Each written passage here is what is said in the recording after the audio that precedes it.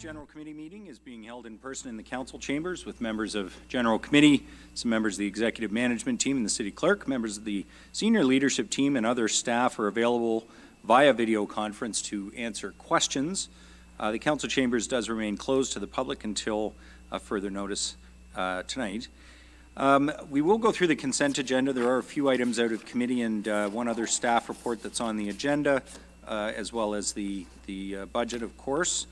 If you wish to discuss those items, please hold them, and if not, they are deemed to be approved on consent, of course, and they'll go forward to City Council next week.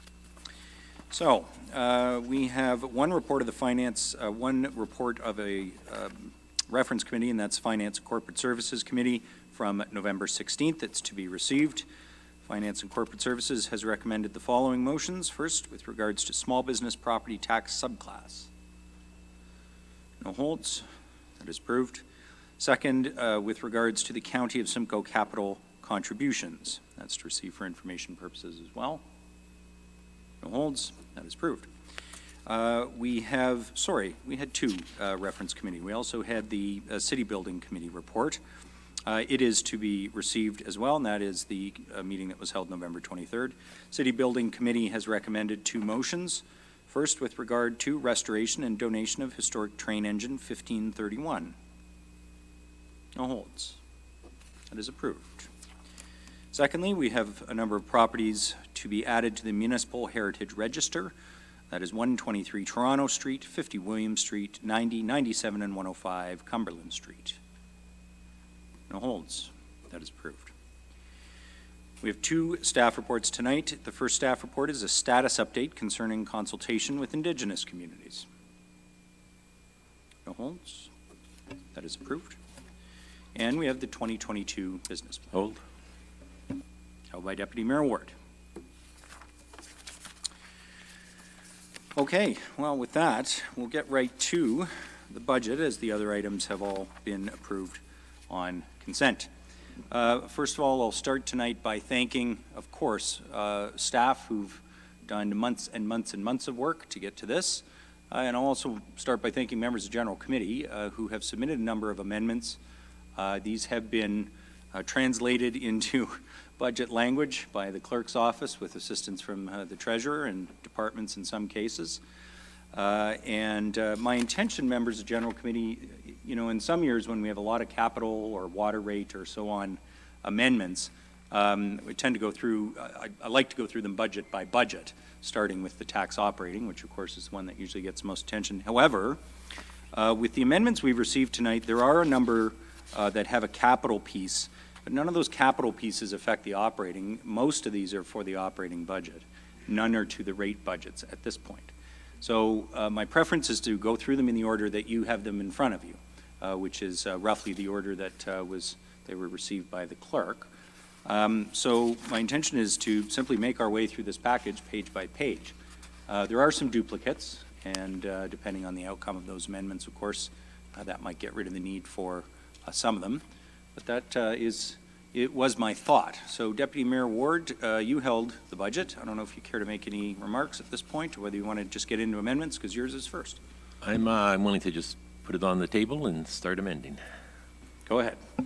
Okay, I have an amendment. Moved by myself that paragraph 6 be amended by adding the following paragraphs to add intake form 644 concerning the Georgian College Theatre with a net cost of $203,000 identified as funded from the tax levy to be altered to be funded from the reinvestment reserve, and that paragraph 13 be amended by adding the following paragraph, that a new capital project be added for the Georgian Theatre facility renewal works in the amount of $96,671 to be funded from the reinvestment reserve to allow staff to address unanticipated capital costs associated with reinstating the Georgian Theatre for performances. And I can speak to it briefly. Okay, go ahead, Deputy Mayor Ward.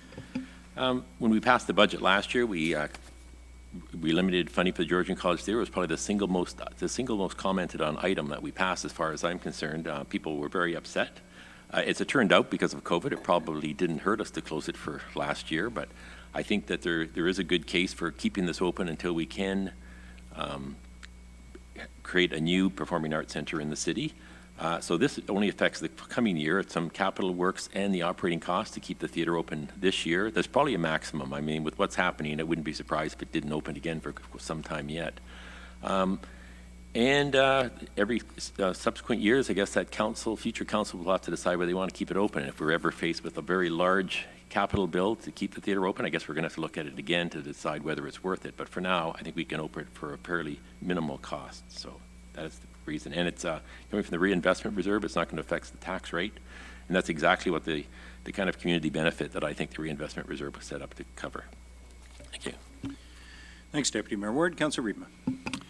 Thank you, Mr. Mayor, and I'm going to support this 100%.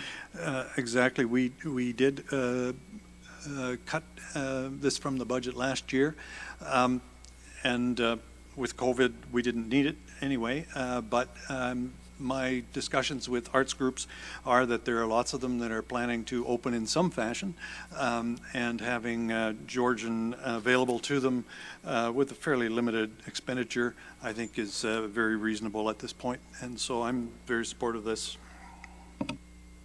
Thanks, Councillor Riedma. Councillor Harris. Yeah, first off, thank you, Deputy Mayor Ward, for bringing this forward. I think it's, positive in both senses. Hopefully it's utilized. That means we're back to a much more normal life and enjoying things like theater. And if it's not, then it doesn't get spent. So I think this is a very thoughtful amendment, and I support this, and thank you on behalf of the Theater Task Group for bringing it forward. Thank you. All right. Councillor McCann. Thank you, Mayor Lehman. Maybe just to piggyback on Councillor Harris's comments, it's $203,000, which I am supportive with the arts and moving forward, but if it doesn't get utilized, how do we not spend that money? Sorry, I'm not clear on, is that for me? Sorry, through you, not- Mayor. Yeah, I'm not clear on the question. Just, you've to be added intake form 644 concerning the Georgian College Theatre with a net cost of $203,000 identified from the tax levy. And you're saying that if it's not utilized, right, then we won't be spending the money. It just, for more clarity, is this not just going to be spent once, or is this going to be spent per monthly basis? Like, how are we not spending the money? Yeah, I mean, if first of all, if theaters don't open in the next few months, it's not going to be spent at all. But the capital costs will be spent this year, I guess, if the theaters are going to open, and the amount of operating subsidy would depend on how much it opened this year. If it doesn't open this year, for example, nothing would be taken from the reinvestment reserve. And not to go so far down the rabbit hole, Mayor Lehman, but I thought there was some fixed costs that we need to spend to get the theater opened. It's not it is a black and white issue, so the money would be spent. I just want to get a little clarity on that, if you don't mind. Just under $100,000 would have to be spent on capital costs to get the Right. doors open. So $100,000, then the extra $100,000 would be if they open up, kind of deal. Yep. Okay, I'll be supportive. Thank you. Okay. Any further discussion on this amendment? Nope. I will call the question. All those in favor? Are any opposed? Councillor Natalie Harris in favor as well. Carries unanimously. Thanks, Deputy Mayor Ward. I will cede the floor. We will move to page 2. Councillor Congo, you have 2, one capital and one regarding the library. Go ahead. Thank you, Your Worship. The first amendment I'd like to propose is a change to paragraph 13 to be amended by adding the following paragraph: that a new capital project be added for the installation of a fence and a grate in the vicinity of 16 Arch Brown Court in the amount of $15,000 to be funded from the tax capital reserve to address trespassing and community safety issues in the area. And I can speak to that. Okay, thanks. The amendment is with regards to a fence and a grate on our property near Arch Brown Court. It's a $15,000 tax capital project. Go ahead, Councillor Congo. Thank you. This has been an ongoing safety situation that has escalated over the past 6 months, I would say. There's been numerous engagement by residents, so this is specific to an area in Ward 3. It has to do with a waterway. Working through staff, I guess I'll start working through council. You would have seen that I had passed a motion that you supported for staff to investigate safety concerns. There have been numerous meetings with Constable Brooks, our Community Safety and Wellbeing Officer, and engagement of the full community unit, as well as for surrounding schools parents and residents addressing significant situations that have been occurring in that area. The grate and an extension of an existing fence line has been proposed to be economical and effective solutions to trespassing. Residents have invested a lot of their own money in ongoing opportunities to report police some situations, but without going into details, there's been a range of areas from that have escalated from fires to inappropriate behavior and use. So we are hoping that this is something that we can do. My understanding through working with staff, these are the recommendations coming forward that are felt to target concerned areas. In addition to that, I would say that I believe in 2017, this was also an area of concern identified to staff. Two technical staff, and I believe a summer student, worked on finding solutions. Staff have been able to bring this forward since we've escalated it as a concern. I am bringing it forward now. Unfortunately, the timing of the information happened in November. So again, we're getting into late enough in the fall where we might not be able to service this change to incorporate it, and so close to our budget that I actually didn't think it was fair to try and put it through a different process. So it is being targeted to the 2022 where installation would occur. Okay, thank you very much. On the amendment, members of General Committee. Councillor Harvey. Thank you, Mayor Lehman. Actually, just a couple of questions to the mover, because while you were talking, I was looking on Google Maps to try and understand the issues. Now, obviously, I know what a fence is. Like, are you talking a sewer grate, or what are we dealing with here? Through you, Mayor Lehman, to Councillor Harvey. So if anyone that's Googling right now, East Bayfield Community Center, if you walk along the waterway that's almost by the basketball court, so the back of the facility, and you go all the way to Couples Court, almost to Hanmer, there's a waterway area that isn't restricted, that has a partial fence line where the waterway actually goes perpendicular to the, with a reinforced or built-in, I'm not technical at all on this, but inflow-outflow area. So we've got a water system that actually, if you picture Stanley, running north to south, the property just outside Stanley, which would be around the address of 2 Arch Brown Court, actually the back of that property and those properties has been severed through city work in the past. And about an 8-foot cement wall has been erected to support water movement through the natural path that also goes north to south. So what's happening is we've got a situation where it's an open cement walkway from 2 Arch Brown to 16 Arch Brown that ends in the green space. What's happening is we are seeing a lot of trespassing where line of sight, if you were to perhaps cut through and think you can cut through the waterway when there's no water, and they maybe get out to Stanley Street, they end up at a dead end that's covered. And so what we do see are individuals scaling a cement wall and or some concerns there with what's happening that's out of sight, out of mind, which we have a lot of formal identified situations around things that are actually happening under the waterway area that's covered. So one aspect of the $15,000 is about a $9,000 grate. That's to close off that area. The other is inexpensive but an extended fence line to try and deter movement of individuals into that actual cement waterway. Staff might be better able to explain it, but I hope that helps. Actually, that's far more detailed than what I was ever going to expect. Can you tell I've been involved? And actually, once you started describing it, I realized I was looking on the other fence line along where it backs onto East Bayfield, and once you started talking about the other waterway leading out to Stanley, yeah, you can definitely see on Google Maps that there's potential for some risk there, so I definitely will support this. Thank you. Thanks, Councillor Harvey. Any other comments on the amendment? Okay, seeing none, I will call the question. Those in favor of the amendment? I am as well. Councillor Harris is as well. That is unanimous. Councillor Kungu, you have another one on the library. Yes, thank you, Mayor Lehman.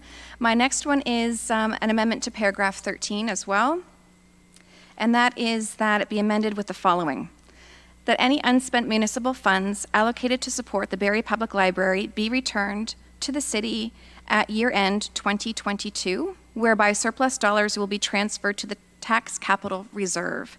And I can speak to that. Go ahead. So in looking through options, it's a very lean budget, but under the capital expenses forecasted for 2022, two items relate to our library. One is the Painswick roof, and the other one is $25,000 of about $300,000 is for garbage bins. Last year, I'm aware that we made different decisions about the library being able to keep any unspent funds. We know that some of the flow around the development and some of the costing is forecasted based on changes happening around the library. I would like to see there to be consideration. I think it's a sound financial control that any unspent funds, based on how they've been allocated, do come back to the city. I have identified that the dollars would come back to the tax capital reserve, so we could actually there be enough revenue in part or in whole, actually targeting unspent dollars to library-related capital expenses, being the roof and the garbage bins. Okay, thanks, Councillor Kungle. On the amendment, Councillor Harvey. Thank you, Mayor Lehman. I will support this. I think it's fiscally responsible of us to have a motion of this sort, and really it should encompass and encourage all of our service partners to do the same. I think it encourages fiscal responsibility on behalf of our service partners, and also, too, it then doesn't put us into a situation years down the road where all of a sudden the council of the day has to request, let's say the library, one of the other service partners, to have a dramatic decrease or look for a dramatic decrease, as I've seen one municipality have last year with their library, and it was almost 8% that they were being asked to reduce their budget by. So I think this is a fiscally responsible route to go, and I would hope that other members of council will support this also. Thanks, Councillor Harvey. Any other comments on this one? Councillor Morales.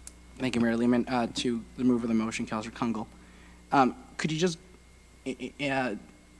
summarize the reasoning that you said behind the garbage bins and the roof? I like the motion as printed. I do have one. I'm like 50-50 on this right now, but you spoke specifically to the roof and the bin. So if you could just give me a little bit more of a summarized clarity on that, I think that would be helpful. In our capital budgets, Councillor Morales, there are two identified intake expense forms specific to library costs. That's where the $300,000 comes from if I look at the library-related expenses or an additional ask.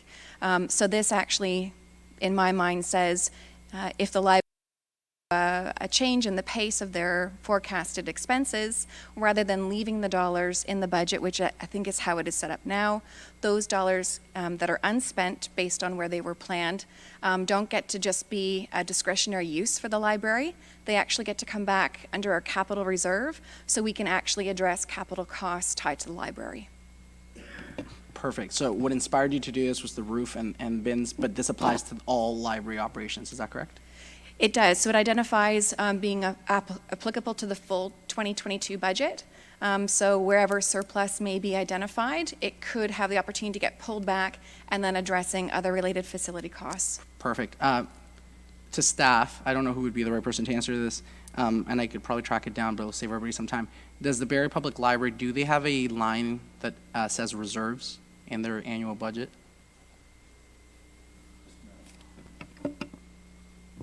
Through you, Mayor Lehman, I'm not 100% sure if they do in their budget. The motion does call out the municipal funds from the city, so they do have a line in their budget that does tie in the municipal funds. Okay, thank you. The reason I asked the question is, so like Councillor Kungle, I really like this, like Councillor Harvey, but I'm 50-50 on it for two reasons. The reasons I'm supportive is everything Councillor Harvey said, and then the reasons that, I might be against it is two things. It might create, not on purpose, but accidentally might create the conditions where them or any other service provider says, okay, we need to quickly spend money before end of year. That's just something that happens to a lot of organizations, not on purpose. And then the other one is, I wouldn't want to prevent them from building reserves that are for the purpose of being sustainable. Some years you spend a little bit, a lot. Some years it ebb and flows. So to smooth out those curves, reserves are prudent. That said, I like your motion because any excess should come back to the city. It shouldn't just be squirreled away into a reserve for the purpose of padding reserves. So I'm of both minds. I'm wondering if you might consider amending or altering your thing where I want them to be able to build reserves within reason. But, let's say there's a $500,000 surplus at the end of a year because of a project, or let's pick a more realistic amount, $100,000. I wouldn't want that squirreled away in a reserve. I would want some sort of cap where they cannot put more than X number of money towards reserves. On the floor right now, I don't know how we can wordsmith that, but I'm generally supportive of your motion, and obviously I'm just telling you both the pros and cons that I'm seeing on this. I guess I'll ask in the form of a question, what do you think? In comment, Council Morales, I would say if we offer that to one, shouldn't we offer it to all service providers? And without having line of sight to reserves, I leave it to good governance around using funds as they were requested and for the line items that they were meant for. I do, other feel that it would be a good financial control for us to move towards where there is a practice of retracting surplus dollars. Doesn't mean there cannot be a process for a service provider to forecast unspent dollars and have another ask to say, can we continue to use it? And these are areas that we have constraints. But I think it allows us to be prudent as a collective council around where our priorities and needs are and using available dollars to meet and mitigate risk. So I think it's great if we can support reserves, but I don't think it should be a protective versus us being able to also say, and you're asking for $300,000 based on capital needs that are legitimate, right? Yep. And we see that. So I'm looking at it to say, I think it's prudent for us to consider if there's surplus tied to the library, we can move the surplus to other library-related expenses. Okay, thank you. I'll be supportive, Mayor Lehman. Thank you. Thanks, Councillor Morales. Others wish to comment on the amendment? Go ahead, Councillor Owen. Thank you, Mayor Lehman. I won't be supporting the amendment, and that's because the practice has been for any surplus. It doesn't happen often, but the practice has been for those funds to be transferred to a reserve to help offset capital costs. Some of the costs from the Holly branch were offset from a reserve. So I won't be supportive at this time. I think the library board does a good job building a sustainable reserve fund to offset those increases in future years where there may be an unforeseen circumstance.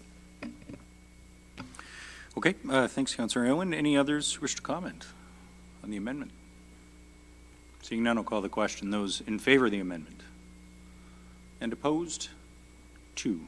That carries. Okay, thanks, members of the General Committee. Thanks, Councillor Kungle. We'll move on to Councillor Thompson, who has another number of amendments regarding new services. Go ahead, Councillor Thompson. Thank you, through you, Mayor Lehman.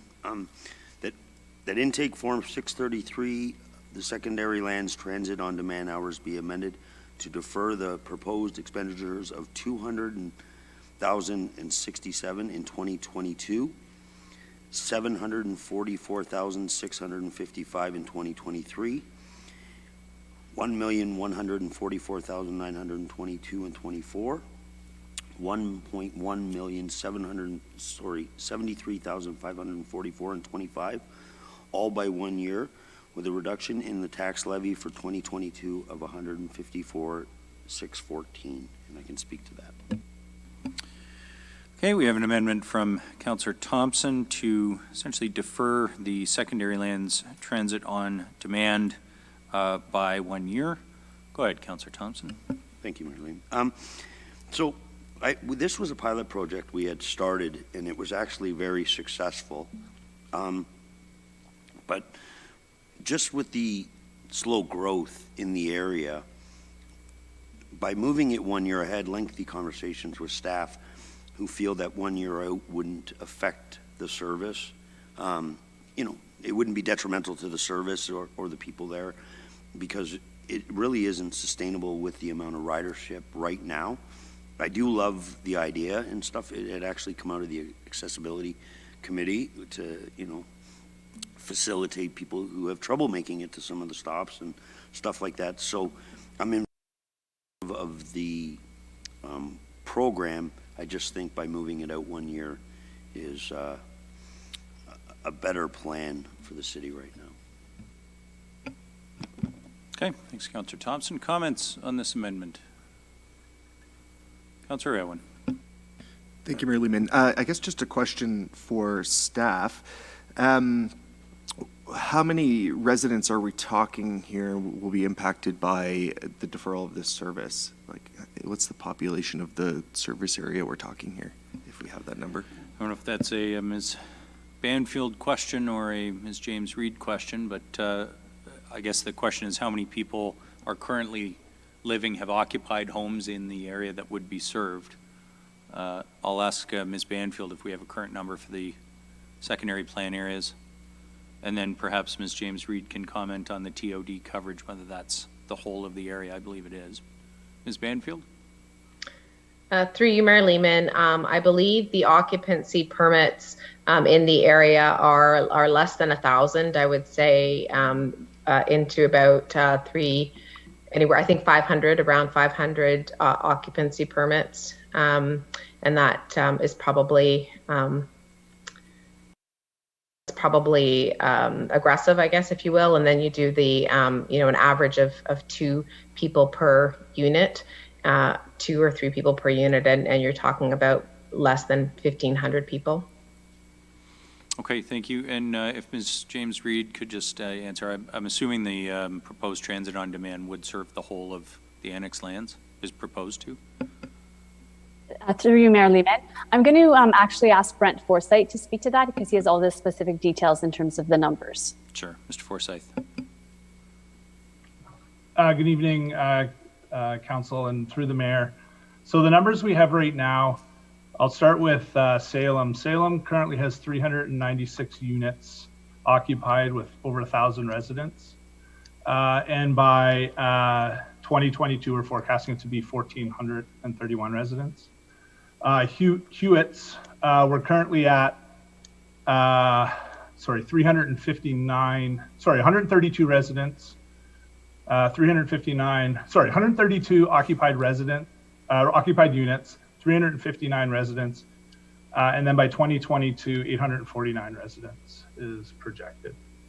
So, I guess the only other thing to add is just in terms of servicing new areas, one of the kind of best practices is from our peer agencies is looking at providing transit service to these new areas when they hit 200 occupied units or 500 residents, and it's really to kind of encourage that use of transit and potentially put aside the need for that second vehicle or first vehicle or whatever. So that was the now.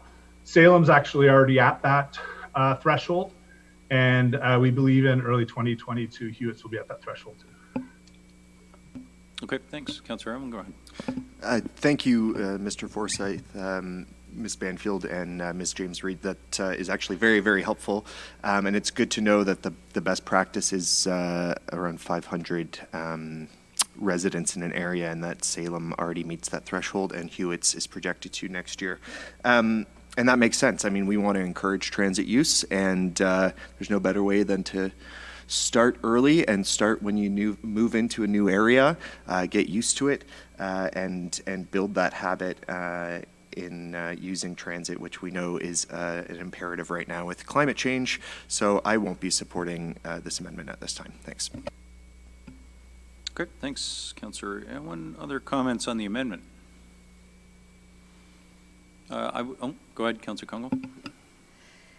Thank you, Mayor Lehman. I'm supportive of it now. I'd love to have more information come forward before next Monday if it's helpful. Just because of the impact I'm also seeing to 2023 around the $733,000 mark. So I am aligned to moving it forward, knowing that that's good information that's coming forward, but would like to appreciate, if we think it would have a negative impact. So while I completely praise staff for the Transit on Demand, and I think it's an exceptional program that has seen great success, I might not have the overall picture of whether or not, while the rest of the area is being developed, individuals would be less likely to be car dependent anyways. I'm not sure if there's information there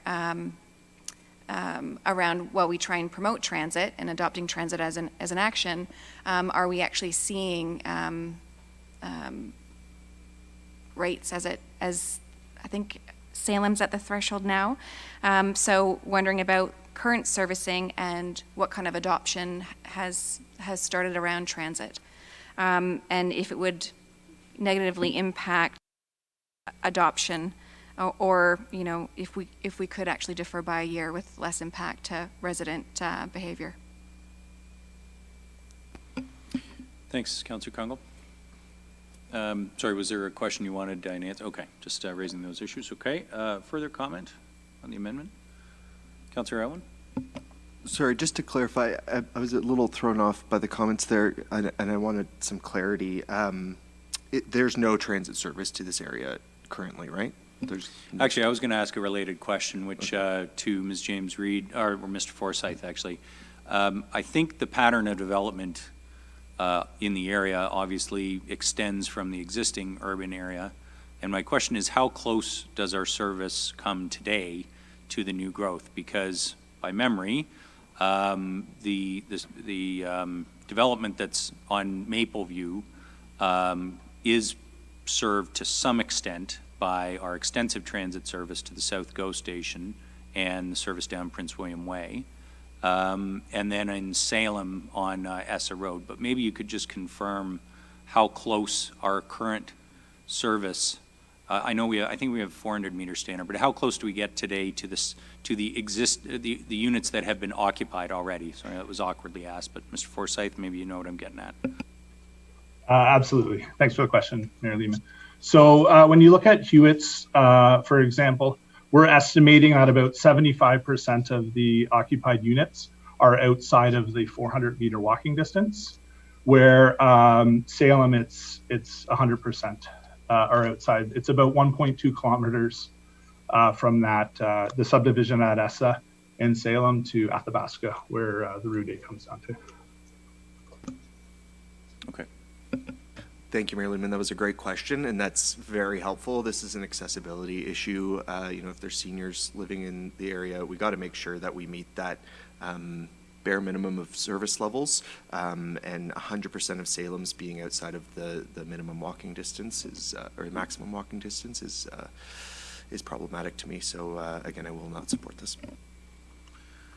Thanks, Councillor Owen. I'll just ask staff right now. Did you look, Mr. Forsyth, at adding the service in Salem this year and Hewitt's next year? Thanks for the question, Mayor Lehman. Sorry, when you say this year, are you asking for Salem in 2022 and Hewitt's in 2023? Correct. No, at this point, we had forecasted that they would both meet that threshold in 2022. Obviously, Salem at first. But obviously that would be an option at discretion of council too.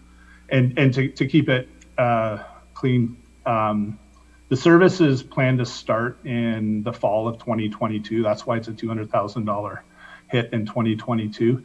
And it's an annualized cost in 2023. And it's essentially 50-50. So it's basically one bus in each of the zones. So, if it was at council's discretion to do one or the other, it would be about half that. Thanks. You anticipated my next question. Councillor Harvey. Thank you, Mayor Lehman. Just a quick question for staff, because I know the one bus does go across Athabasca, which really isn't too far from that subdivision. I know it might be too late to try and pivot too quick, but is there an ability for that bus that goes across Athabasca to have a transit on demand model, so that way if there is someone in this new subdivision just to the south of Athabasca, that a bus would then route down there to pick them up? Or is this an issue where obviously a bus is fairly big to turn around and getting through the subdivision, so I'm not sure if that's an issue or not. Mr. Forsyth. Through the mayor, thank you for the question, Councillor Harvey. So I would have to double check with our team in terms of the infrastructure in place there now to see if a full-size bus could maneuver through that subdivision to turn around. However, the larger concern would be especially that route, which is Route 8, and that's really kind of the backbone of the entire system. By bringing it down that far, it's going to cause delays throughout that route across the city and probably impact more riders in a negative way by bringing it down and taking the extra 5 or 10 minutes, or to tell you the truth, I'm not sure the amount of time that would take. I'd have to confirm with staff. So it's really going to be an impact to the rest of the current system by doing that. Great, thank you. It's actually great to hear that Ward 7 is the backbone of the city when it comes to transit. I will support this, and it's only for a couple of reasons. I've only had one resident reach to this type of an issue, and that individual has been able to be serviced through our accessibility buses. However, there has been some issues in trying to book the accessibility buses because they need to be booked out so far ahead of time. But I haven't had anybody else reach out to me in regards to issues around transit in this new subdivision. This year is an extremely difficult year again for our budget, and that's those two reasons are the only reasons that I will support this. I just don't know that we necessarily have the demand, even though the numbers are hitting the threshold that staff look at. So I will support this. Okay, thanks, Councillor Harvey. Councillor Riepma. I just have a question for Mr. Forsyth. Did I hear you correctly that this was going to start in the fall of 2022, and that's why it's a number of 200,000? Can you just confirm that for me, please? Thanks. Mr. Forsyth. Through the mayor to Councillor Riepma, that is correct. It's tentatively planned to start in September of 2022 based on those figures. Mr. Mayor, so am I correct then is if this motion were to pass, we're not delaying things, the start of this program by a year. It's basically moving it from starting in September, and then if we approve it in the following budget, it would start in January 23. Is that correct? Mr. Forsyth. Okay, sorry. Thank you, Mayor Lehman, and through Councillor Lehman. I think the way I understand it, and I could be corrected here, is it's all being shifted an entire year. So with a budget of $200,000 being shifted from 2022 to 2023 and so on, it would likely mean that we are going to have to wait until the fall of 2023 to implement the service. Okay, thank you very much. Okay, further comments on the amendment? If not, I'll call the question. Those in favor of the amendment to defer by 1 year? Opposed? 3, that does carry.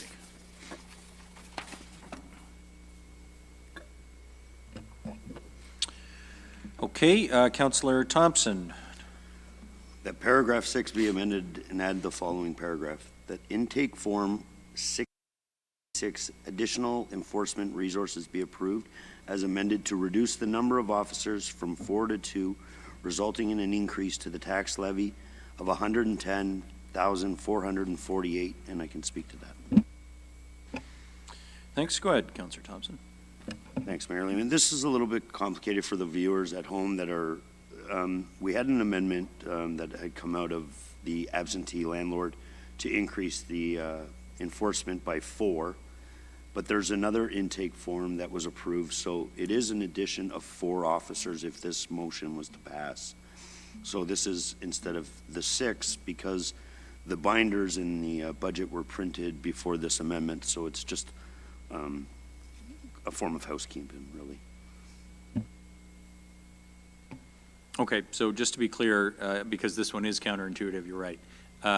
The budget binder contains an intake form for 2 officers. Then there's a second one for 4 more, for a total of 6. This would approve the second one, but with 2 more instead of 4 more officers. So it would bring our 2022 budget service level increase on enforcement to 4 new officers. And that's why it's got a increase to the tax levy that's listed here.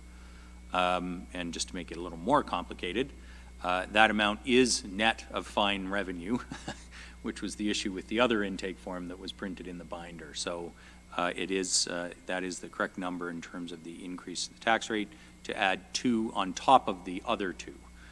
So on that amendment, comments? Councilor Riegma, sorry, go ahead. Thank you, Mr. Mayor. I'm going to be supportive of this. And you, I think, did a good job clarifying it, because it is definitely confusing. But we are going to add 4 officers, and I think that will address the concerns that residents have had. And yes, there will be a subsequent a matter that we'll deal with in terms of the actual fines and then reducing the amount, but that has to do with the other intake form. So, yeah, I'm very supportive of this amendment. Thanks very much, Councilor Riegma.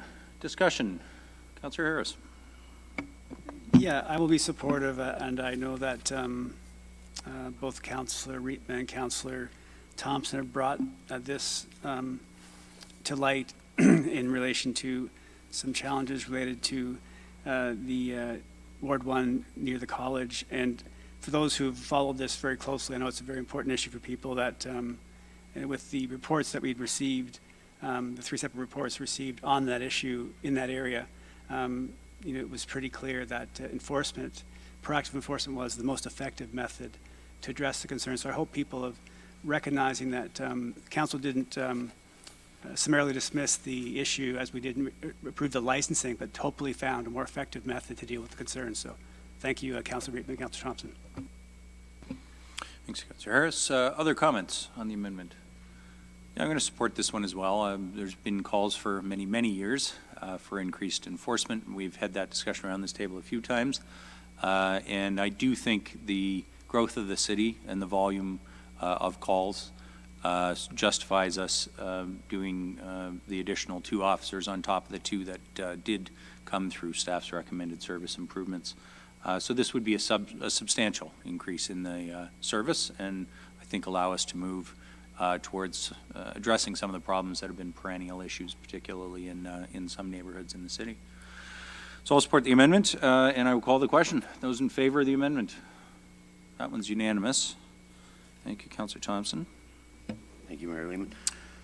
That intake form 647, BIA winter maintenance, be deleted, resulting in a reduction of $100,000 to the tax levy. Okay, so the amendment is to delete the proposed intake form related to maintaining winter maintenance of the sidewalks in the BIA, the downtown BIA area. Go ahead, Councilor Thompson. Mayor Lehman. This was a little bit of a difficult one, because I do appreciate with the density coming to the downtown that, clean walkways and, vibrant downtown, it is very important. But at the time right now, I think this can be, this can be something that's brought forward in, a couple years' time and stuff. It wasn't a call from the BIA, and it was something that we're adding a service, but I can't justify the amount of money to clean the BIA sidewalks right now when we've got other service levels that around the neighborhood. So, like I said, I understand there's challenges, and with some of the questions that were asked in regards to this, I think as council we might need to look at the existing bylaw, as we asked the BIA members to have their sidewalk cleaned before 10 a.m. and speaking with staff, we would be unable to even perform this task in the same time frame. So I don't think it's right that we would ask people to do something that we would be unable to do ourselves. Okay, thanks, Councilor Thompson. Councilor Morales. Thank you, Mayor Lehman. So just a couple comments on the recommended amendment. Just to confirm with staff, are they the downtown Bay Area BIA sidewalks, or are they the city sidewalks that are within the BIA catchment? I think that's just an important clarification for the conversation. To answer that question, staff. Mr. Friary.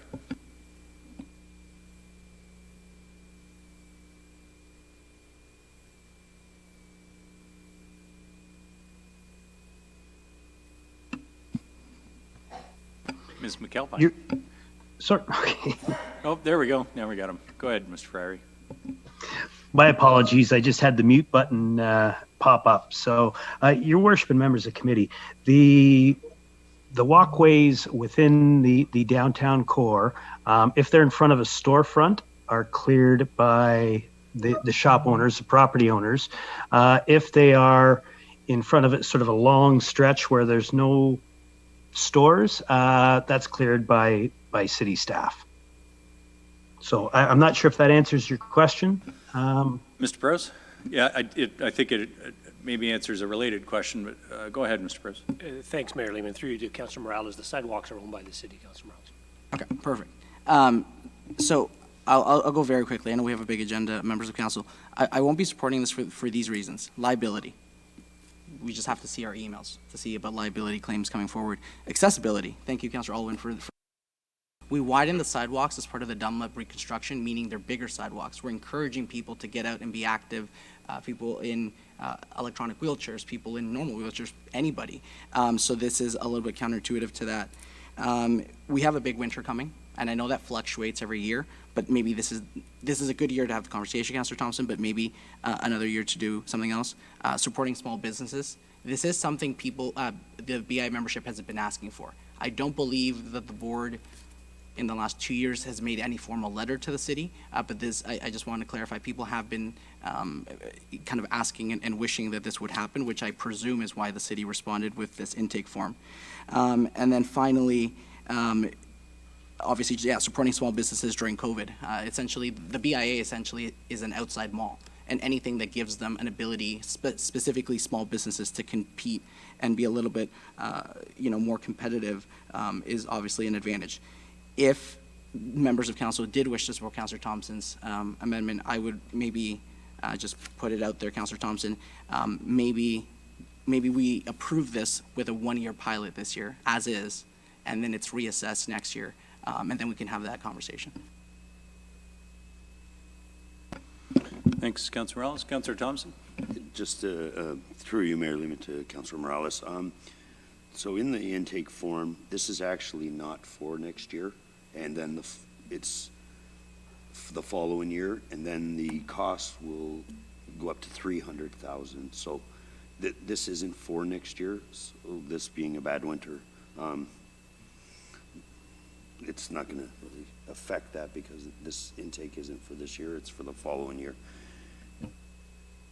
Councilor Morales? I can respond. Thank you, Mayor Lehman. I appreciate the clarification. I'll just refine my comment based on the accurate feedback. Councilor Thompson, I would recommend that, I understand sometimes you don't implement it till a latter year, but you need to start the process in this year. So I think I'll refine my comments to say, keep it as is, but if you wanted to maybe add language that would make 2023 the pilot year, and that it is not just a program that is now like a stabilized program. It is something that has to come back to council with a memo or a report in order for council to look at the KPIs and either opt in instead of opting out. So that would be my just comments to that, Mayor Lehman. Okay, thanks, Councilor Morales.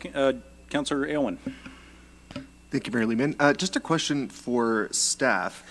Is there any other area of the city where the responsibility to clear city-owned sidewalks is on a business owner or property owner who abuts that sidewalk?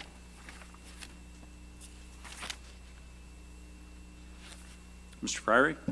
Your Worship and members of committee, no, there is not. It's just in the BIA area.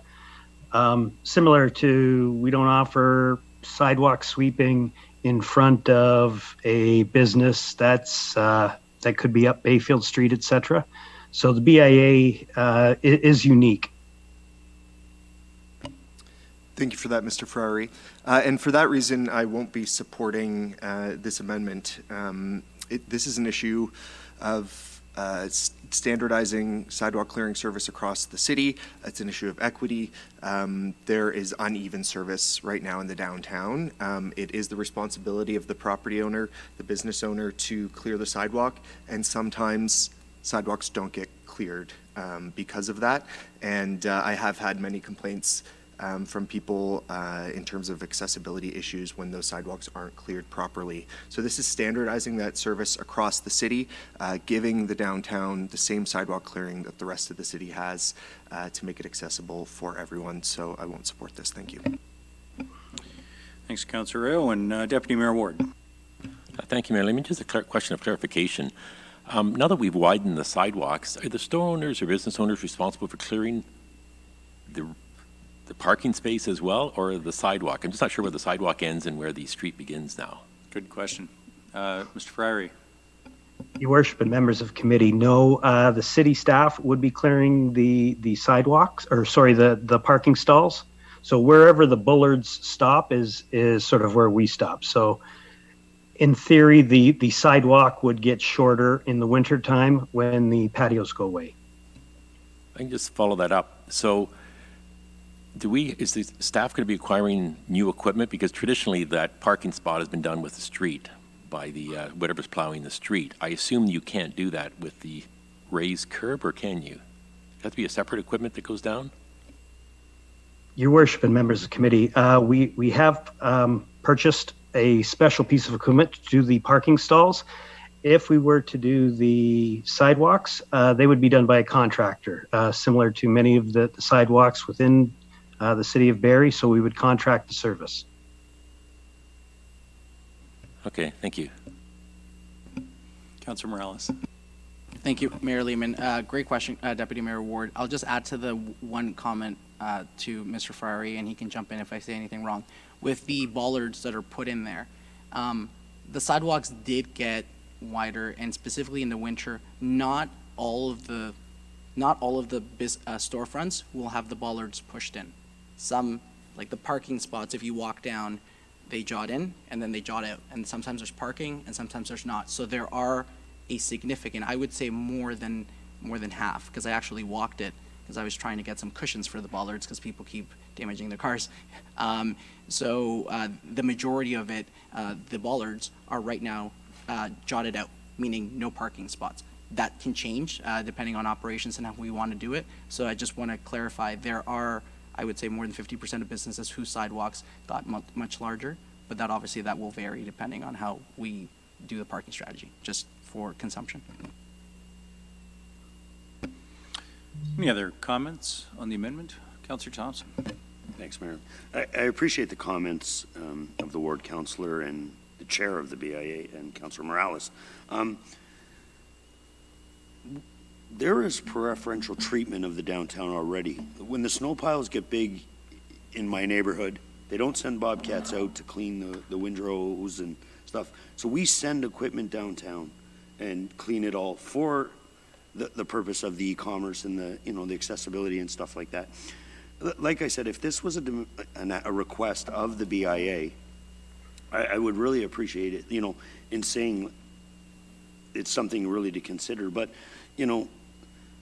some outlying subdivision, like we don't give preferential treatment to the plaza in, Letitia Heights and, up in Lampman Lane, the Kozlov Center or one of the plazas. And like we find a lot of the residents, like it's the downtown, and we're doing snow cleaning. And I get it, a vibrant downtown is key to the city.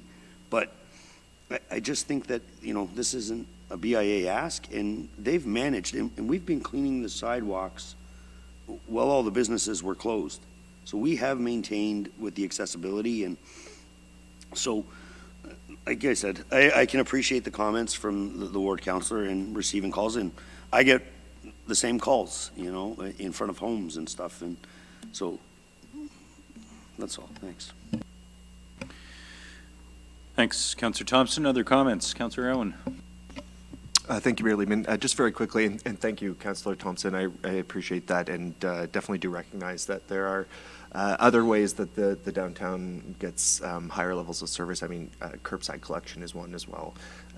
So I think that's a fair point. And maybe there's an opportunity for the downtown BIA to consider if this is something that the membership would like to see, looking at the levy and increasing the budget for the BIA to be able to cover this extra part of this extra cost or the extra costs in whole. I think that would be a great consideration for the BIA, but in the absence of them considering that, I won't support this amendment for the reasons I've already stated. Thanks. Thanks. Councillor Harris. Yeah, thank you, Mayor Lehman. Through you to staff, maybe just take us back a little bit. Apologies. How much of a surprise should this be to us, given the changes made to the sidewalk that have been reflected tonight, like in the widening and the changing with the bollards and the parking spots? Were we fairly, or should we have been fairly aware that there would be some increased cost or a new strategy with snow removal? And I don't know which staff that would be to answer that question. Mr. Ferrari. Your Worship and members of the committee, during the design phase of the downtown and sort of the improvements that were made, we did provide comment and we did request additional equipment and specialized equipment for that. So it wasn't a surprise to staff. Great, thank you. That's what I had anticipated. So thank you for your comment. Councillor Harvey. Thank you, Mayor Lehman. Again, another question for Mr. Ferrari. Just curious. Now he's a car. Oh, he's a Ferrari, no question. He's fast. Yeah, the manager is Lamborghini, the director is Ferrari. Just curious if in the process of coming up with this intake form, whether best practices in other municipalities were looked at to see if there's any common denominator across the board with other municipalities and the service levels that their downtowns get when it comes to snow clearing. Your Worship and members of committee.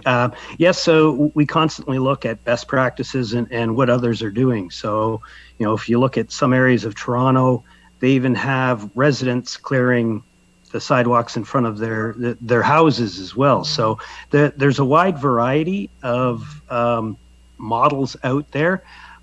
With this one, although, if we do miss or a business owner misses shoveling the driveway, typically what happens is the bylaw officers contacts our contractor and they're down there immediately and they clear it up. So there shouldn't be a lot of time in between the snowfall and the clearing of the snow based on our contractor's involvement and bylaws involvement who are down there all the time. So hope that answers your question. Great, thank you. I'm actually torn on this one, to be quite honest with you, because obviously we did some significant upgrades downtown, which did make the walkways much wider, but there was also a business benefit to that too, so that way they could have their patios opposed to having to use the temporary decks, which has obviously increased the area that needs to be plowed. I do like Councillor Elwin's suggestion that maybe some further discussion with the BIA on this needs to occur, and maybe there can be some type of a cost sharing in this moving forward, because there are some other service levels that they do get that other areas of the city don't get. So I'm still a little torn on this one and unsure which way to go. So I do look forward to hearing what my colleagues have to say on this. Thanks, Councillor Harvey. Councillor McCann. Thank you, Mayor Lehman. Just on a side note, could I have Councillor Harvey say Dave Ferrari's name again one time? I think I'm aligned with Councillor Harvey about being torn on this one. Saving $100,000 in a tax levy obviously is something that we all want. But I've listened to Councillor Elwin and Councillor Morales, and they make a lot of sense. So maybe I'll just throw the question out to anybody, preferably the three of you, and through you, Mayor, and maybe just ask, how do you find this will affect business in downtown? And if it affects business in any way, I'll be against it. If I can get, if part of your discussion can feel that this won't affect businesses because of the time, then I'd be supportive. That's kind of where I'm aligned right now. If I can answer. Go to the mover of the motion first, and then maybe Councillor Morales. So I can appreciate, through you, Mayor Lehman, sorry, to Councillor McCann, and I can appreciate your Councillor Thompson, let me question. move this way. So if I felt it was going to impact business, I wouldn't have moved this. And the reason being is, if it was going to impact businesses, I truly believe the businesses would have went to the BIA and asked for this. So this is a service that doesn't exist today, and, you know, it's not affecting businesses, because they haven't brought it up. And, you know, the businesses downtown are pivoting, and they're moving, and, like, they're doing everything they have to. If they felt this was something to increase their business, they would have, this intake form would have come from the BIA. Councilor Morales? Thank you, Mayor Lehman. To answer your question directly, Councilor McCann, it'll have significant impact on the people that it affects the most. Translation, the businesses that have the money, the bigger, more established businesses that already just contracted out to somebody, they pay somebody to deal with it and they don't think about it, it might have minimal. But the businesses that are sole proprietorships, that are upstarts, that maybe don't have as much cash, specifically business owners who are of older, of more age, specifically females. I've been out there at that time, and you see the older business owners with the salt bucket trying to do it themselves. It's not the same as, you know, there's some business owners downtown that are in their early 20s, or sorry, mid to late 20s, and they're either paying somebody or doing it. So the people that it impacts, it's gonna have a huge benefit to them, and so that's something to take into consideration. Also, from a consumer perspective, you know, with cold winters, such as the one we're expected to get this time, if consumers have a negative experience about not being able to get out of the cars, not being able to, walk to the storefront, the door, without slipping or having a near-miss incident, that might discourage them from coming back, and they're just going to go to the malls. And right now, it's, there's a prerogative, obviously, to support small businesses. So this is going to have definitely an impact if we cut this, and more specifically, a disproportionate amount of impact on sole proprietorships or business owners who do it themselves, specifically if they have mobility or their age restricts them from doing it. Just to clarify, if I can, through you, Mayor Lehman, to Councillor McCann, because it's related, Councillor Thompson's questions. BIA membership has 100% been asking for this before I even got to the BIA. There has never been a formalized intake form or letter, and here's the reason why. The BIA's budget historically has been in the 500,000 range, 600,000 range. The BIA, trying to be fiscally prudent, would have never come with an intake form that essentially increased their budget by 80%. So I'm going to presume, again, staff brought this forward as a response to a more robust delivery service approach, and also expecting that there's going to be lots of density projects. And one more thing I'll point out to yourself, Councillor McCann, this isn't business related, but it can be considered. I guess there's a cafe in there. On page 285, it says, if this happens, these routes will be shorter with a vastly increased level of service and on-street parking. For example, on Toronto Street and areas around City Hall and the library. So people using the library, strollers, families, this will also improve their ability to use those services in the BIA area. And then additionally, to the North End councillors, these routes will have built-in expansion capacities. The sidewalk plow that was formerly assigned to these areas will be used to shorten up routes in the north and east ends, where our priority sidewalk routes are the longest, in the Georgian College and the Georgian Mall, where we should have faster route cycle times. And that's word by word from page 285.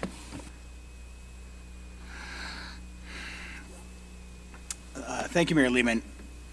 Well, that was clear as mud. Thank you for that, boys. Okay, so Councillor Thompson, your thoughts really are that it's $100,000 taken away, that it's not going to affect businesses in any way because there really hasn't been any complaints. Now, let me just, if you don't mind, through you, Mayor Lehman, just ask a simple question. You know, the downtown landscape, the way it is now, this is the first winter. Obviously, COVID was last year, so that's an anomaly. This is going to be the first year that it's going to be in full swing. And you're putting this for 2022-23 year. And Councillor Morales feels that there has been quite a bit of weight put towards this motion, you just haven't come forth and asked for it yet. And if you don't mind, Mayor Lehman, what was that reason again, Councillor Morales? Why you haven't raised this before? Thank you. It's my understanding that during my time and previous times, the BIA board never felt it was appropriate to bring forward a request that would have essentially increased their budget by 80%. So if I'm understanding this correctly, that you feel that this is actually a serious issue, but not serious enough that you want to take it out of your own budget. Is that what I'm hearing? These sidewalks belong to the city of Barrie. Councillor McCann. Any comments on that, Councillor Thompson? No? Right. All right, well, I'm going to hear the rest of the council, but once again, like Councillor Thompson, I'm still kind of in the middle here. Councilor Morales, I actually did see your hand a little while ago. Were you looking to speak again? Yep, go ahead. Yeah. No, thank you on this. I think just because there's, by the way, I'm really liking this discussion. No one is, everybody's coming from a really good place. Just, hey, sell me your idea. I like it or I don't. So I'm liking the tone. I think also as well is the accessibility component. I quickly went down my list that I went earlier. I want to put a little more emphasis. I already obviously said liability and encouraging people to walk out and get their exercise in the summer. From an accessibility perspective, I can't speak on behalf of the accessibility committee, but clear sidewalks, specifically in the early hours of the morning, are something that is appreciated by everybody. There's people with, everybody uses the library, whether you have accessibility issues or not, but specifically if you're getting computer services or anything else there as well, that is also a benefit to improving this as well. I think I'll also say to members of council, we explored earlier this year, I believe in May, a way to somehow help downtown, small businesses downtown, and through various technicalities, it didn't go the way we planned. I think this would be a good way to channel that will, and that was more or less unison will to support small businesses by increasing this level of service, specifically with storefronts. I don't personally compare this to a house to a suburban house in terms of level of service. A suburban house is not conducting commerce. The suburban house is kind of a little bit of an apples to oranges. So I think extending that level of support, and if we're very close in terms of votes, I think even maybe amending this proposed amendment to do a hard cap after year 2023, and again, so essentially make it a pilot project, not just something that gets buried into the budget and we forget about, and then we can review its effectiveness. Thanks, Councilor Morales. Next, I have Councilor Kungle and then Councilor Natalie Harris. Thank you. Through you, Mayor Lehman, to Mr. Friery.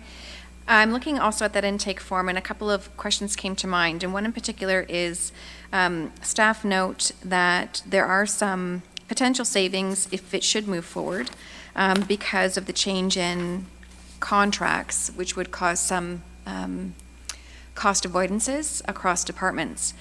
It's identified that the contract expires in April 2022. Hypothetically, if this was seen to be something of interest but was not implemented in 2022, perhaps deferred a year to 2023, would that be a missed opportunity where we would see any benefit because of the timing of contracts? Could you share any information about the length of contracts, or if this was thought to be something that was implemented in an out year, would that compromise our ability to set this up through contracting appropriately? Your Worship and members of committee, it's something that we could certainly investigate. The timing of contracts and the length of contracts are based on sort of market values and where we can get the best value. We have some contracts that are 5 years long. We have some that are 3. Typically, there could be 3 years with 2 one-year extensions added on, so they can be beneficial as well.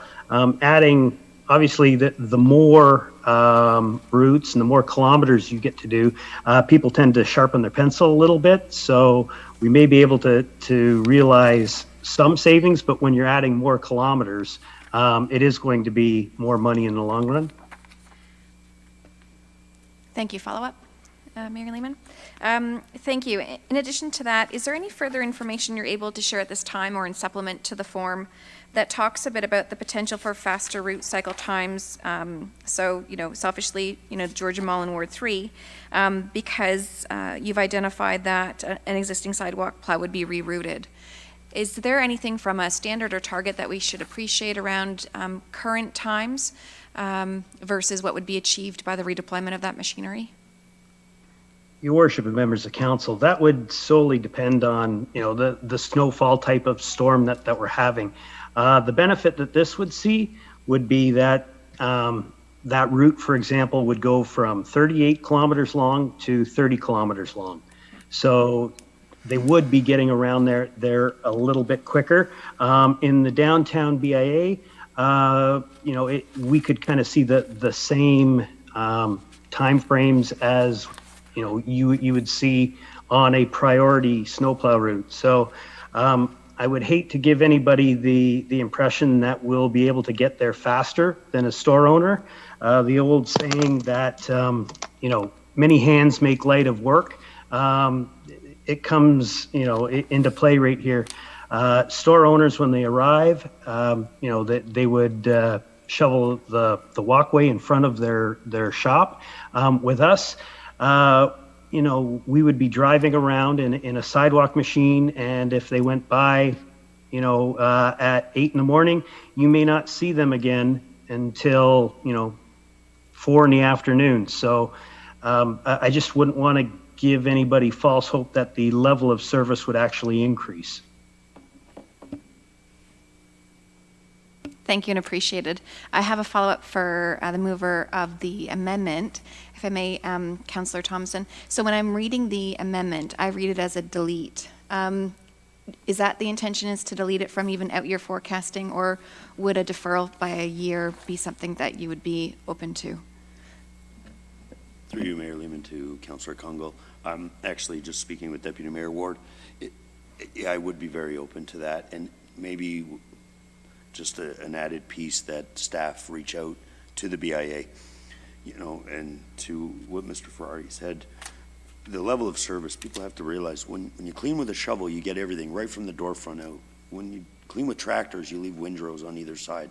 So, to sell everything on the accessibility and stuff, the staff are not going to get out with shovels and move the snow. They come down in V-plows or angle plows with windrows. So it's not the service that I think people think they're going to get, and not that it's poor service, it's just not as good as a hand shovel. But I would definitely be open to that, friendly.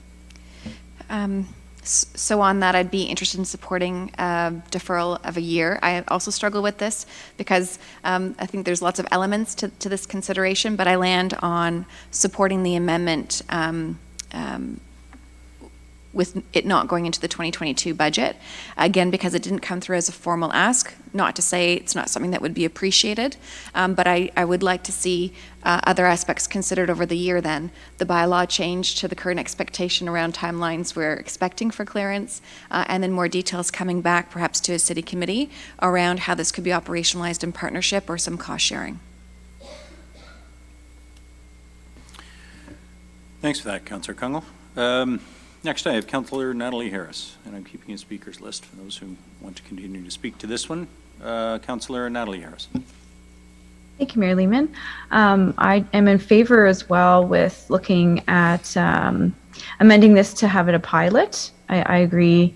I think this is a great discussion around the table. I don't want to stay completely, so I'm in favor of coming together and kind of and making this a bit of an amendment to an amendment. Okay, thank you. Councillor Riepma. Yes, I'm like many of the councillors around the table. I think I'm a bit torn on this one. And my preference would be that somehow we work together with the BIA to figure out exactly what the best solution would be. And that's why I'm kind of inclined to think that maybe we should move this down a year and give our staff in the BIA a year to figure out what the best solution is, because one size doesn't necessarily fit all. And I think it would be a better partnership, I think, rather than just imposing it at this point. Thanks, Councillor Riepma. Back to you, Deputy Mayor Ward. Thank you. Yeah, and I think it's really worth sending this back for more study by staff and consultation. I mean, I've been a downtown business owner, and I don't know whether it's really necessary for the city to clean the sidewalks every time. I mean, in my own experience, it was those times you got like 6 or 8 inches of snow or 10 inches of snow, you really wanted a bit of help. And if we just had times when there was a certain amount of snow, it's like clearing away the snow from the downtown. The sidewalk plows would come down and do it. And as Councillor Thompson mentioned, it wouldn't get it all. I think we should still require the downtown business owners to clear their sidewalks, but it would really help them if the main part was done and they just came out and did the windrows, maybe cut a thing out. If it snows during the day, the plow's not going to be coming up and down all day. It's going to only go at night. So I mean, we're still a requirement there for the shop owner to go out and clear the snow during the day as it's falling. So I think maybe some kind of hybrid model where the city does do some sidewalk clearing, but it's still required for the shop owners to maintain it as well, might be the answer, but that's going to be something that can come back in a staff report. Thanks, Deputy Mayor Ward. Councilor Morales? Thank you, Mayor Lehman. Question to staff. So 2022 is not going to be the implementation year.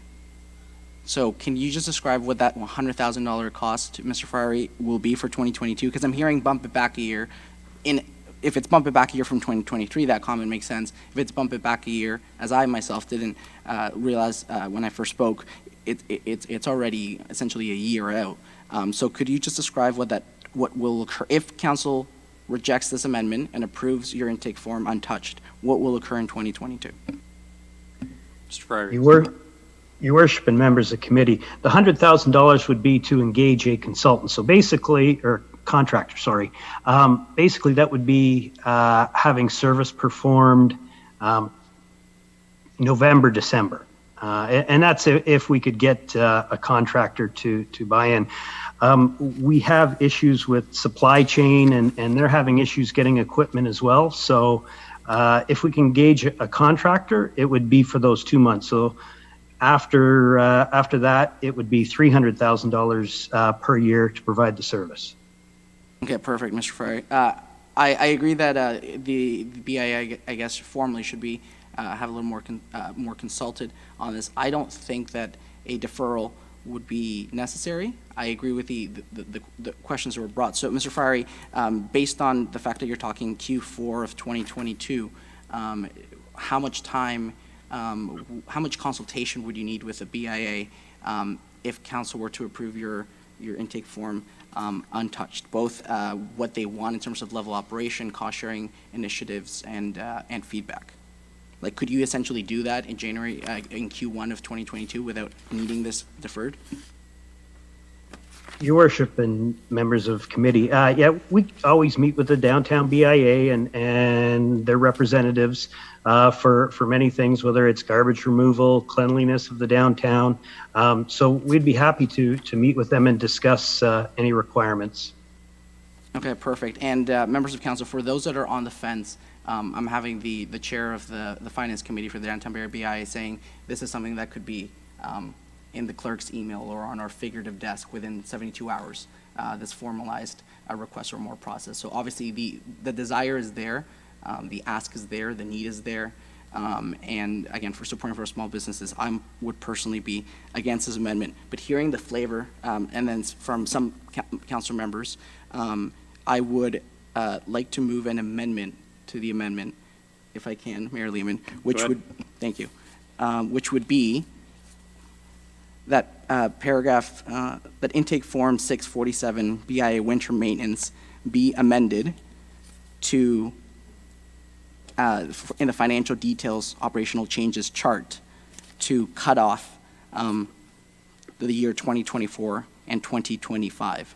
So essentially, and hopefully that language is adequate, but essentially the spirit of this is to keep it as a pilot for the year and a bit.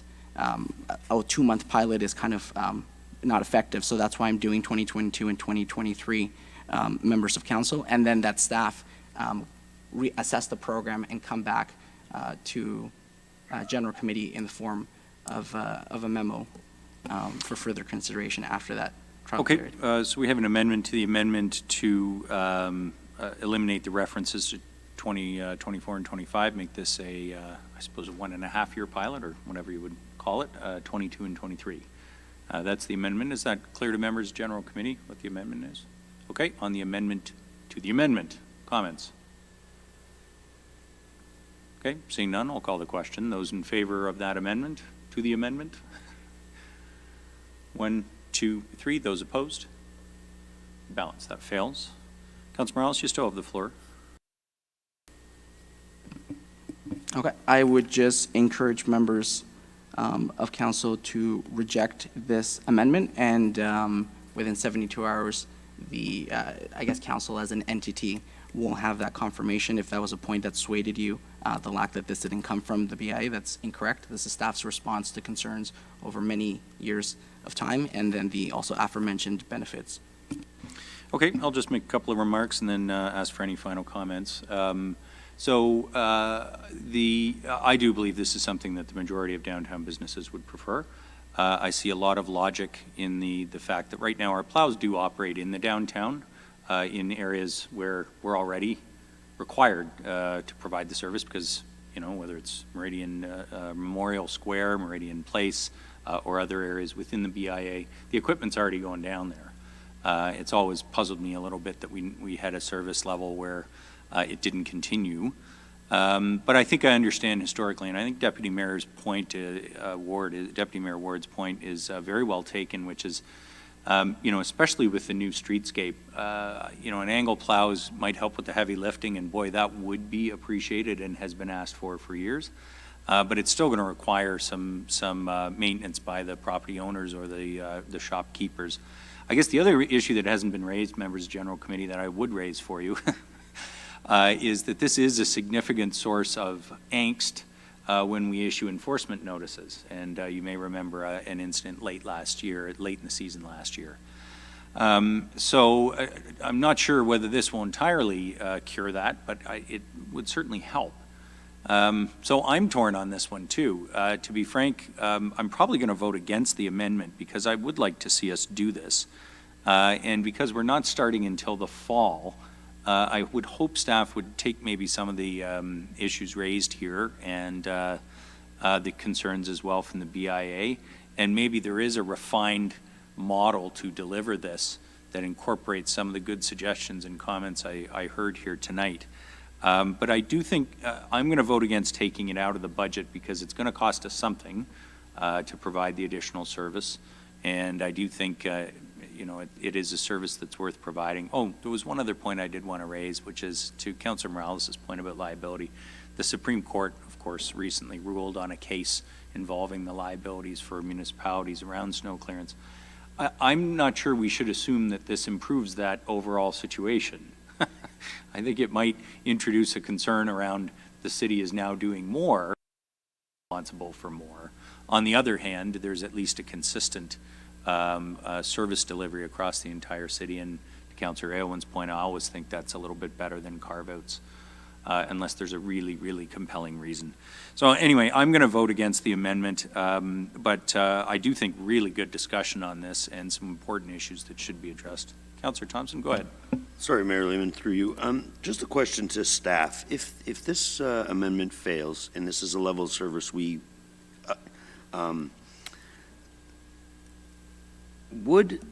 if a business owner doesn't clean their walk, will we now still be able to clean it and we charge them back normally? And I know there's notices.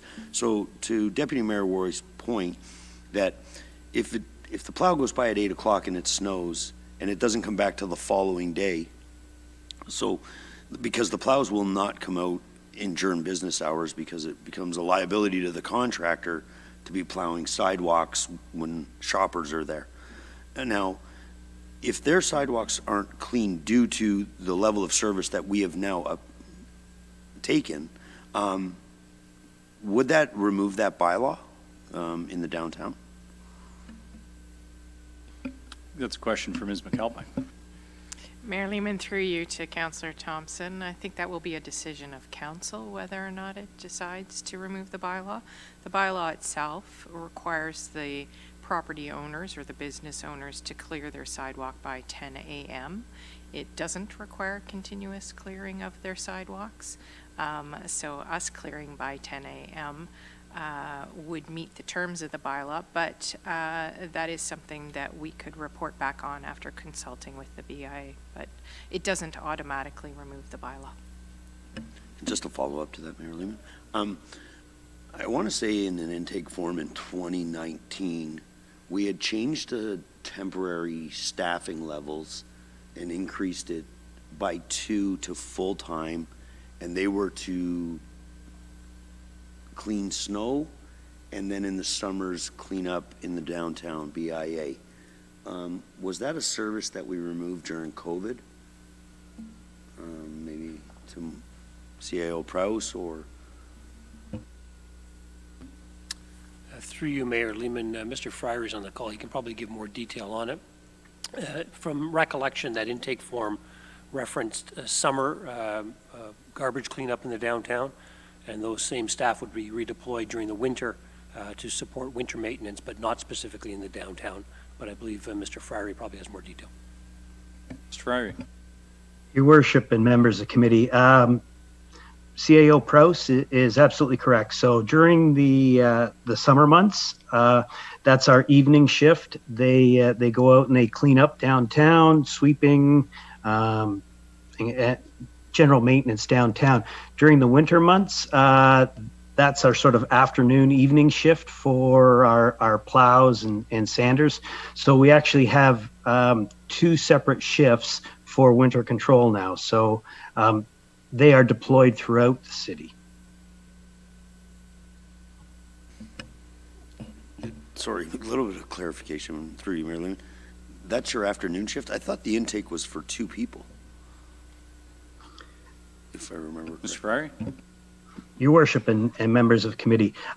We added 2 people, and then what we did is we redeployed several other current employees. So we had buy-in from the union and staff, and we had enough volunteers, so that we now have 2 separate shifts, and we have around-the-clock coverage for winter control. So if I'm hearing this correct, the complement of adding the 2 full-time allowed for the summer garbage cleanup downtown, but then they double back with other ensembles to make the afternoon shift. Is that correct? In the winter. That's correct. Perfect. Okay, thank you. Okay, any other comments on the amendment? It's on the floor to delete. Councillor Harvey.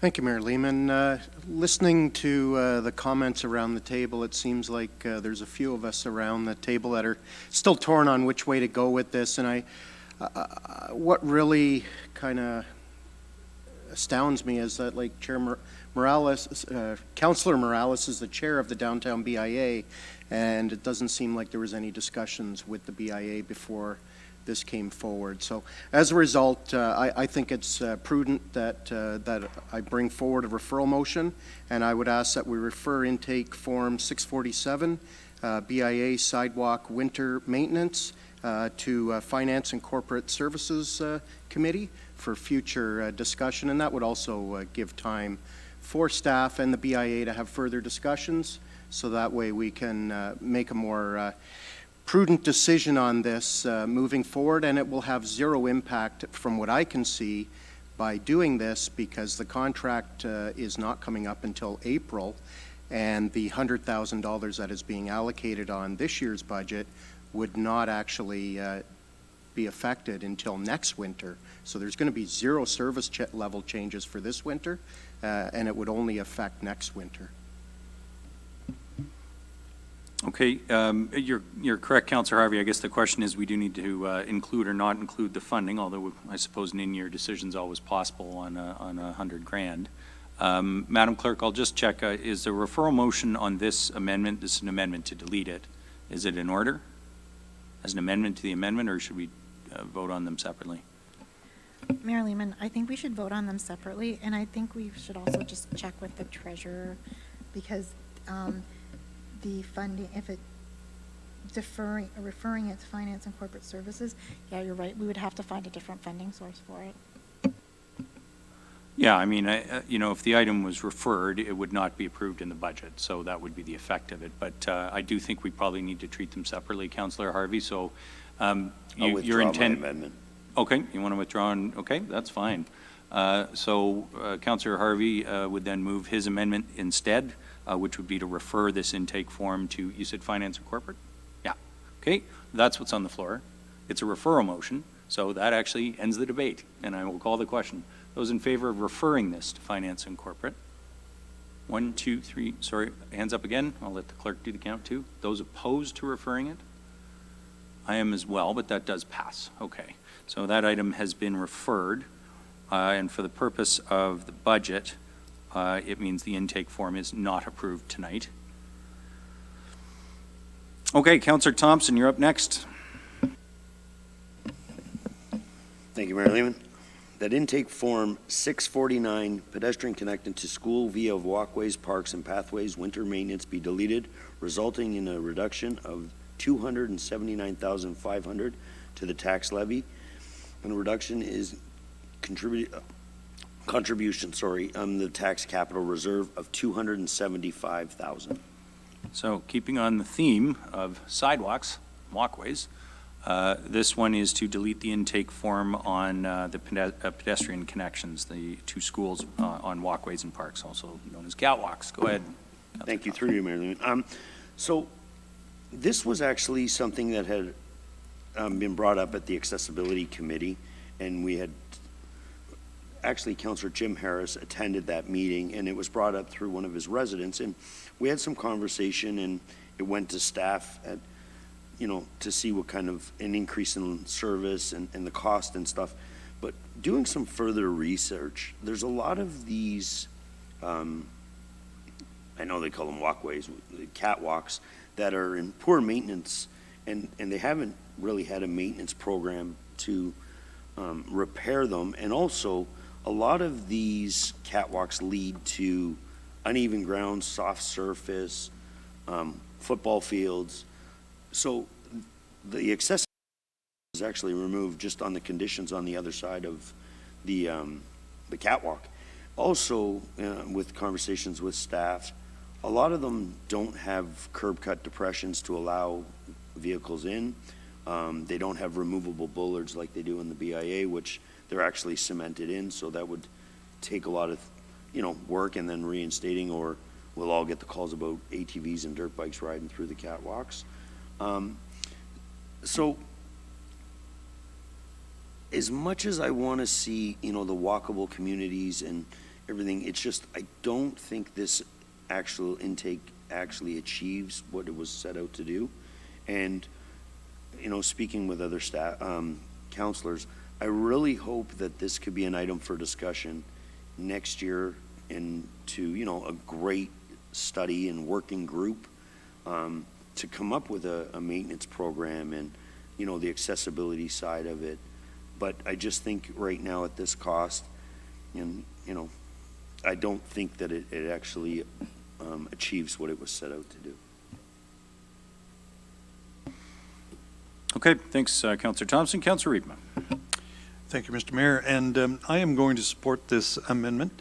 I very much would like to improve walkability in the city and improve access to our schools and encourage children and with their parents to walk to school. But I agree with Councillor Thompson that this does not necessarily accomplish that.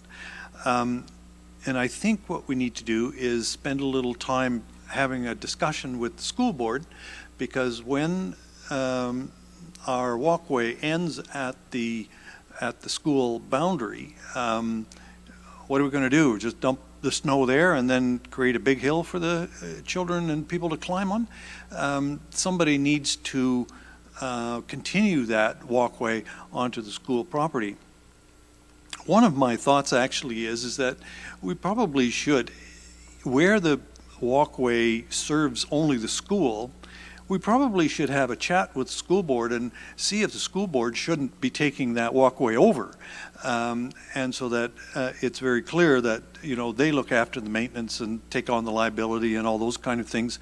And they might be in a much better position to do proper maintenance and really get accessibility working in those situations, much better than what we as a city might do. So I'm very supportive of the amendment as it's put.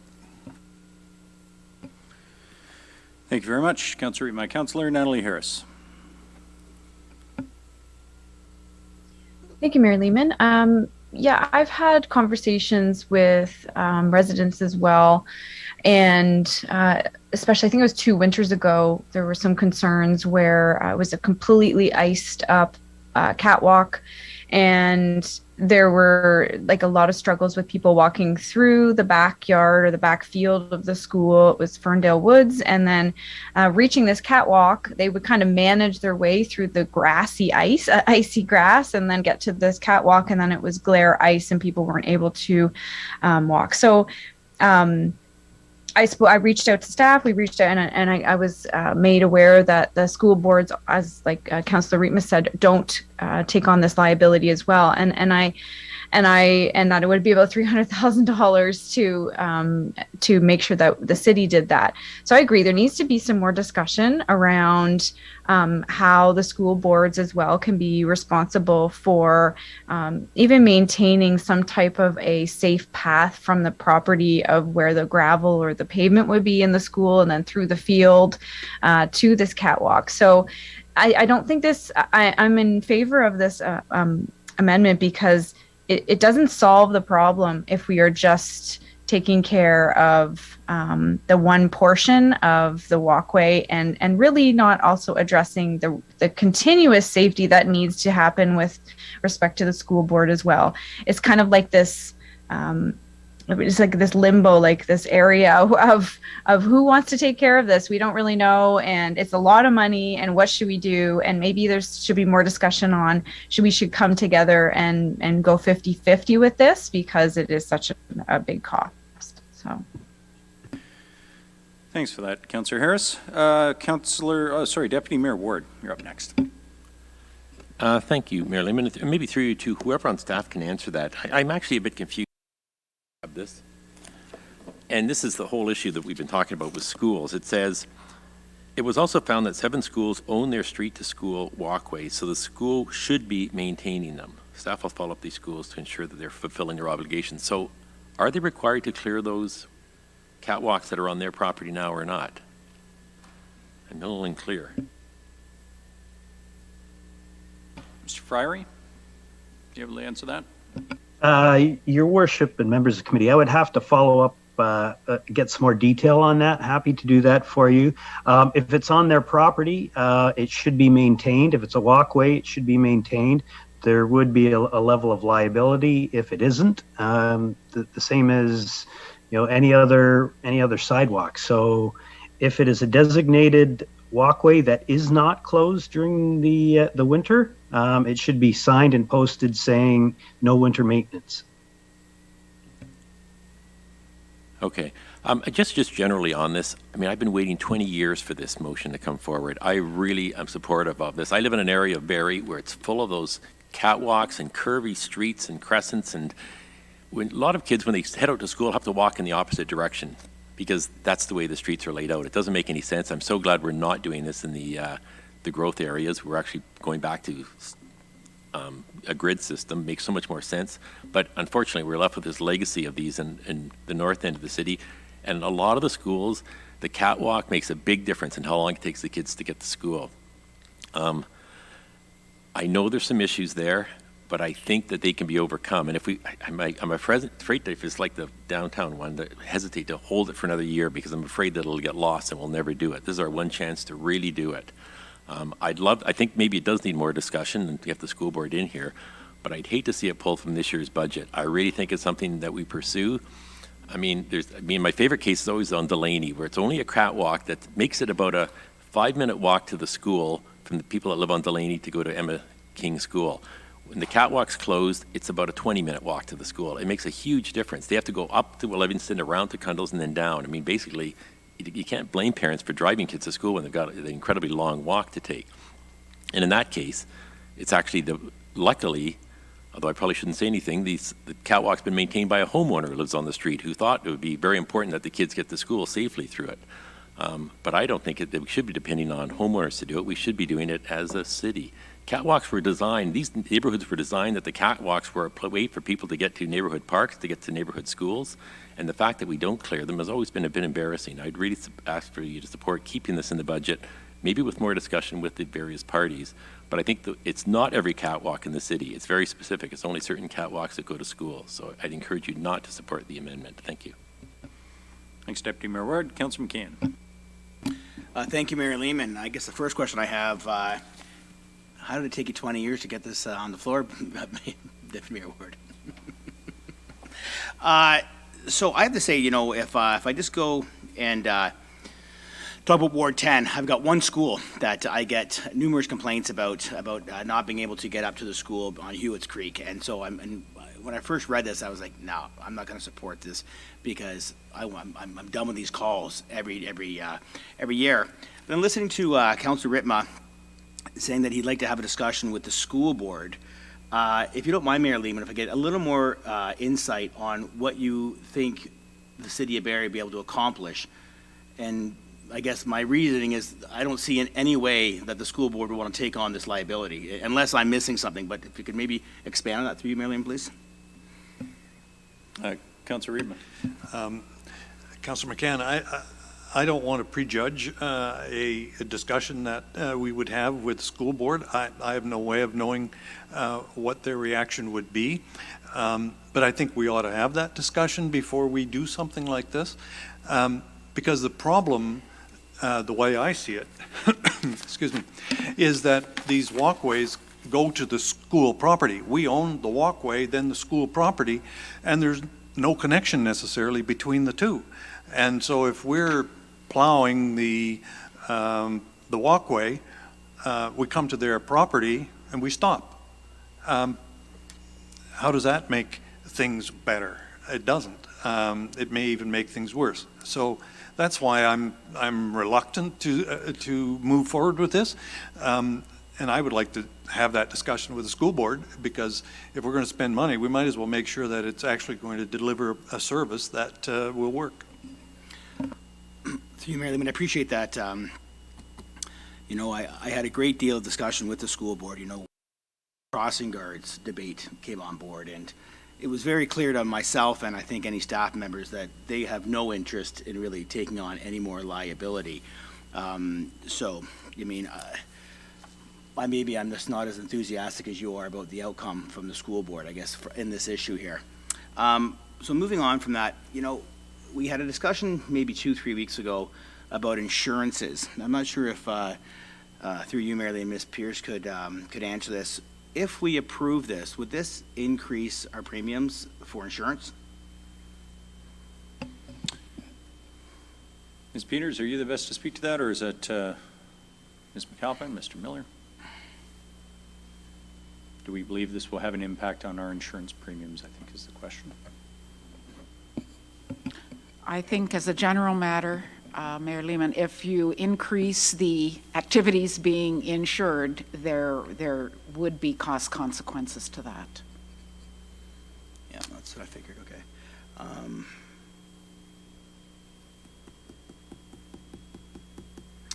just reading here, Mayor Lehman, maybe through Dave Fryer, you can give maybe a little more insight. On page 287, it says some street to school walkways will require separate clearing due to geometry and lack of equipment to egress. So these will be added to the separate contract.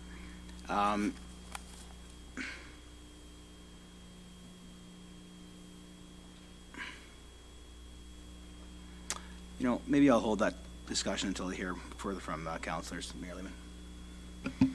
Okay, we'll go next to Councillor Kungle. Thank you. Through you, Mayor Lehman, to staff, I guess. I'll retract that. It might not be a question, because I do struggle with the budget line coming in this year. And when I read the operating and capital being over $500,000, and I completely appreciate, while I've got schools identified in the direct routes, the only time I had outreach from residents really was when the Kiss and Ride changes occurred through COVID.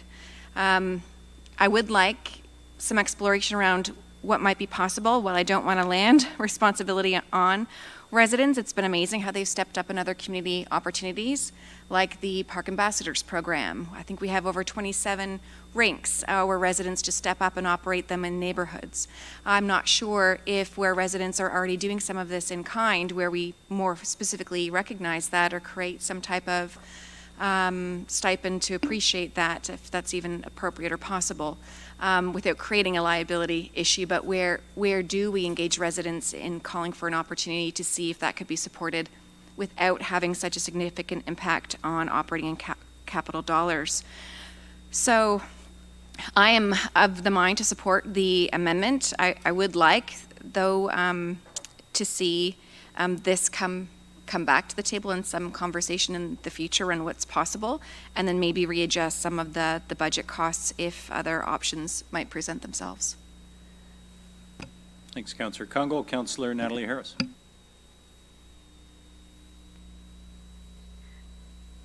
Yeah, thank you. Through you, Mayor Lehman. I'm just really appreciating what Deputy Mayor Ward said.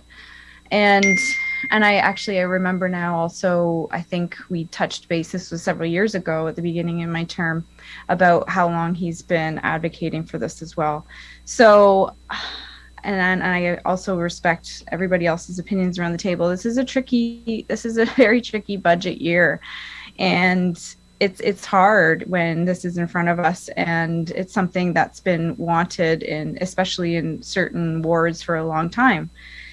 I'd like to hear the conversation a bit more, but I'm also on the page of somehow amending this so I'm not even sure how to amend it. I don't even have the language to offer up, but to maybe not erase it right from the line of the budget right now. Thanks, Councillor Harris. Councillor Morales. Thank you, Mayor Lehman and Councillor Natalie Harris. You queued me up perfectly with that last comment. Mr. Miller, could we, and if we can, how would that wording look like? Could we basically approve the intake form?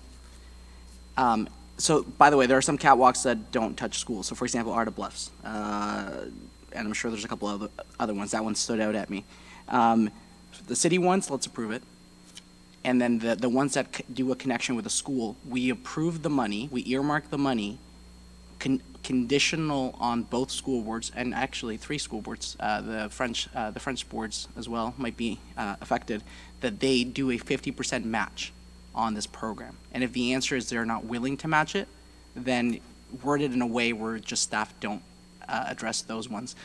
It puts, it will hopefully, Councillor Natalie Harris, to the setup that you did for me, allow us to ask the schools to put their money where their mouth is, meet us to increase the service delivery that has been wanted for decades, and allows us to do a cost sharing program. How I arrived at that 50%, I don't want to measure that, the catwalk is this much, just 50-50, keep it simple. Mr. Miller, is that possible from a budgetary perspective? Essentially, yes, earmark it and approve it, and if the school boards don't opt in with cost sharing, then it is not done.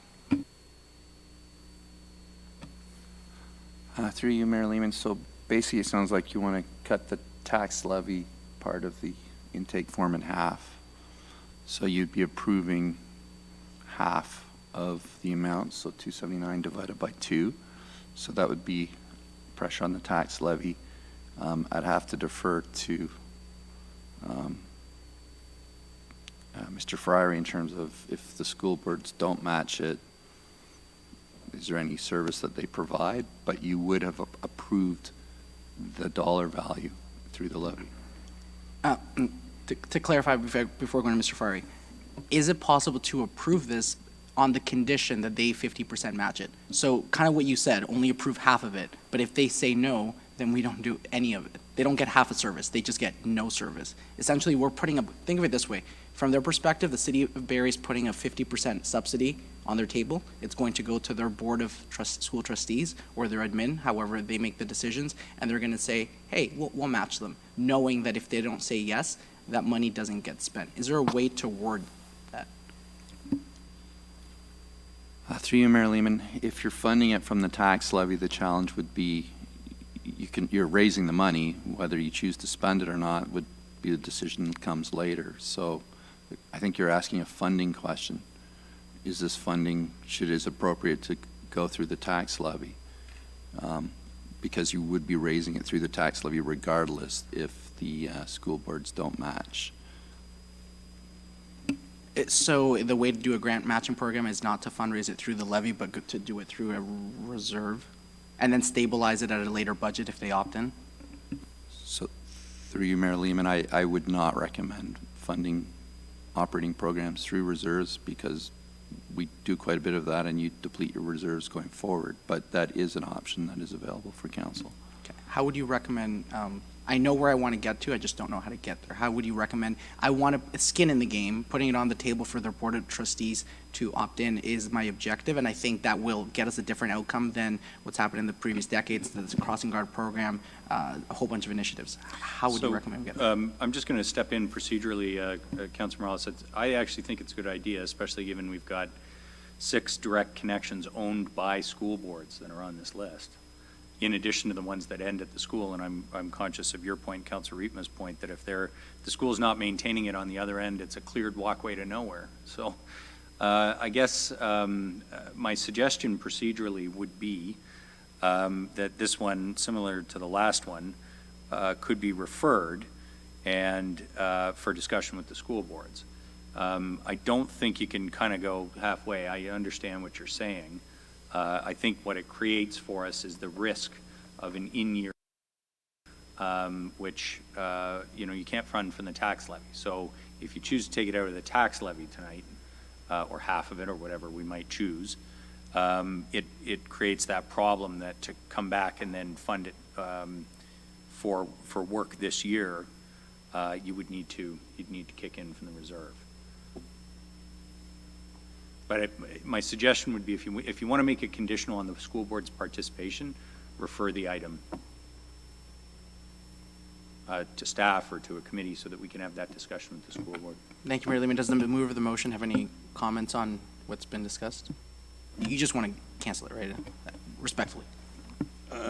No, actually, I like it for the simple reason we promote a walkable community and stuff. And, to Deputy Mayor's point, when you have a catwalk that is literally a 5-minute walk to a 20-minute walk, makes 100% sense. And that would attract families, to utilize it. But I like the referral back to a committee because I just don't think there's been enough work, and I think the price tag. But in the referral, I would like to see it go back to a committee where we can maybe prioritize ones that are, utilized, where they do go to somewhere that's a hard surface for accessibility, in Deputy Mayor Ward's case. But, a catwalk, like Mayor Lehman said, that goes nowhere, or to, a 7-foot hill in the back field, or they're not building sidewalk across the football field at Joan of Arc, to allow the catwalk to be cleaned in the winter, right? So I understand the intentions.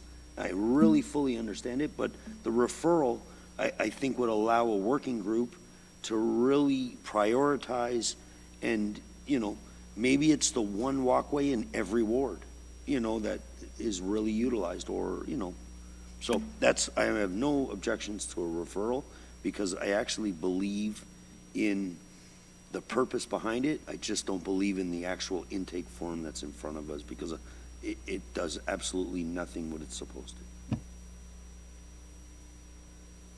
So just in the interest of moving us along, Councillor Thompson, at the moment, you've got the amendment on the floor to delete it. You could, similar to the last one, withdraw it and let somebody refer it to Finance and Corporate, or which pleasure? Or city, this one would be city building? Okay, cool. Is that because the other one was a bylaw thing? Huh. There you go. You learn something new every day. Okay, so the suggestion from the clerk is if you withdraw it, it would be referred to City Building Committee. If somebody wants to move that. Is that what you wish to do, Councillor Thompson? I will withdraw because I think my colleague Jim Harris has a referral motion. Councillor Harris. Yeah, thank you. And just to add some context, and this did come through a resident of mine, and I think there's we've touched on both items, is accessibility and there's promoting walking to school. And just for council's recollection, you may recall in 2019-20, there was a program from the school board, with the school board, the health unit, and the city of Barrie called On the Move. And it was created to help encourage children to walk to school. I went on the walk at Willow Landing, and there was an audit done with parents, students, and staff of the area. Where could we improve walkability? Things like walkways, things like sidewalks. So there's an information that we could be leaning on to help us with this project. So I think I like it. I've been on both sides with walking to school is a very good thing. We see these overcrowded kiss and rides when really how many of those kids actually could walk to school.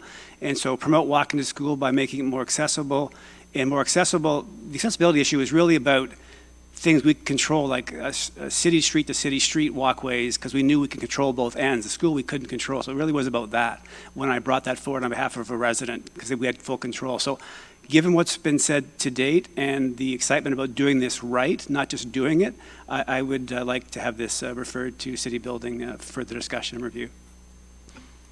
Okay, so if that referral motion is introduced, it does cut off debate, and I'm aware that a few members did not get to, we're still on the list, but is there any objection? Anybody got something they want to say before a referral motion? Okay, several. An item of clarification on something before we pass that. Okay, yeah. And that's, I just want to see the wording.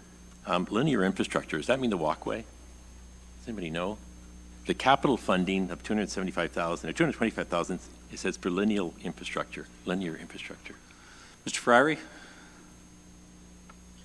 Your Worship and members of the committee, that would be things like removing of bullards, curb cuts, adding, any things that we require to allow access for our sidewalk machines. A lot of these catwalks are old, and they weren't designed to accommodate a sidewalk machine. So there is some capital improvements and changes that we would require. Okay, and I think you mentioned West Bayfield specifically, and that is a catwalk that's mentioned. I just want to make sure, and that's not till 2023 anyway, so I just want to make sure whatever we're doing now isn't going to kill those repairs. So if nothing else, I'd like to see it repaired. So I understand. So that is 2023 for repairing the catwalks? Mr. Friary? Your Worship and members of committee. First of all, we prioritized 34 different catwalks. So this isn't the full listing. There's 16 walkways that are directly connected to schools. There's 11 that we identified that go street to street.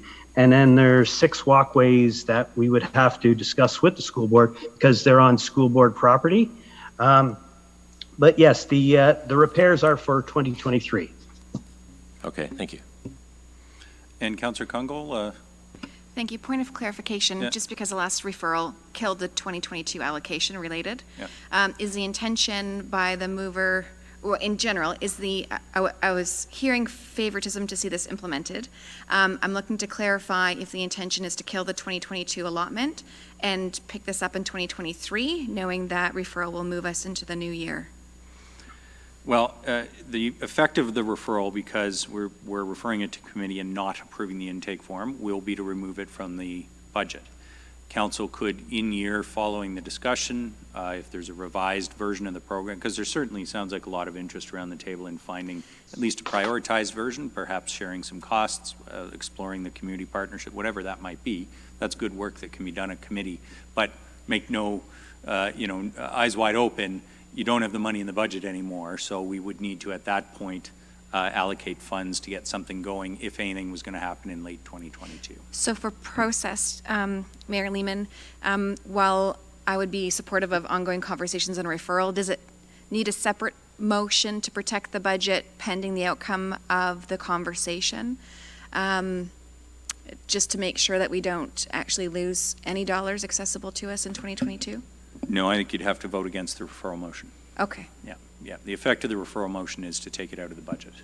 Certainly, it sounds like the intent of council is to find something workable later in the year, but the money would be out of the budget. Okay, thank you. Okay, Councillor Harvey? Yeah, thank you, Mayor Lehman. I just wanted to clarify one point, just because obviously people at home are watching. The previous referral was not to to kill the potential of the BIA downtown Fair. sidewalk clearing. okay. It was solely to allow some time for discussions, because the contract doesn't come up until April anyway, Yeah. and the initial onset of that was not until next winter, not this winter. So it doesn't kill that at all. It still keeps it alive and well. It was just a matter of time for discussions. Right, so, but to be fair, the money, so like with this one, we would have to fund it, but there is certainly time to do something for next year, absolutely. Yeah, definitely. And obviously, this particular one is in a very different position than the 100,000 for the downtown BIA, because we're talking $555,000 here opposed to 100,000. Correct, absolutely. Okay, we ready for that referral motion? Okay, Councillor Harris, you're going to move it, refer it to City Building Committee? Yeah, I'd like to move to refer the item to City Building. Okay. Is that fair? It's on the floor to go to City Building Committee, and I will call the question. It's a referral motion. Those in favor of referring the item to City Building? Opposed? 2. Okay, it is referred.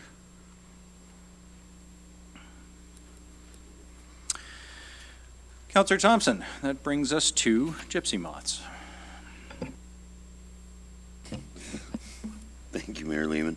That paragraph 6 be amended by adding the following paragraph. That intake form 654 aerial spray for LDD moth city woodlots in 2022 and 23 be approved and as amended to only include funding associated with spraying in targeted areas of highest population. It works out to about 35 hectares in the amount of $53,000, resulting in an increase in the tax levy.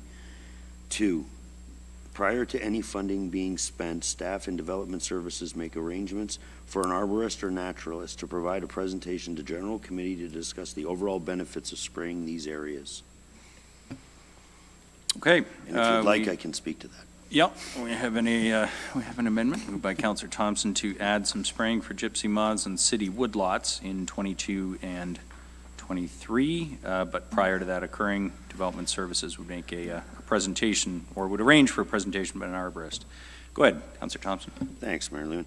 I don't want to be really dramatic about this and stuff, but this was an absolute nightmare for residents and stuff. And, you know, to get on the technical side, like if you look through our capital budget, our capital budget, we're making a lot of strides with, solar panels, and we're going to hire somebody to look at, emissions and stuff.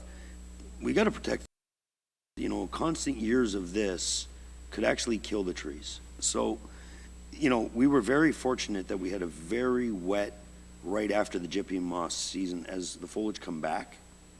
But there was a big concern that, if you drove through Sunnydale Park at a time, it looked like it was the dead of winter, and it's something, like I said, I would love, this is not my, I learned lots from residents and meeting all summer long, walking down streets, as Councillor Kungla had said, with umbrellas and, because you couldn't walk down the street. And then the added costs of operations where we were sending sidewalk plows or sidewalk sweepers, water trucks, road sweepers, everything. So I'd like this to be presented to General Committee to see if there is a benefit, if it actually would, serve a purpose and actually accomplish something. So I'll leave it at that, Mayor Lehman. Thanks, Councillor Thompson. On this amendment, Councillor Kungl. Thank you. Through you, Mayor Lehman, to staff, building on Councillor Thompson's comments, particular to Ward 3 where we saw this, the woodlot was something we discussed prior around considerations of spray when this was deliberated earlier in the summer. And in consideration of some of the boundary lines, the woodlots were considered around, I think, including that could be boundary. So Nicholas, as an example, Drive in Ward 3 boundaries on Springwater, and most of the impact there, I would say, in viewing the area, was impacted by the tree canopy that's actually out of our municipality. And so I'd be interested to know if staff have an understanding of the scope of this around spray would be targeted to woodlots that are just within Barrie. And I believe there was conversations that were going to happen with County of Simcoe. I know that has gone to the table for conversation. So I was hoping if staff could further clarify city woodlots and just for those of us that are on the boundary areas that might be expecting a potential access to a solution. Mr. Friary. Excuse me, Mr. Friary. Your Worship and members of the committee, the list only includes city-owned woodlots. It does not include any of the sort of boundary woodlots. Also, we should be made aware that the contractor, Zimmer Air, is the only one within the province that is currently spraying. And we've heard rumors back from them that they're not taking on any new customers. So we may not be able to deliver even if we did get the funds. We've recently found out also that the County of Simcoe is not spraying as well. Part of the what we committed to earlier in the spring was having a consultant come in and do some egg mass counts. I'm happy to report that the egg mass counts have come in, and we should see a lot less caterpillars next year, just due to natural selection, natural die-off. But there are a couple areas that we still could spray. But as I said, I think the important thing to remember is we may not be able to get a contractor to deliver those services. A follow-up, Mayor Lehman? If I appreciate that, and thank you for all the diligence you've been doing around this. Staff were very responsive, and I know it came at a cost to our budget that wasn't planned around the fleet going out. So in particular, we had significant slip and fall issues around just the mass amount of the caterpillar bodies. And so while spray 1 may not be recommended, 2 may not be possible, I was wondering, before I suggest perhaps an amendment to this, if you could speak at all, Mr. Friary, to, I think you were looking at identifying hot spots around high-hit areas and likelihood of them being similar. And I know you were very responsive to going out with sidewalk cleaners, and residents were very, very pleased about that because of the mess that was just trafficking inside homes, be it on walkers, on dogs. It was incredible. Could you identify if we should be appreciating, should we have a similar impact where requests would be coming in for staff to actually respond to sidewalk cleaning? What kind of budget we should appreciate that you felt over the past year just around responding to that? Your Worship and members of the committee, those costs were absorbed within this year's operating budget. So it was basically just redeploying staff. The challenge that brings is those staff are dedicated to be doing other duties. So if we're not filling potholes, then we're going to be sweeping sidewalks and things like that. So it's something that we could attempt to accommodate again this year. But as I said, if we're doing those duties or performing those services, we wouldn't, there may be a delay in some other services. Thank you for that. And I guess my last comment would be, should a spray not be available, I am very open to maintaining a $53,000 budget to at least be directed in some way around alleviating the impact. I'm not sure if that comes close to supporting what ops impacted. I know residents were looking at the city website resources, and many questions were asked around different type of pheromone bags. Treatment did happen on city boulevard trees, but residents were looking and putting out money where possible for supplies. So I was wondering about if it's not included, maybe if the $53,000 can be approved, but we make it more general around the spray, and we if Councillor Thompson, if you would be open to amending it to just adding with spraying or other management options. If we could add more language where presentations could come back, perhaps maybe not on the benefits of spraying, but also on options that we could consider with a budget set aside to make sure we can be responsive to residents, knowing that this is going to be an impact factor. Through you, Mayor Lehman. Actually, I was just speaking with Deputy Mayor Ward, and I was going to amend it to basically say spray if possible, and the funds to be used in any way possible to mitigate the impact of them. Okay, so why don't we add the words spraying or other management options? Lovely. Okay, so if that's a friendly, that's been added. Thanks, Councillor Kungle. Councillor McCann. Thank you, Mayor Lehman. I guess maybe gets a little more insight from Councillor Thompson, Mayor Lehman. I had thought that the whole spray for the whole city would be about $2 million. So, okay, I'll do my run and you can maybe correct me because I'm obviously wrong. $2 million, I think Councillor Dave Fry and I talked last year, and that's what he said the whole city would be. And you've got 53,000, and my concern is that that number's too low. And I absolutely agree with you. This has to be one of our top priorities when it comes to maintenance, preserving the trees. I mean, I think the north, west, and northeast end just got polluted with these caterpillars, where the south end really didn't get hit at all because of I think the tree species.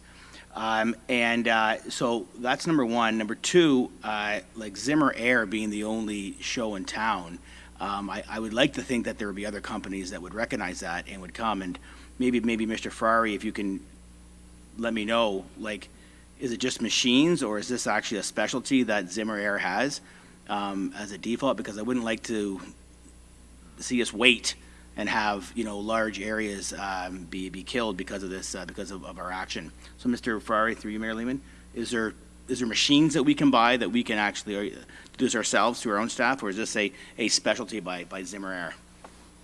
Mr. Ferrari. Your worship and members of committee, they're helicopters. So we may have to increase the fleet budget. Mr. Ferrari, can you fly a crop duster? Is that an option, Council? Like to be the first municipality in Canada to have their own helicopter? No? Okay. Okay, well then that makes that very clear.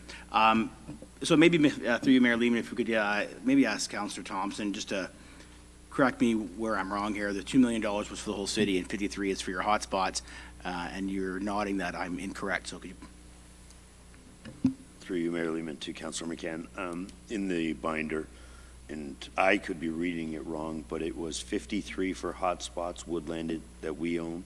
To do boulevards, and that was 400. And I think to do the whole city, if I remember, was 1.1 million. That's pretty close to 2 million, I guess, then, right? Yeah, half. 1.1 and 4 is 1.5.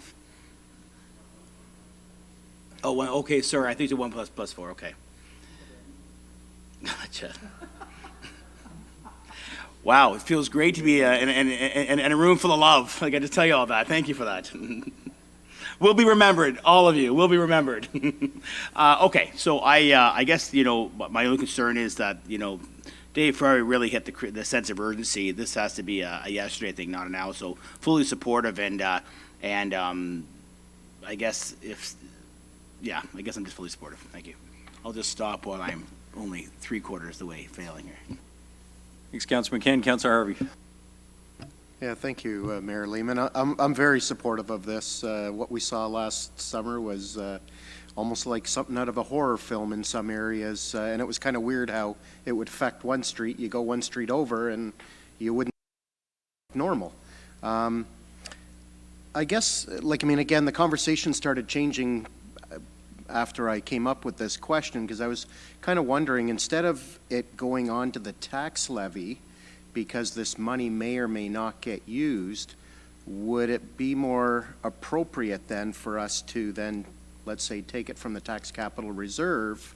It's such a small amount, and obviously our levy is an issue this year. I would hate for us to even take 53,000 and add that onto the levy in the off chance that the funds or part of the funds are not used for what its intended purpose is. I don't know if the mover of the motion has any enlightenment on that, or maybe even Mr. Miller. Through you, Mayor Lehman, to Councillor Harvey, the funding formula I would leave to Mr. Miller, and as he was saying before, that we shouldn't be funding operations out of, but I will let him answer from. Yeah, Mr. Miller, if it is considered a one-time or rare one-time kind of expense and it was to be funded from a reserve, which reserve would be appropriate? Through you, Mayor Lehman, I'd probably go for the reinvestment reserve, but defer to you. And I guess my question would be, is it one time or is it every year? And if it's every year, then, it becomes a drain on your reserves, so just keep that in mind. Mr. Friary, how often might we expect to have enough of an infestation that we would need to be doing spraying? Your Worship and members of committee, we have, I would say, about 1 year anticipation.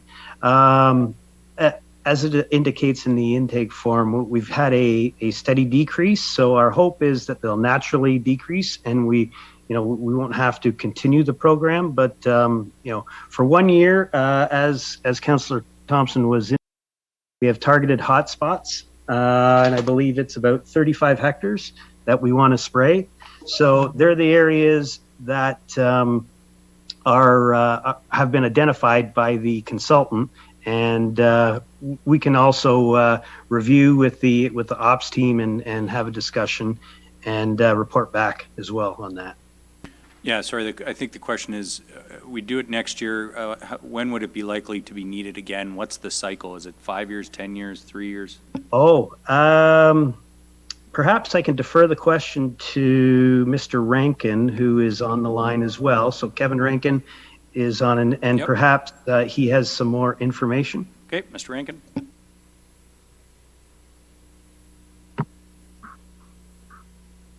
Through you, Mayor Lehman, to members of council.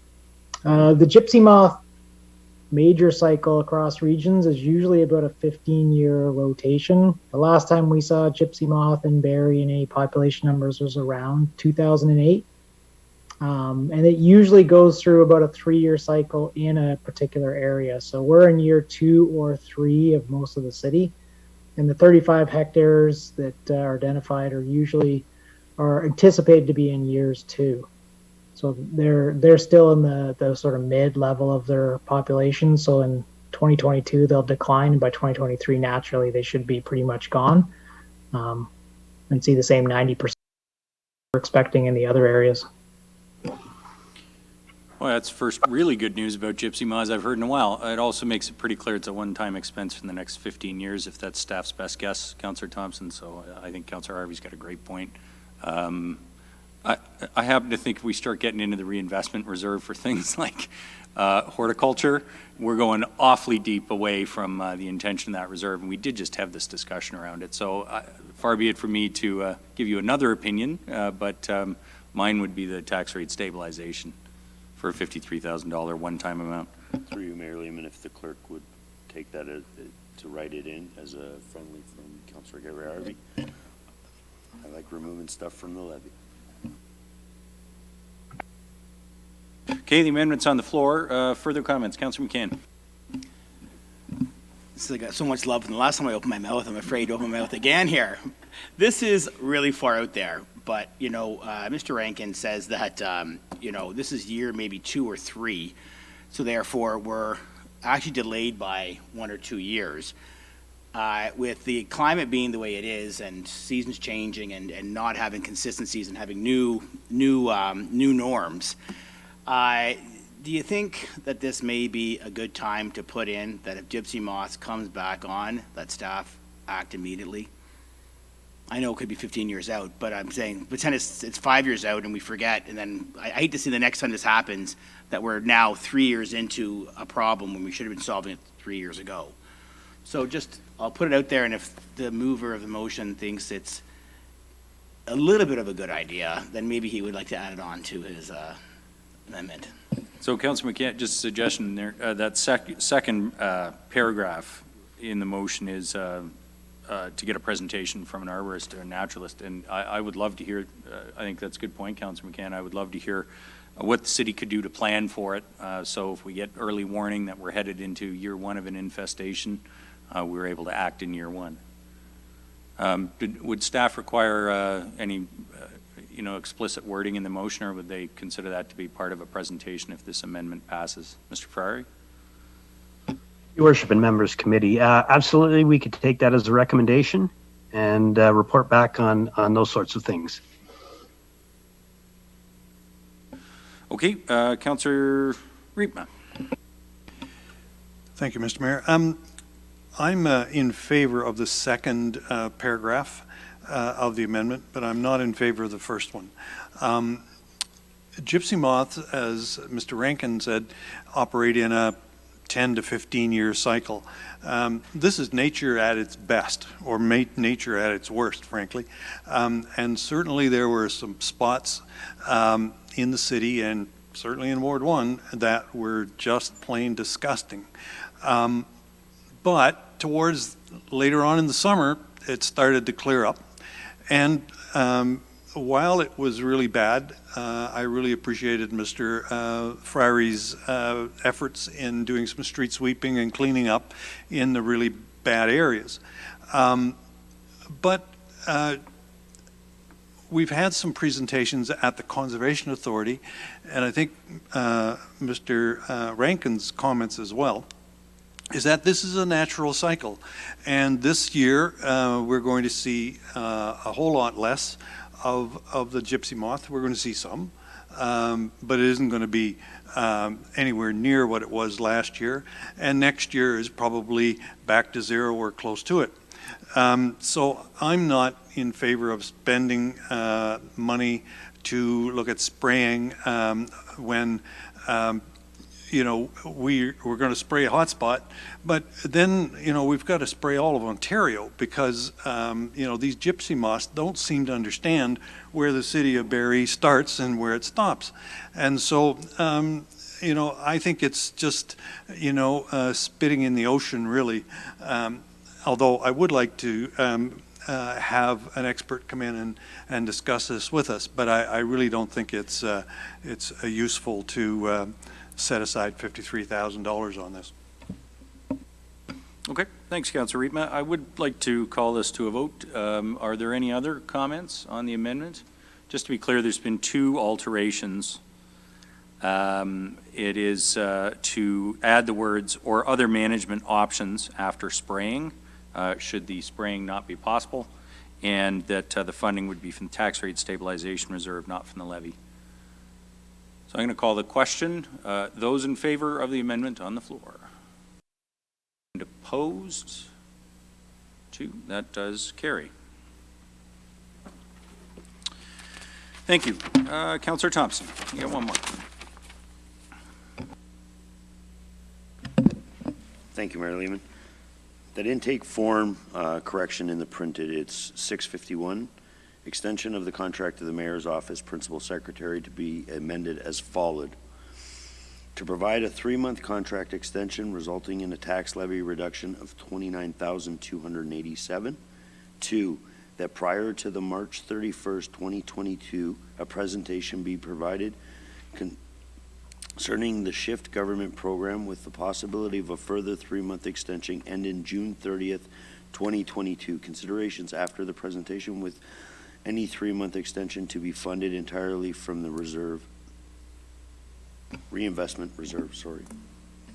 Okay, Councillor Thompson, thanks for that.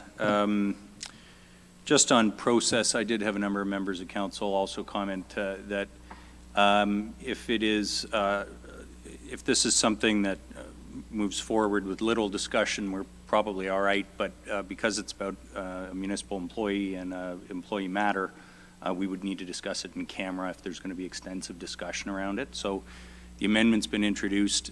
Councillor Thompson, if you want to speak to it briefly, and then if members have concerns, we can hold and discuss it later at the end of the meeting in camera. If you want to proceed with this and there doesn't need to be a lot of discussion, we probably just do it now. Go ahead, Councillor Thompson. Thanks, Mayor Lehman. And if that is something that happens, I would ask for a procedure that it would be done at the end and not right now, as we've still got some items to deal with. But I'll leave that up to the members of council. And, very brief, Mayor Lehman,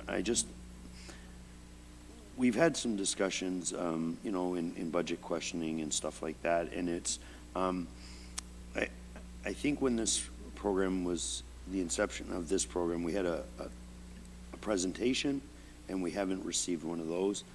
And I just think this would give an opportunity to see, you know, the merits in the what is going on, and you know, sometimes we only know what we know, and it would be a great opportunity to see if there is, because the programs that are being suggested, if they could be, full-blown and running to the max, it actually makes our community a better place. So that's all I have to say. Okay, thanks for that. Do members of council wish to discuss this in depth? Councilor Morales? Thank you, Mayor Lehman. I don't believe my questions are going to trigger an in-camera, but feel free to stop me. Part of the rationale in the intake form said the position will support the work of the mayor as chair of the Ontario Big City Mayors. It was my understanding that title came with a little bit of monies from the organization. Yeah. And unfortunately, part of the problem, I think, with this one was the intake forms have to be prepared in May. And at the time, the thought was that might be the case. In fact, that is not proposed to be the case. The work is proposed to be continued per the response to the budget question. The work that would be done under this contract is the same as the original shift government project as it's evolved and as that was described in my message to council. So unfortunately, the intake form is outdated in a number of ways. So to clarify, intake form 651 as present no longer includes scope of work of Ontario Big City Mayors. Correct. Okay, that's why the funding's not identified. Okay. No other comments except Councillor Thompson, if you would consider this as a friendly, considering that scope of work, but it would be important now. A lot of the work that's done by this position in terms of Connected Core and some of those other programs are affected by the downtown Barrie BIA community. So in the intake form, the line that says benefits engagement and alignment with our key partners, RVH, County Police, Health Unit, downtown Barrie BIA, just to add in the word, I do know that the person in this position has done work with the BIA and has been at meetings with them, but as part of maybe that your amendment, if that is brought into scope, I think would better align that value delivery. It's a very housekeeping thing, but. Through you, Mayor Lehman. Sorry, Councilor Morales, I didn't really understand. In my amendment to add the BIA? Sorry, I'll clarify through you, Mayor Lehman. So if you would consider it as a friendly, if not, I can move it. Basically what you proposed, so we all have this in front of us, and then also just to add the word downtown Barrie BIA to the last line of page 290, which would actually give a little bit of direction to your amendment, which is that the presentation, the work of the shift government program be done.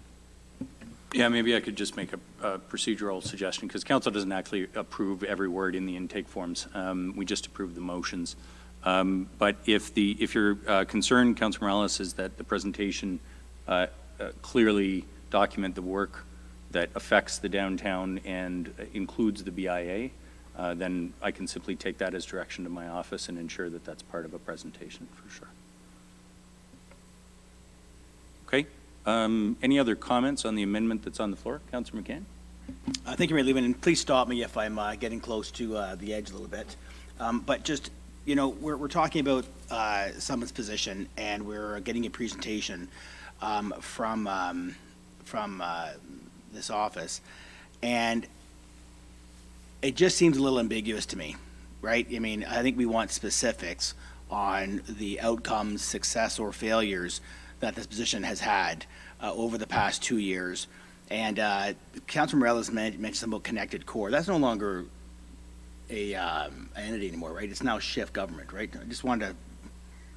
Yeah. So, without getting too close to the line here, and I'm happy to have the discussion. It's just I think we need to follow the rules. The original. I went back and watched the discussion in the 2019 presentation. It was actually you, Councilor McCann, that asked a great question, which is, in 5 years, where do you see this? Yeah, good. Yeah. And here, we're 2 years out, but there was COVID. And you're right, COVID put on hold a lot of the aspects of Connected Core, but there were 5 new initiatives launched under that Connected Core program, and actually using the resources that council asked for. And it was funny because you asked me at the time, and my answer was, well, there's these 4 verticals we're going to work in: food security, aging in place, mental health, and homelessness. And I would say that 3 of the 4, there's been a lot of work done. And the, Care Kitchen, Care Table, and the Seniors Tech all came through the Connected Core folks. So, I mean, I agree, there's a lot of information that really should come to council. And it's unfortunate in a way the intake form, was when it was. Probably I should have noticed before we got to tonight that some updated information was owed to council. But I actually agree that the presentation is not a bad way to do that. No, I appreciate that. I definitely do. And I guess I just want to go further down the rabbit hole. Like in this presentation, I just think that, I don't remember asking that question, but I'm a pretty consistent guy, is that, it's about outcomes, right? We're spending $1, what better dollar value are we getting back, right? And sometimes that's a must, and sometimes that's not. I just would like to get very specific, not tonight in this presentation, on the benefit to the city. And so we can do one of 2 ways. We can go in camera and get really specific, or is it possible that we can get the presentation a week before it comes out so we can ask more detailed questions instead of, having somebody that's going to be presenting live to us, asking a question, and there's 1,700 moving parts. And so kind of like the budget, where we can actually have this moving target where your staff member could come back to council with, with a setup for success, not set up for failure. So if the question is, can we commit to getting a presentation out to you in advance? Absolutely. And then ask questions and then get more detail. Sorry, so if Councillor McCann, you're envisioning presentation goes out with the agenda, you ask questions before the meeting and we would respond to them. Like the budget, as well yeah. as, Yeah, standard process for any item on council's agenda, right? The agenda comes out Wednesday night, Thursday morning, whatever it is. If you have questions, you can email them, and my office would respond like all other departments. We would certainly try and respond before the meeting. Yeah, I'm just trying to set up for success is all I'm doing here, right? Thank you. Okay, Councillor Congo. Thank you, Mayor Lehman. So when I look at the amendment, a couple things come to mind. I like the process of getting information back, but when I actually think a bit about hypothetically, if one scenario could be we all really love what the direction setting is, and we think that this is great to continue. We've embedded a compromised budget saying that at maximum there would be 6 months of work effort. So I guess part of me wants to say, would it be a benefit to refer to speaking at a later date to this, so we can have more open conversation to then identify if we actually want to restrict and embed a restriction on, at maximum, how I read it as a 6-month extended contract at best, because otherwise we're getting the presentation potentially in the way it's worded is, then it's done. So even if we want to work to continue, there's no room for a transition plan or continuity of work or broader conversations to say we agreed as a council to invest in this. How are we looking at sustainability of work effort to date? So I guess I throw that out there just to leave us room to have good dialogue around this when the presentation comes without compromising what the next step would be. So I guess it's just looking at have we compromised this potentially by putting a timeline on it, which we could always implement at a later date, and leave it for now at approving the budget as is with a condition of what's given is a 3-month contract extension resulting in a tax levy reduction, with a presentation coming forward with contract renewal to be determined, and just leave it without restriction on timeline. Sure. So if I could suggest procedurally, so it's not an uncommon thing for council to say, we want a presentation, we want more information before we make a further commitment. And you can also choose at that time to not make a commitment. It is a decision of council for sure.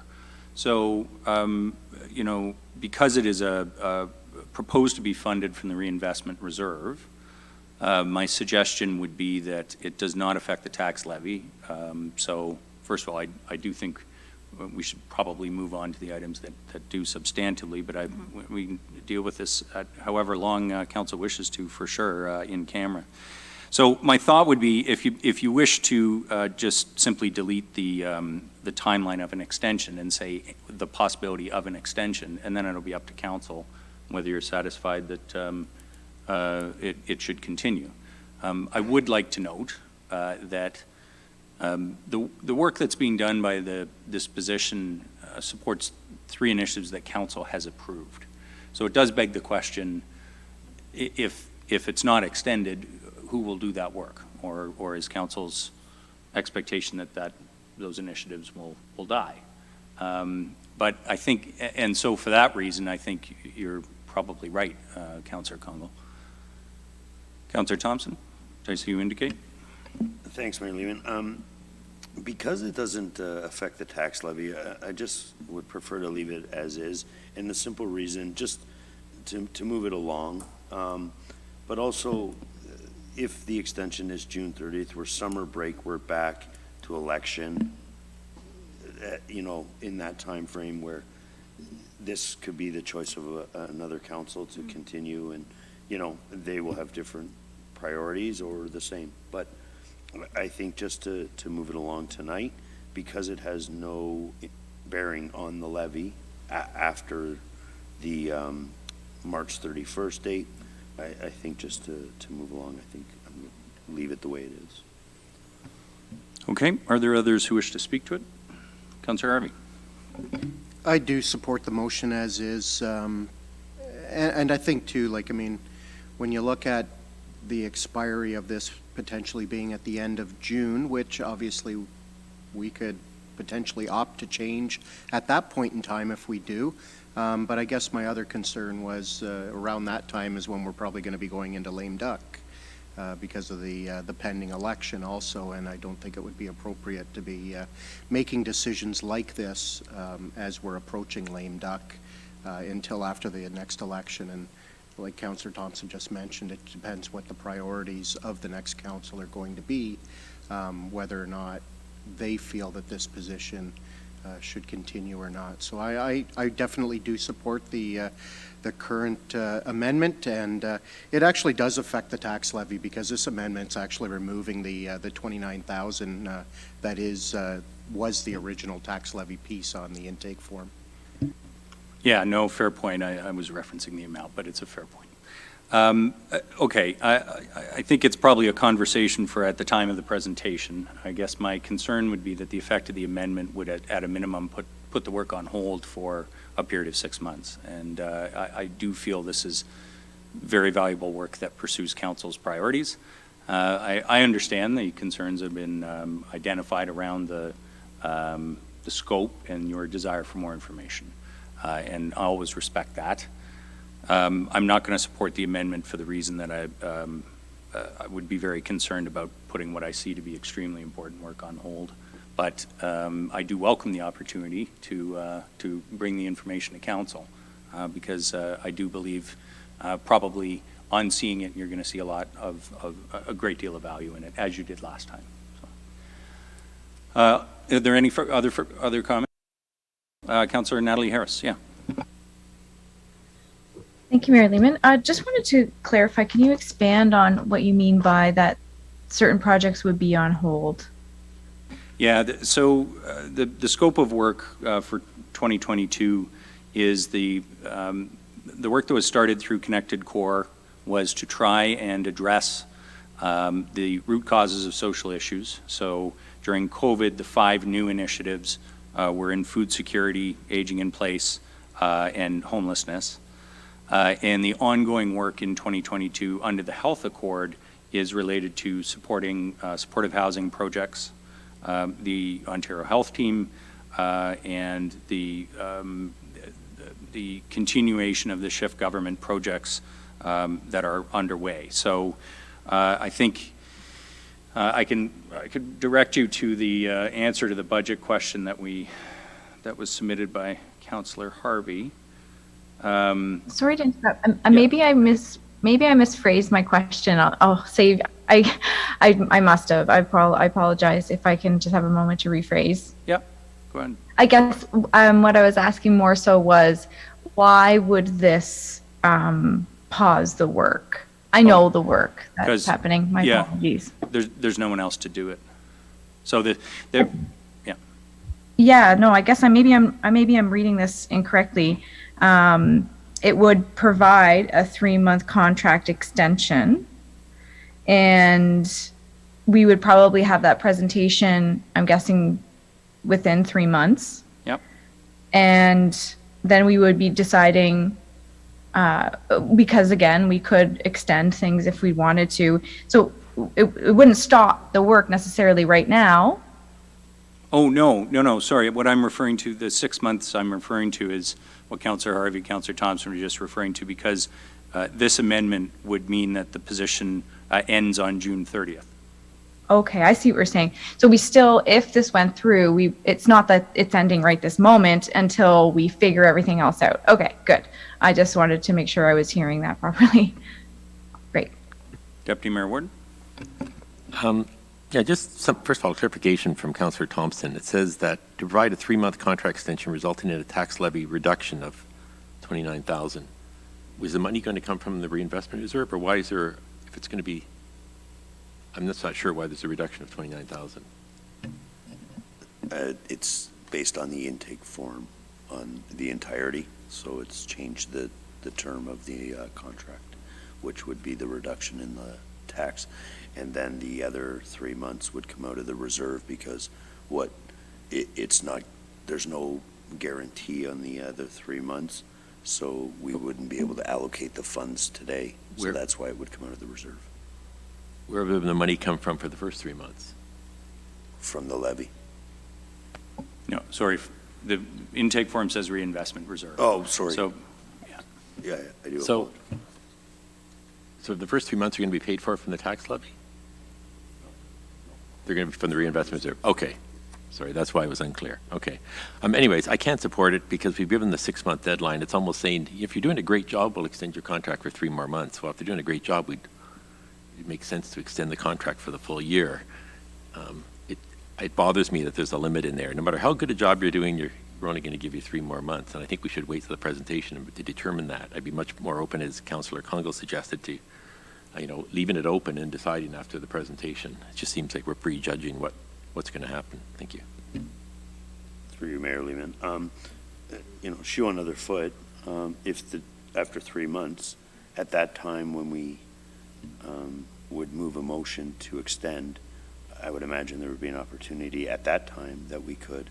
So I think we're looking, past age before we get to that one. So at the 3-month, we would be able to discuss it with information in front of us, and anybody around the table is always free to move an amendment to the 3 months by increasing it to 9 months, if that was the desire of what you heard in the in the presentation. Okay, any further discussion? Councillor Harvey? Thank you, Mayor Lehman. I think it's just important too to highlight, I know it's got a deadline of March 31st for this presentation, but I think if certain people have concerns, I think the presentation coming to us sooner than later may assist in the appropriate decisions to be made, so that way this 6-month timeline really isn't the concern that some around the table seem to think that it is, because it's not a dead fast date. As Councillor Thompson said, those decisions can be made after the presentations are made.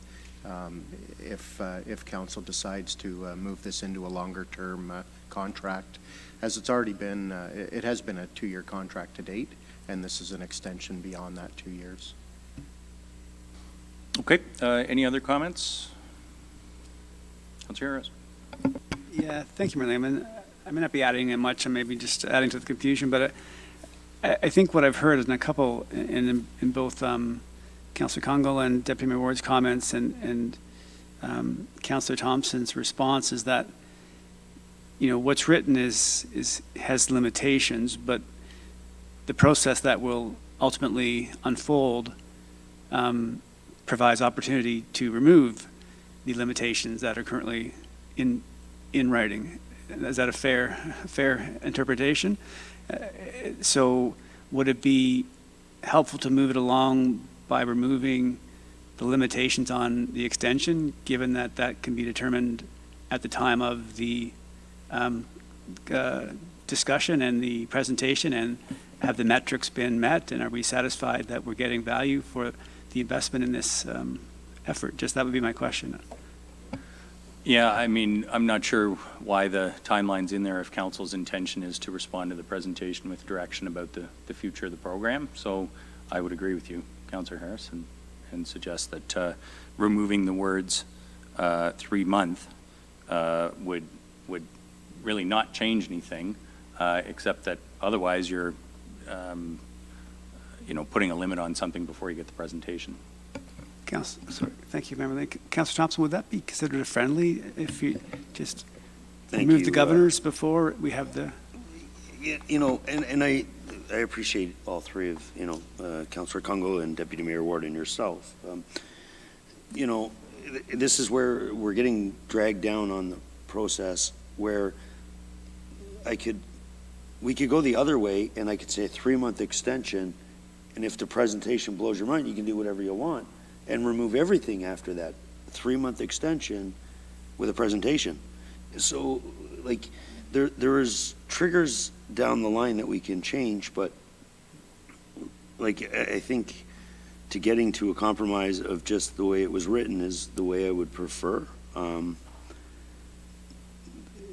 was trying to find the most compromising position for everybody to actually eliminate a lot of the conversation. I'm going to be very frank. I really didn't even want to talk about it. So I wanted to move the amendment, and I know that sounds like maybe a little bit arrogant, but I just wanted to kind of move along at this because it's kind of an HR matter that I really am not comfortable speaking in public about.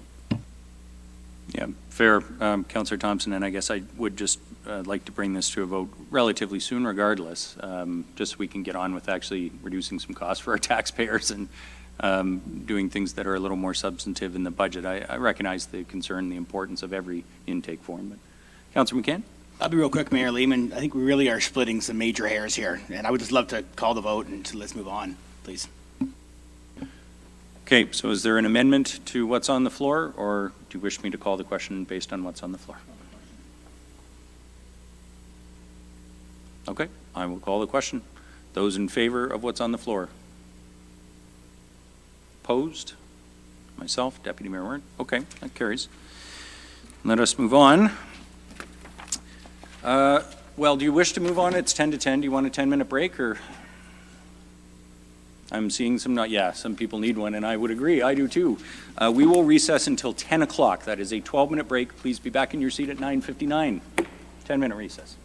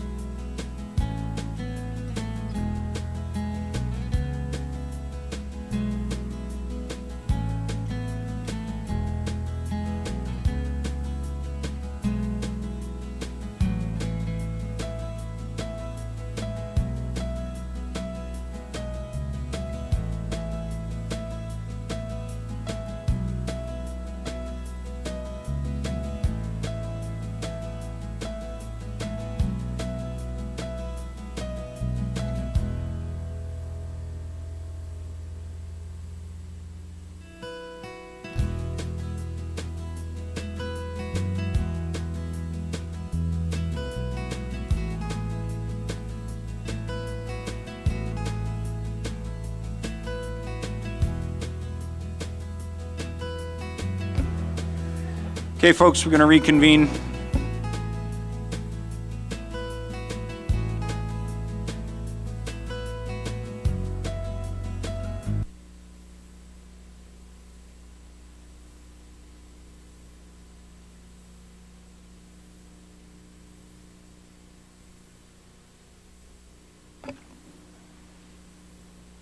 Okay, folks, we'll call General Committee back to order at 10:02, and I am going to start calling the question a little quicker and urge you to be quicker with, or see if we can be brief with our comments, only because we're only through about 1/3 of the proposed amendments, and we do hope to do this all tonight. Next.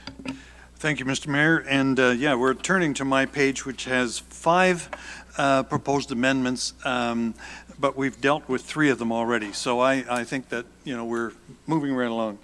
And the first one I want to just leave alone. It was the suggestion to reduce the DERF, and I think we can either leave it alone or wait until the end of the evening if we still have appetite to reduce it. But the one that I wanted to deal with especially was the second one on the list, and that says that paragraph 1 be amended by adding the following: that the contribution to the CIP remain at $600,000, resulting in a decrease in the contribution from the reinvestment reserve, and then we have to make a change a minute, of $400,000, and then there's an addition, and reducing the tax levy by $200,000. So just to be clear, the current amount in the CIP is $600,000. The intention was to raise that to $1.2 million. And my recommendation is that we hold it where it is at the moment, and that the budget be decreased by $400,000 from the reinvestment reserve, which does not affect the tax rate, and then and reducing the tax levy by $200,000. I can speak to that some more, Mr. Mayor. Thanks. Go ahead. So the amendment from Councillor Riepma is to not up the contribution to the CIP, and that would save $400,000 from the reinvestment reserve and $200,000 on the tax levy. Go ahead, Councillor Riepma. Thank you. I think a number of us have for some time believed that the CIP has been a ineffective tool, especially in the area of affordable housing. In terms of the portion that, and the very small portion that goes to heritage, I think it works really well. The other portion that goes to supporting development or encouraging development in brownfields, I have some concerns about that, in the sense that, you know, we spent last year giving $300,000 to the Lack House, which, you know, is really a building for millionaires, and we really, I don't think, got good mileage out of that $300,000 that we spent. But more importantly, it's the whole question, excuse me, of the affordable housing portion of it. And I know that we added some a couple of months ago to the affordable housing piece, but it really has not turned out to be terribly effective. We really haven't achieved what we probably could achieve by spending it more carefully. And that's what I'm thinking, is to reduce the tax levy by $200,000 and keep $400,000 in the reserve, so that we could use that money for other things. And one of the other things that I'm thinking about, and you know, we may want to consider that, is spending that on the cleanup of Vespra, our Vesper Street property. That would advance the development of that land considerably, and that's potentially a good site for some form of affordable housing. And I think that's how we get towards affordable housing much better than the way that we're doing it at this point. So that's the background to why I'm proposing this. Thank you. Okay, thanks, Councillor Riepma. Comments on the amendment? Councillor Morales. A quick comment through the move of the motion. Councillor Riepma, if you have concerns about the value for dollars for the CIP program, don't you think it would be more prudent to look at revisions to the program instead of defunding it? Or not defunding it, sorry, my apologies. At reducing the increase of it? Councillor Riepma. I'm not entirely sure I follow your question, but I do agree that we probably should look at how the CIP functions, as well as reducing the amount of money that goes into it, because I think we can do better with the money rather than put it through a CIP program. Okay, so revisions to the CIP, fair enough, to stop scenarios like the one you discussed, fair. And you don't think it'd be better to just do revisions to the program and allow the intake form as is? You want both revisions to the program and to reduce the increase, okay? And do you, at the moment, have any recommendations on where you, besides the Vespra thing, do you have any other recommendations on how you would like to see us achieve our just increased density and units in the market? The Vesper site was just the first thing that came to my mind in terms of suggestions, but it seems to me that, we might very well, one suggestion might be that we take that money and use it as a partial payment on purchasing a couple of units, and then we would have those units in perpetuity and be able to rent those out as affordable housing. I'm not suggesting that that's a right answer by any means, because I don't know that as a city we want to get into the housing business, but by the same token, as an example, and I suspect that there are other options available too that we could come up with. Okay. And I'm thinking as well that the Affordable Housing Task Force is hard at work, and they may come up with some suggestions as well. Okay, perfect. A question to you, I guess, Mayor Lehman, just based on that last one. Any recommendations that the Affordable Task Force may bring, which is, again, I may be asking you to look into a crystal ball, might they be able to take advantage of the CIP, or might they then do a separate recommendation for monies that are outside of that category, as Councillor Riepma suggests?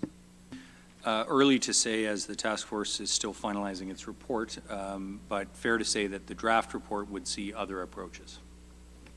Interesting. Okay. Thank you. Other comments on the amendment? Okay, if none, I'm going to call the question. Those in favor of the amendment, please indicate. Opposed? 2. That amendment does carry. And Councillor Natalie Harris. Councillor Harris, 3, but it still does carry. Thanks for that. Councillor Riepma, do you wish to move any other amendments? No, I will leave that alone. Okay, that brings it to me, I think. Deputy Mayor Ward, if I could ask you to take the chair.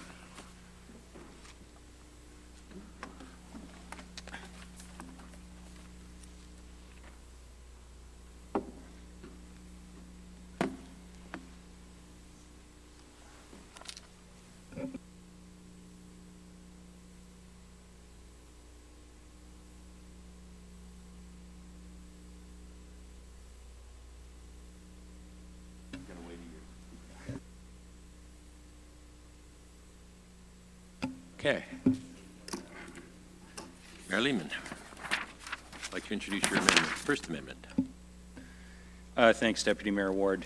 The first two are housekeeping for errors that were in the budget binder, or omissions, I guess.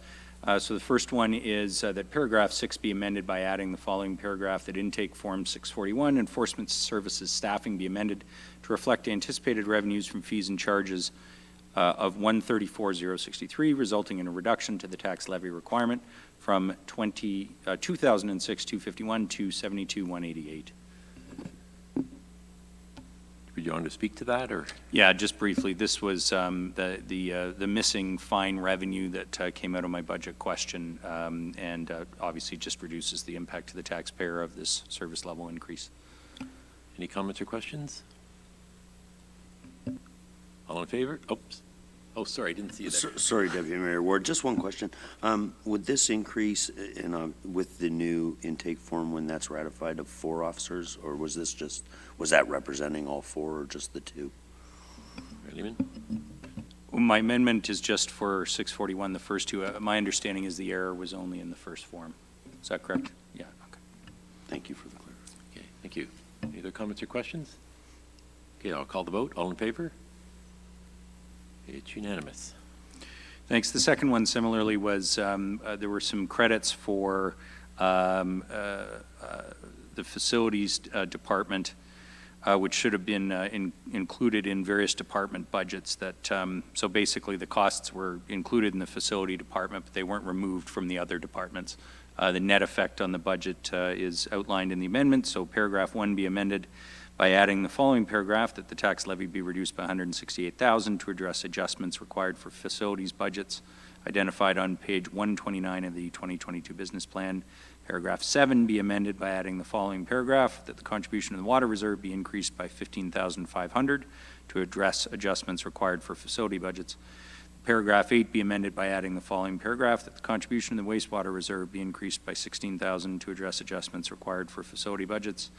And finally, that paragraph 9 be amended by adding the following paragraph, that the draw from the parking reserve be reduced by $10,000 to address adjustments required for facility budgets. I think you've already spoken to them, but do you want to speak to those? I mean, this was just another omission, I think, that we caught, and it is to the good.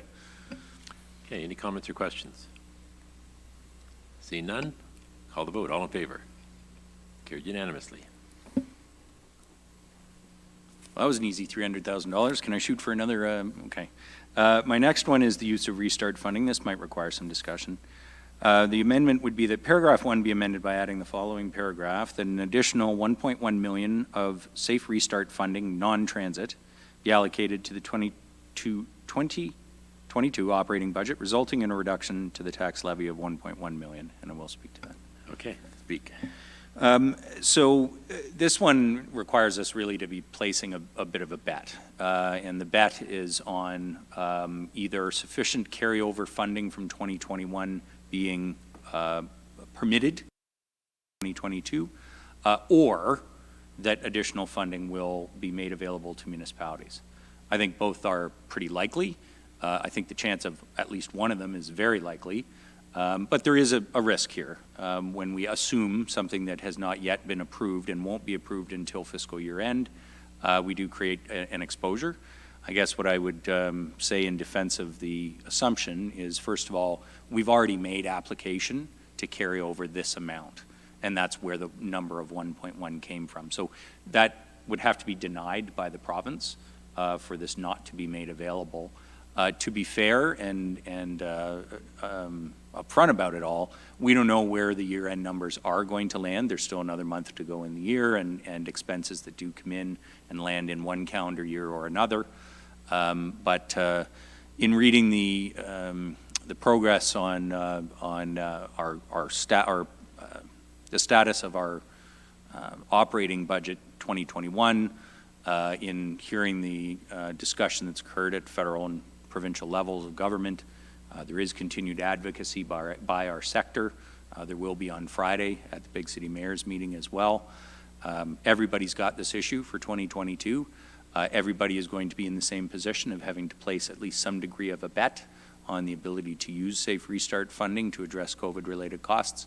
But I would submit to you that this is a fairly modest bet and a pretty reasonably good chance of success. Comments or questions? Oh, sorry, right in front of me. I'm not used to having a screen in front of me. Councillor Harris. Oh, this Harris? Natalie Harris, yes. Yes. Okay. Sorry. Thank you. Just a quick comment. I support this. I think that I don't love bets, but I think that it's an educated bet. So if going forward, this is going to reduce the tax levy quite significantly. I'd still like to listen to other people's comments. I'm sure another question that I have will probably be asked, but so I'll keep it quick and simple and stop there. Okay, thank you. Councillor Morales? Thank you, Deputy Mayor Ward. Question to yourself, Mayor Lehman. Unless I'm missing something, I think you're being hard on yourself on this one. There's not really a bet. If we get the grant funding, great. And if we don't get it, then it's going to be funded from some sort of reserve or as an overage. Sometimes we come in under, sometimes we come in overage. So I don't really think it's a bet. It's just we're allocating the intent and the expectation of a grant to keep the tax increase lower based on good data and good expectations, and then we figure it out otherwise. Is that accurate to say? Mayor Lehman? Yeah, I think the reference to a bet is anytime we include in a budget funding which is not approved, there's some risk. I think in some cases, we simply haven't received an approval that we know we're going to get, like an annual gas tax amount or something like that. In this case, I think there is still some question. But that being said, I can tell you we just surveyed the membership of Ontario Big City Mayors around COVID-related costs, and we're in really quite good shape compared to many of our peers. So I would see this as fairly modest, and therefore, I think you're right, Councillor Morales. It's pretty solid bet. I guess the reason I use that terminology is until it's signed on the dotted line, there's always some risk in including it in the budget, right? Okay, perfect. So, sorry, yeah, so some exposure, but beyond that, I'll be supportive of it. Every year we get those end-of-year reconciliations, like basically what it was, and there's always a little bit left over. Basically, it's not like the city spends more, so this further gives me confidence in this, so I'll be supporting. Councillor Kunkel? Thank you. Through you, Deputy Mayor Barry Ward. I haven't said that in a while out loud. I was wondering, Mayor Lehman or staff, could you speak to likelihood of when we might know about approval for the 2021 carryover? Through you, Deputy Mayor Ward. So if you remember, Council, we did receive just approximately $5.3 million. We've allocated 1.3 in the 2022 budget already. There's a motion in the staff report to allocate $529,000 to the police department, who forecasted that's their needs for 2021. And staff will be working through the year end. That report usually comes to council in March, but we will be using some of that funds, and we will balance. If there's no announcement that we're getting any more funding, then we'll balance to make sure that we have funds available to piece of it. My only caution would be in 2023, we will have, so in 2022, if this motion is approved, you're funding 2.4 as a revenue source from Safe Restart. So in 2023, if we don't have that revenue source, you've got a big pressure there. So that would be my only caution. Councillor Kunkel? Thank you for that, Mr. Miller. I'm supportive of it, knowing that the 2023 budget is something that I think regardless we're going to have considerable pressures around funding the revenue without Safe Restart funding. So I have no further questions, but I do. Knowing that March is typically when that report would come back, will that come back through Finance Committee or does that come to Council, Mr. Miller? Through you, Deputy Mayor Ward. We can do either. I think usually it goes straight to Council, General Committee, but it can go to Finance first if you prefer. Okay, and I'm fine with that unless there's other directions. Just want to make sure don't sit in Finance if it was going there would be aware of that piece. So thank you. No further comments. Any other comments or questions? Councillor Harvey? I'm going to call you Mayor Ward. I don't think this is as much of a gamble as we might think. I think it's a calculated risk, and I know from having a discussion with Mr. Miller on the break, this is something that we did in the last budget last year also. So I think it's a very calculated risk, one that's extremely low, to be quite honest with you. So I definitely will support it, but as Mr. Miller said, we can't anticipate this is going to carry on into the next year. Okay. Seeing no other comments or questions, I'll call the vote. All in favor? It is carried unanimously. Can we see the next one's the DERF? Do you want to leave that as the same as Councillor Reitman at the end of the evening? I'm actually not going to, I don't intend to move that amendment. At all? I've, Okay. I considered it, but given where we are, I was not going to proceed with that one, much as I would like to. I do want to proceed with an amended version of the next one, though. Okay, So if go I ahead. might introduce that. Go ahead. Okay. This amendment is with regards to reducing the number of projects that are debt financed next year. The paragraph 13 be amended by adding the following paragraph.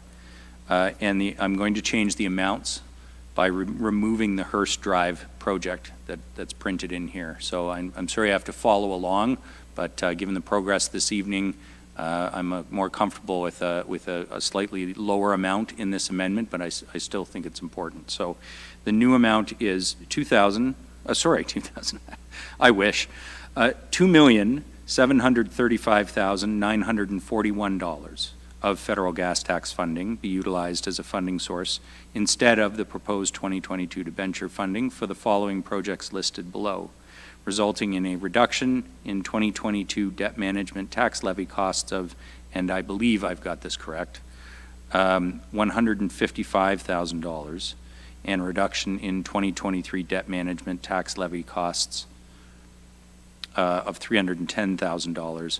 And I need to get the exact dollars under there, but that's the thousands. Perhaps staff might check my math as I'm doing this, and the discussion continues. The projects would be the ones listed with the exception of the Hearst Drive project. So these amounts I'm quoting you are, I believe, the number net of the Hearst Drive project. So it's FC 1064 Essa Road right-of-way expansion, Bryn to Fairview, EN 1255 Huronia Road new trunk sanitary sewer and road replacement, EN 1256 Mackay Road new trunk sanitary sewer, Highway 400 to Huronia, EN 125 Mackay Road right-of-way expansion, Reed to Highway 400, and the Salem Road new transmission water main and road expansion. So, if I might speak to that. Okay. Okay, so the amendment really is, as printed, less the Hearst Drive project, and we have to get the exact number there. But the reason, I'll get to why I took Hearst Drive out, but the basic reason for this is as follows. You know, historically, I've moved an amendment like this in most budgets because I always have felt that we should pay as you go more than issuing debt if it's at all possible. When I looked at this year's budget, I felt that the only opportunity to do that, again, to be upfront about it, it creates a hole about 3 years out in the federal gas tax funded projects. I'll give you my rationale for why I wanted to advance this $2.7 million in funding. From reading your binder, you'll know that we received a doubling of the gas tax this year. That was something the federal government did really to stimulate the economy during COVID. Because that was the intention of it, I have a little, I feel like we should be proceeding to use that funding. And that funding can be used this year instead of debenture funding, which does have a small tax benefit. It's only going to reduce the tax levy by $155,000 this year because we only incur half of the debt charges in the first year. I think the assumption is the debt is issued mid-year and we end up paying half of a year. But it will benefit us in future years, and I will make the case as follows for not issuing debt, because I've talked to council before about we're in this low interest rate environment. Maybe we should be borrowing now while the rates are low. The numbers I've got now, the binder assumption is for debentures at 2.45. That's a very low interest rate. But it's still a percentage point higher than our investment. So when we leave that money in a reserve, we might expect to earn 1.5% on it. When we borrow, we pay 2.45, 2.5, whatever, % interest on it. So there is a savings to our taxpayer that results. And although it's only, you know, in the order of about $30,000 a year, that's $300,000 over 10 years that doesn't have to be spent, and which benefits our taxpayer. That's the delta. It's actually, of course, a bigger amount that will come off of the tax levy because we're substituting pay-as-you-go funding for something that we have to carry, by my calculation, in the amount of $310,000 for every year going forward. So this will actually benefit council in future years to some extent, except there's the big flag, and this is why staff, again, to be fair in their response to my question, indicated, you know, it's going to create a gap in the funding of the capital plan 3 years out, when this reserve will move into a negative position if we don't do something else. But I would argue that, first of all, the funding was given to us with the intent that it be used. Secondly, if we use it this year, we can offset a little bit of debt, which has a minor impact on the tax levy, but also means we're not going to pay about $300,000 in interest. And I think that's probably a wise move whenever you can do it. So I brought the amount down. I was originally going to move 4.1 million. I think again, here the benefit to the taxpayer is less than it would have been if we'd gone for the full amount. But it's always a balance, right? And I think, you know, with the reserve situation being pretty low as it is, you know, there's no great alternative here, but I think this is a better alternative. So I'd ask for your support on this. Comments or questions? Just have one. Obviously, these aren't the full cost of those projects. This is but a fraction of those costs, just the 2022 costs. So I guess I'm kind of wondering, just to lower this year's, because this is, I mean, it's, for example, a lot of these projects are probably multi-million dollar projects at the end, right? Yes, the intention is to reduce the 2022 debt issuance, the tax debt. Okay, I guess a question I have for staff is, do they have any concerns with this? Through you to Mayor Ward, I guess. I think the mayor's articulated the challenges with it. It's just we're going to have to adjust the allocation of federal gas tax funding in down the road. So the amount that's being shifted to reduce the debt. We'll just have to deal with that in future years' budget. So we don't have any issues with it. Okay. No other comments or questions? I'll call the vote. All in favor? It's carried unanimously. Is that your last amendment? Okay.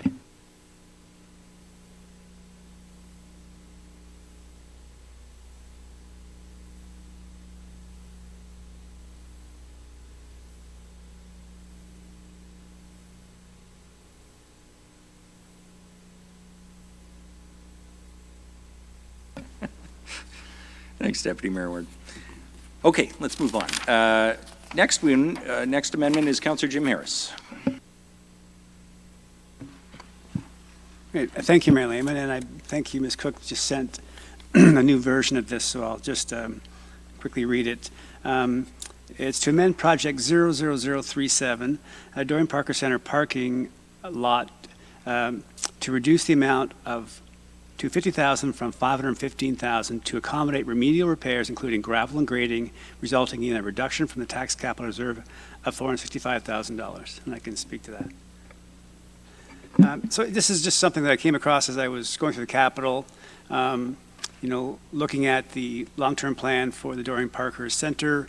Obviously, there's a plan that we did put off, which was the reconstruction of that property. And certainly we know that we're going to be investing in some washroom facilities, which I think is a really wise decision. But, the tarmac and putting the tarmac down there and the cost just didn't seem like maybe the timing was right and maybe the method was right for a park. So I thought maybe if we could look at doing what we could do now to make that area more accessible and reduce the concerns while significantly reducing the cost in the meantime would be just something prudent to do. So I hope you support that. Thank you. Thanks, Councillor Harris. On the amendment, Deputy Mayor Ward. Thank you, Mayor Lehman. I do have concerns because especially if we remove it all without doing any work on the parking lot. As the staff report says, there is no drainage system in place, and as a result, there are several large and unsafe depressions in the parking surfaces. The lack of drainage also causes unsafe conditions when freezing in the winter. If left as it is, there are significant risks to slips and falls as well as damage to vehicles using the parking lot. So I guess a possibility would leave some money in there to do repairs, but if we're going to be repairing it every few years, it might make more sense to actually just bite the bullet and spend the money on fixing up the parking lot. So I do have concerns. Maybe staff can comment on this. Yeah, I'm not sure whose project that would be. Mr. Hughes, go ahead. Mayor Lehman, while Mr. Hughes is joining us, I would just note is not in good shape. The $50,000 that has been identified by Councillor Harris to be retained out of the $515,000 is, as noted, just for remedial repairs and not to improve the situation. Certainly, I think the lot requires a significant amount of work. No question about that. Mr. Hughes? Thank you, Your Worship. Ms. McAlpine is correct. We really do believe that we need to do some work on that parking lot. We really haven't taken a look at what we could do. This just came to us tonight. So we'll call it the $50,000 is essentially a plug number that we've just kind of inserted. We could take a look later on this week to see what we could actually do in that lot. But as Deputy Mayor Ward has said, there is no subsurface drainage in there. There's no, there's no catch basins or anything like that. So anything that we do would certainly be better than it is and make it more safe than it is, but it wouldn't be an ideal situation. Okay, thanks for that. Deputy Mayor Warden? No, I just would not support this. I think it's a very well-used parking lot, probably one of the most used parking lots of any park in the city. So I think it's, and it is actually a recommendation for the parking lot. It's actually a recommendation of the Sunnydale master plan was to do something with the parking lot, which goes back many years. I would like to see if they're doing something with the parking lot, maybe looking at permeable pavements. I don't know anything about them, but I think it might be something, might be worth considering, but I think the money should be left in the capital budget. Okay, thanks for that. Other comments on the amendment? Go ahead, Councillor Harris. Yeah, thank you, Mayor Lehman. Just through to staff, have there been any reports through Mayor Lehman to staff, maybe Ms. McKay, reports of safety issues in that parking lot, both vehicular or resident? Mayor Lehman, through you to Councillor Jim Harris, I'm not certain that there have been any formal claims against the city, but certainly lots of comments from the public about concerns and trips and falls and damage to vehicles. Great, thank you.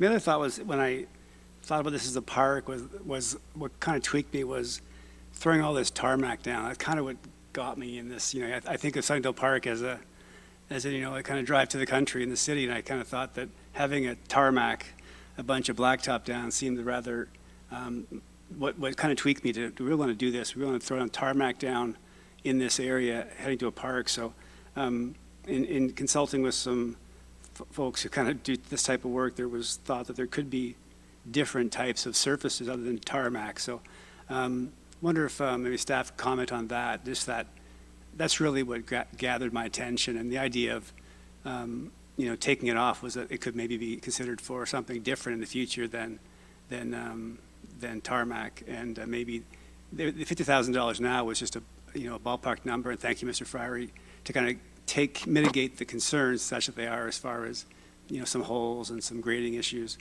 until maybe something better could be considered for the future as far as the surface. So maybe Mr. Friery, if you could comment on what type of surfaces, and was there any consideration to other surfaces other than tarmac when that decision was made?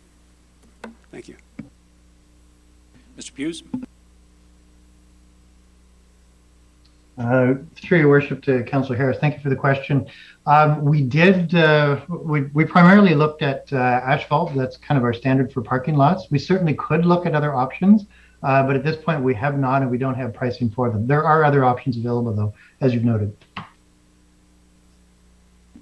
So if we remove this, it wouldn't necessarily mean that, we fix the parking lot now, and then it would allow us to then, Deputy Mayor Ward's goal, and I understand the initiative as part of the Sunnydale Park strategy, to then consider, because we haven't put the $500,000 into tarmac, consider other options. That's still fair game for the future? I don't know if that's a question to, maybe that was to the air, I don't know, maybe it was rhetorical, but so maybe I'll leave that as a comment. I mean, that's really, I think, that option still exists, that we could look at a different option in the future and just not commit to the tarmac and fix it now, and then maybe that's a question for maybe CO Prowse. Would that something you would then put back to the capital plan in another method, or we had a report from staff that we could, or request of staff to report on other options for the pavement or surface, pardon me? Mr. President. Through you, Mayor Lehman, to Councillor Jim Harris, my suggestion would be if council would like staff to investigate other alternatives, that direction would be probably appropriate. Okay, thank you. So, and I think that was actually if I was to go back through my thread to staff, that's really what I was initially kind of spoken about. So is it, maybe with that noted, if I could add and review other options for resurfacing in the future? Does that capture that, Mayor Lehman? Is that fair? So I'm just looking at the revised wording. I guess the challenge would be staff would be limited to the 50 grand that's in the motion. Again, I hate to refer this one to committee. I'm not sure you need to go to committee. I think if the goal would be to look at other options that either permeable paving or whatever those options were, it would be refer it back to staff.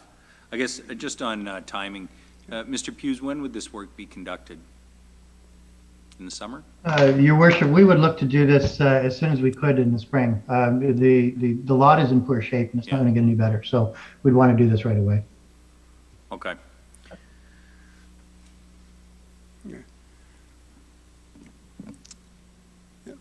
I'll defer at, I see Councillor Harvey, so maybe you'd bail me out here. Okay. Councillor Harvey? Thank you, Mayor Lehman. And again, another question for Mr. Hughes. I know there's been some discussion about permeable pavers as an option. What is the estimated cost difference between using asphalt opposed to a parking lot in a permeable paver? Through your worship to Councillor Harvey, I actually don't know the answer to that question. I have to look into it and get back to you. Okay, great. My understanding is it's quite a significant difference, that this 500,000 would not be covering a permeable paved parking lot, and depending on the style of the permeable pavers, might not mitigate our trip and fall issues that are being cited by staff. So I have difficulty in supporting this because I think we're talking about doing some short-term patchwork when the reality of it is I think we have an issue that we need to deal with. And obviously we're in a time where we need to deal with things in an economic way, and potentially doubling the price of a project to do permeable pavers at this point I don't think is a very reasonable way to deal with this. Thanks, Councillor Harvey. Councillor McCann. Yeah, thank you, Mayor Lehman. I was just going to ask Councillor Harris for direction, but Michael Prowse already used that. And I guess maybe the question I have is the permeable paving. Are you looking for, Councillor Harris, are you looking for a, Councillor? Are you looking for a more natural surface, or were you just throwing a bit of a Hail Mary and winter was out there? Yeah, thanks for the question. Yeah, I didn't say permeable pavers. That was somebody else's, so let's not go down that path. So thank you for clarifying. No, I was thinking of a more natural effect than a tarmac covered area in our kind of our most pristine park. I think that was kind of my Yeah, thought. thank you, It's like, Counselor. I appreciate that. yeah. And I actually agree with Deputy Mayor that every time I drive past this park, it seems to be one of the busiest parks, maybe next to Centennial. Don McAlpine says that there's, cars being damaged, which I'm not sure if he wants to give a little more insight, but if they're getting damaged, then obviously this needs to get done this year. But I'm with you, Councillor Harris. If you were to put something forward to look for a more natural environmental surface, and be able to keep the 515 kind of in a shelving 515 and have staff come out and investigate and come back, you'd have my support. So can I throw a thought out there for process? We do have a week till City Council. We could ask our staff to report on the cost of, for example, just doing aggregate or gravel instead of paving it, and give us some rough costs for alternatives. And then, Councillor Harris, you could introduce this amendment next week.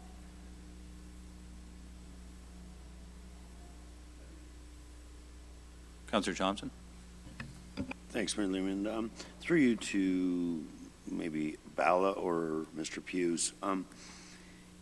If we had a surface that would dissipate the water naturally, would there be the need for the sewer or the curbs at that point? Or is that just because you're going to put in sewers to trap the water, to get the water flowing to the catch basins? Mr. Hughes. Through your worship, thank you for the question. And it's one that I actually don't have the answer for. We haven't done detailed investigative work, so we haven't done geotechnical work. We don't actually know what would happen with the soil, or sorry, the water, whether it would be permeable enough through the soil without any sort of drainage. So we've assumed the worst before we get any sort of a design underway.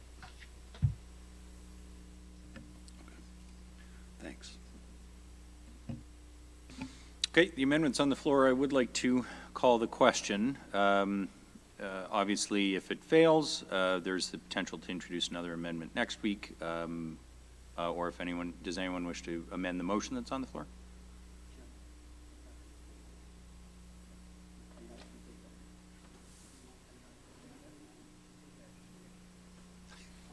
So I'll withdraw, given the feedback. And we can do it next week. Yeah. And if staff have heard the discussion, if they can give us some at least indicative cost estimates. Sounds like there's still some unknowns, but maybe we can get a bit more information. Okay. Thank you. Okay.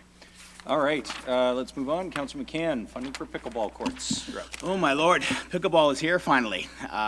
You wouldn't believe how much attention I've had on this moving forward, moving the summer. So I'm looking for support, put it on as printed. I guess that the capital project be added to the purpose of funding future pickleball court projects in the amount of $650,000 be funded from the reinvestment reserve, with the details of potential project being presented to General Committee by the Development Services Department by first quarter next year. Okay, amendments on the floor. Go ahead, Councilor McCann. Yeah, I'm not going to talk too much about this. Just quite frankly, there's 400, 500, 600 pickleball players in Barrie. I think there's 400 on a Facebook website, and there's many others. We've got 2 courts, or 2 new courts, and then we just have 2 courts just built this year. And it comes to a supply and demand scenario that we have way more demand than we have supply. And we have players that are driving to Aurelia and driving to Newmarket.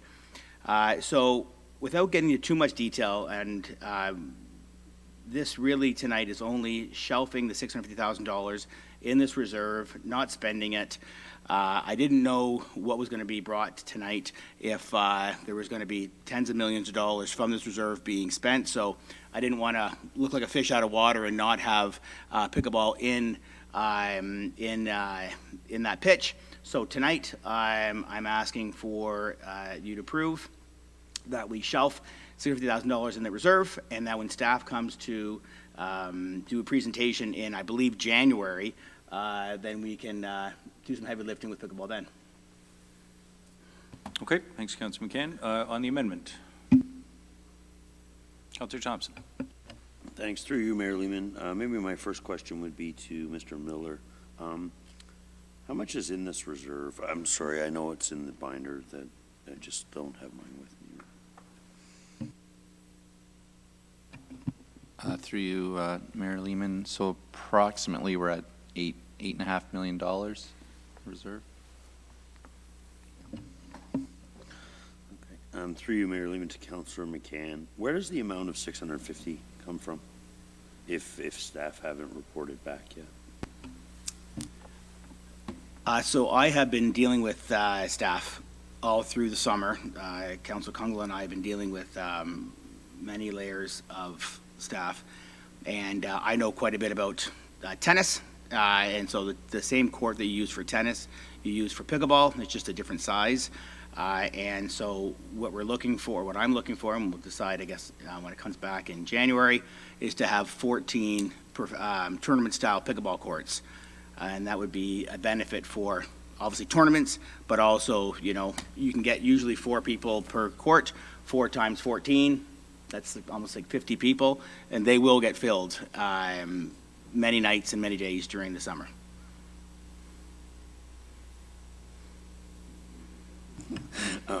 Sorry. I know, so we actually had a presentation to the accessibility committee. Out of the 14, would any of these pickleballs be the accessible one with the larger areas from, I guess, the outer lines and stuff? I know that there was some requirements for it to be a larger area. Is any of the 14, or is that doesn't fall under the tournament style pickleball? If you don't mind, Mayor Lehman, great question. And you know what? I really wanted to make this super high level because, you know what? It was just, I wanted to earmark some money towards pickleball, and I wanted to have kind of these heavy discussions or light discussions when we have a staff report. And so absolutely, I would expect to have some courts to be accessible for sure. It doesn't stop the play from anybody else. Thanks. And one final question, just so none of the funding would occur until after the general committee presentation, I guess. And there's lots of talk of, like, you've mentioned groups on Facebook and all that stuff. Does that come with any capital? Like Pickleball Canada, or I don't even know if that's an organization, or Tennis Canada, if they fall under that umbrella. Like, is there any sponsorship or anything that, like, to host in a venue like this? Yeah, that's a great question. You're kind of ruining my spotlight in January, but I have some close conversations with Pickleball. Pickleball Canada doesn't exist yet, but Tennis Canada is going to be integrating into Pickleball Canada, and they're going to be teaming up. The organization that actually hosts Canada's only 1,000 ATP tennis tournament, which you see it in Toronto or in Quebec, right? They have really focused on Barrie as being a pickleball nation. We have so many people that play the game and that are traveling elsewhere that they really want to spend a lot of time and resources on building that up. So does that mean that they're going to spend money on capital? Probably not, but ongoing, absolutely. And I also want to maybe give you a little more detail. A girl named Kim Porter, and she's got many other individuals have taken upon themselves to actually get a Trillium grant, and actually worked with Kevin Rankin here in the city of Barrie to achieve that. And they have funding from Trillium for a pickleball court. And maybe I'll just say this now, if you don't mind. I know it's 10:50. It may take me 3 or 4 minutes to tell this story. I shared the story with Councillor Kungl earlier today, and I think actually a few other councillors, because it was pretty near and dear to me. Last night yesterday morning, I was thinking about, this item and thinking about, who was going to turn this down, who maybe doesn't really want to spend $650,000 on pickleball. And I was thinking to myself, well, what group of Barrie does this not entertain, right? And does it entertain, the experienced age in this community? Absolutely. Nothing more gives me a big smile on my face when I drive. I've played a few times pickleball, and when I leave the court, there's usually about these 12 to 15 groups of seniors or experienced residents, and they get there at 8 o'clock, and I'll drive to work, and I'll come back around 1 or 2 o'clock, and they're all still there. This is such an experience that they sit in their lawn chairs. The only thing different that is that they move from one shade area to another shaded area. To me, that's an experience that I want to give the bigger community. But it's also, we look at the homeless, right? And you may think, Mike, you're stretching here. But I need to tell you a personal story. And I may bring this up again on January. A guy by the name of Bob Gale, he became a friend of mine. He was homeless. He came onto the tennis courts 15, 18 years ago. Very destructive, just barge in, want to play, didn't really know the etiquette of tennis, right? But became very integrated into the tennis community. And so he asked me to come to his house, I don't know, like 6, 7 years ago. We bought Tim Hortons coffee, came to his house. He was living in a boarding house. And I looked up and I see all of these absolutely stunning paintings. And I see Bob's name on them all. And I asked Bob, did you actually paint these paintings? And he did. He's actually a real artist that had works in the Louvre, works in McLaren, but just didn't integrate well in society, right? And he integrated well into the tennis community because the tennis community here in Barrie is a very caring community. He passed away this summer, right? He was 68 years old. For those that are Barrie guys and girls, you ever known a man in his late 60s who has a full 3-piece black suit and drives his bike? I know Councillor Kungle and I talked today. She knows who Bob is. That's who Bob is, right? And I love pickleball for this reason. Tennis, you need to have a skill set to play because the variance from a good player to a weak player, there's no game. But pickleball in the initial game can actually be for people who have got very little skill sets. All you need is a little hand-eye coordination and a little patience, and you can play. And I'm just thinking what we can do with the homeless, with some of the marginalized people, that I'd be very active with the pickleball community. And I actually reached out to Kim Porter, who I believe will be the president of Pickleball Barrie, and she was all over that. And a part of the Trillium funding was because they wanted to actually help out the marginalized in the city of Barrie. So I may be stretching it. I may be selling this a little too hard tonight, and that's my nature, and that's who I am. But I am very passionate about pickleball, not because I'm a big player. It's because the demand in this city is so high, and we've got 4 courts. So, the demand's there. So I guess I'll take the wind out of my sail, and please, nobody applaud. And I'll just say tonight we're approving nothing other than we're going to shelf $650,000 in a reserve. We're not leaving anywhere. And when staff come back in January, and we're going to be able to have a full disclosure, full discovery of what city staff believe pickleball should integrate into Barrie, that's we have the decision. Okay, I got a couple more speakers, then I will need a motion to extend the meeting. Councillor Riepma, you're next. Thank you, Mr. Mayor. I don't have much hand-eye coordination, nor do I have patience, so I'm not a real candidate for your experienced group. But I did want to ask you, you say you're talking about 14 courts. Do you have some suggestions as to where are you thinking about, first of all, I wonder how you came up with 14. And the second thing was, are they going to be like 1 per ward, or what are you planning, or what are you thinking?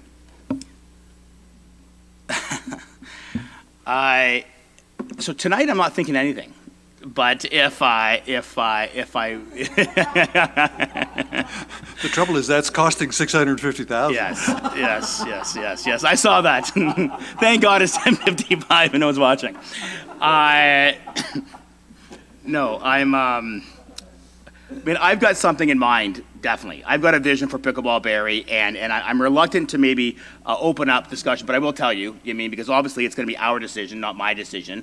And for us to get Tennis Canada, for us to get Pickleball Canada, for us to get all of these organizations tied into Barrie, it's a lot like car dealerships, a lot like bars and restaurants.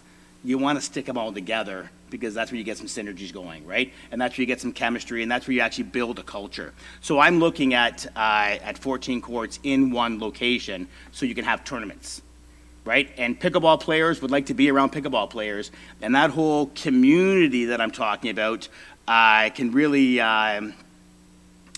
shine into something really beautiful in the city. And, you know, Councilor Ritma, you not playing pickleball, but you voting yes tonight will be your contribution to the pickleball berry. Councilor Congo.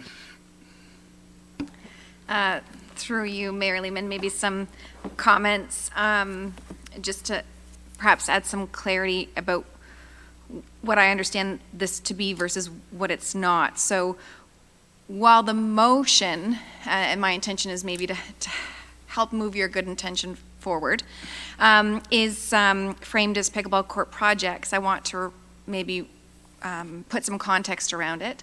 So staff have been and continue to actually work on a distributed model of pickleball court expansion over the next couple of years that's planned around creating access, be it across the city, across wards, in locations that are appropriate for conversion or consideration.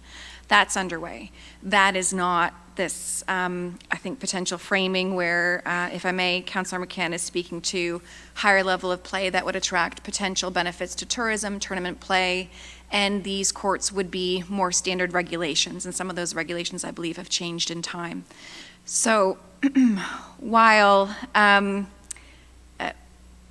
I support the intention of, one, expanding pickleball, and two, the opportunity to kind of move something forward that could be sooner, I am not aware of any potential for a site to be ready or identified in 2022.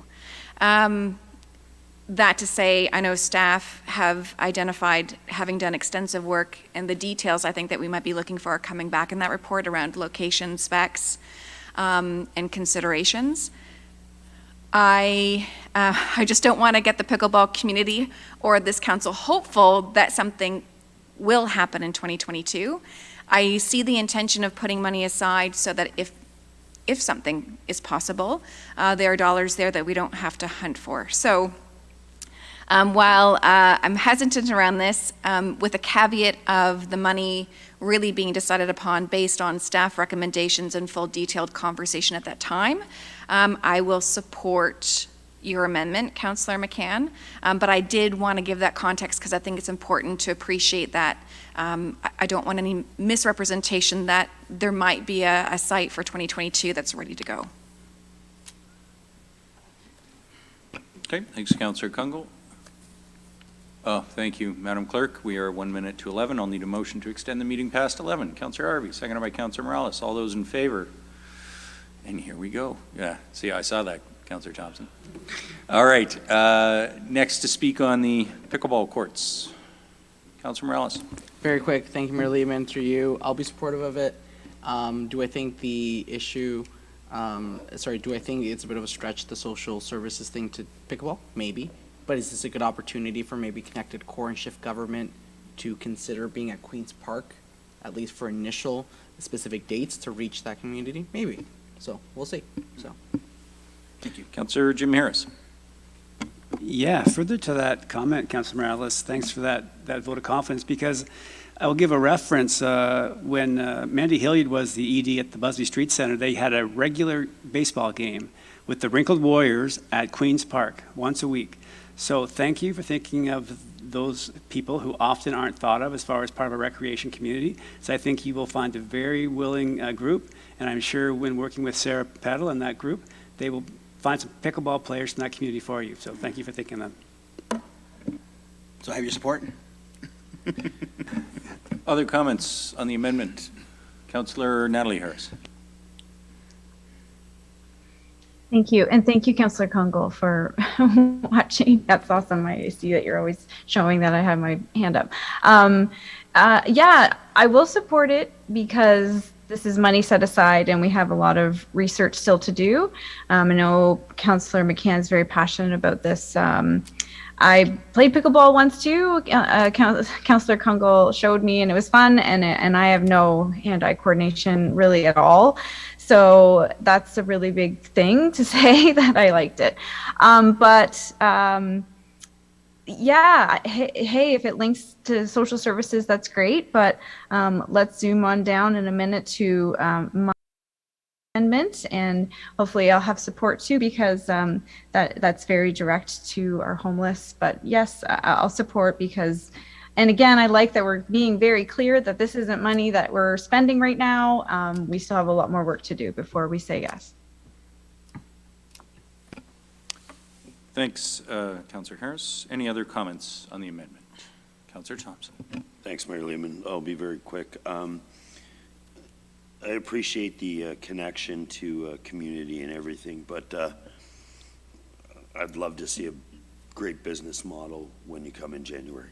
To justify it, I know there's no land purchase in this, and so as much as it's nice to have the amenities and, you know, to join community, there's still a responsibility to the taxpayer, so I'd love to see a great business model with that presentation, and that's my comments, but I will support it because it's more conceptual than a commitment, so thanks. Okay, thanks. Councillor Thompson, any other comments around the table? Okay, seeing none, I'll call the question. Those in favor? Opposed? 1, that carries. Okay, moving on to Councillor Gary Harvey. You're up next. Thank you, Mayor Lehman. The first one has no financial impact. It's in regards to the intake for the sponsorship coordinator. That staff and Access Barrie report back to council by way of a memorandum prior to the 2023 business plan and budget deliberations to provide council with a detailed summary of the new revenues that the sponsorship coordinator has been able to secure for the city of Barrie. Okay, thank you very much. Go ahead. Do you want to speak to it? Thank you, Your Worship. With discussions with Ms. James Reed this afternoon in regards to this, I think with this position, obviously we did have the position, then the position was part of the layoffs due to COVID, and now the position is going to be coming back again on a part-time basis. I think it's critical that this particular position is evaluated on an annualized basis to ensure that the taxpayers are getting value for what that person has been hired to do, and that is to secure sponsorships for the city. And I would anticipate that the person would and should be able to secure sponsorships much greater than what the salary is associated with this position. Okay, thank you very much. Comments or questions on the amendment? Okay, seeing none, I'll call the question. Those in favor of the amendment? Anybody opposed? None? That carries. Go ahead, Councillor Harvey. Thank you, Mayor Lehman. This is in regards to the Holly branch of the Barrie Public Library. That paragraph 3 be amended by adding the following paragraphs. That the tax levy be reduced by $36,846 to reflect the delay in the opening of the Holly Branch Library.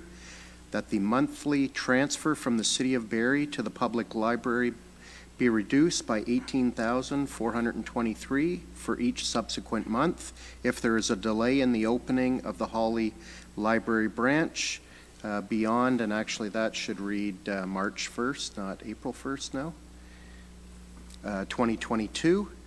That the salaries and benefits associated to the Holly Library branch be withheld until the grand opening date is confirmed with the landlord and the library CEO. Okay, would you care to speak to that? Sure, thank you, Mayor Lehman.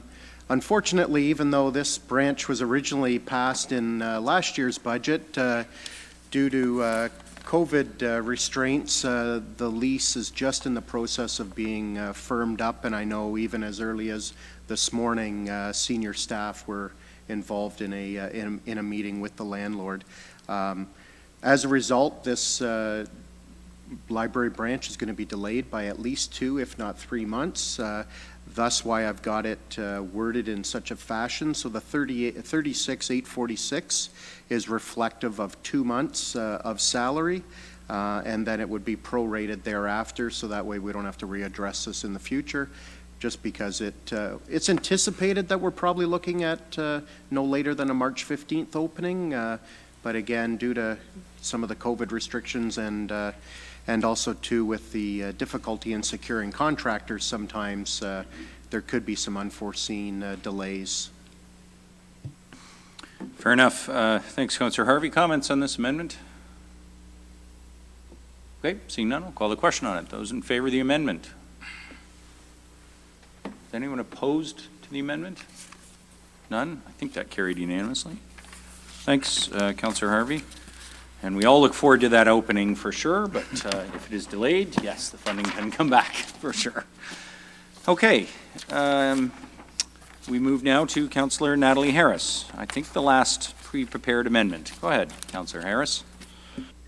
Thank you, Mayor Lehman. So this is an amendment regarding warming centers downtown, and I'm looking to add the following paragraph: that the county be requested to work with the Gilbert Center and the John Howard Society to establish a warming center in downtown Barrie, which may include requests for direct and/or augmented social service funding if needed, and could also assist with any future overflow from current shelter service providers due to COVID-19 restrictions.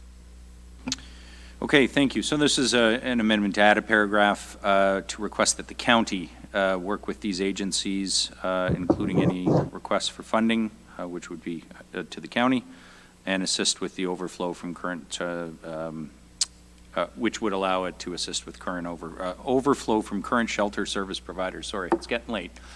Councillor Harris, go ahead. Thank you, and I'll keep it brief as well. Basically, I'm just looking for the voice, hopefully collectively, from City Council. These conversations are already happening behind the scenes. I spoke with Greg Bishop today. I spoke with quite a few people, actually. So there's potential that there's a location already available. Nothing is firm yet, but also with discussion with Mayor Lehman that we may have a warming center location. So I just really think, other towns have been quite vocal about making sure that our homeless are kept warm, even the ones that aren't able to attend a shelter that is funded already by the county for one reason or another, and really joining together and hopefully being able to say that we support, that we do, and we recognize that we do need something more. In conversation with Greg Bishop today, he had mentioned that he will have conversations with the Gilbert Center and the John Howard Society, and the John Howard Society is directly funded through the county, so that's a really good connection. That augmented funding is a possibility, so maybe this isn't new funding. I don't have answers about funding yet, but I really think it's important this quickly and make sure that this moves forward now. Thanks, Councillor Harris. Councillor McCann. Thank you, Mayor Lehman. Just be two quick questions here. Why do you need City Council's support here? The first question. Second, why is the BAA maybe not included in some of the talks? Councillor Harris.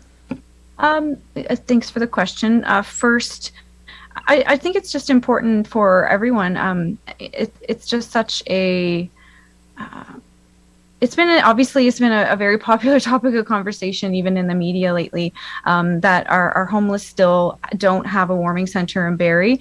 And I think it's important for the county to hear that City Council of Barrie, the city that has the largest homeless population right now, that we do stand united in making sure that we find the funding, if necessary, to bring a warming center to our city, as well as the other cities that are participating in other efforts in the county of Simcoe. And with respect to having conversations, I have had some conversations with Councilor Morales surrounding other things as well with respect to the homeless. So that is ongoing as well. And I hope that answers your questions. Actually, through you, Mayor Lehman, just a follow-up. It doesn't really.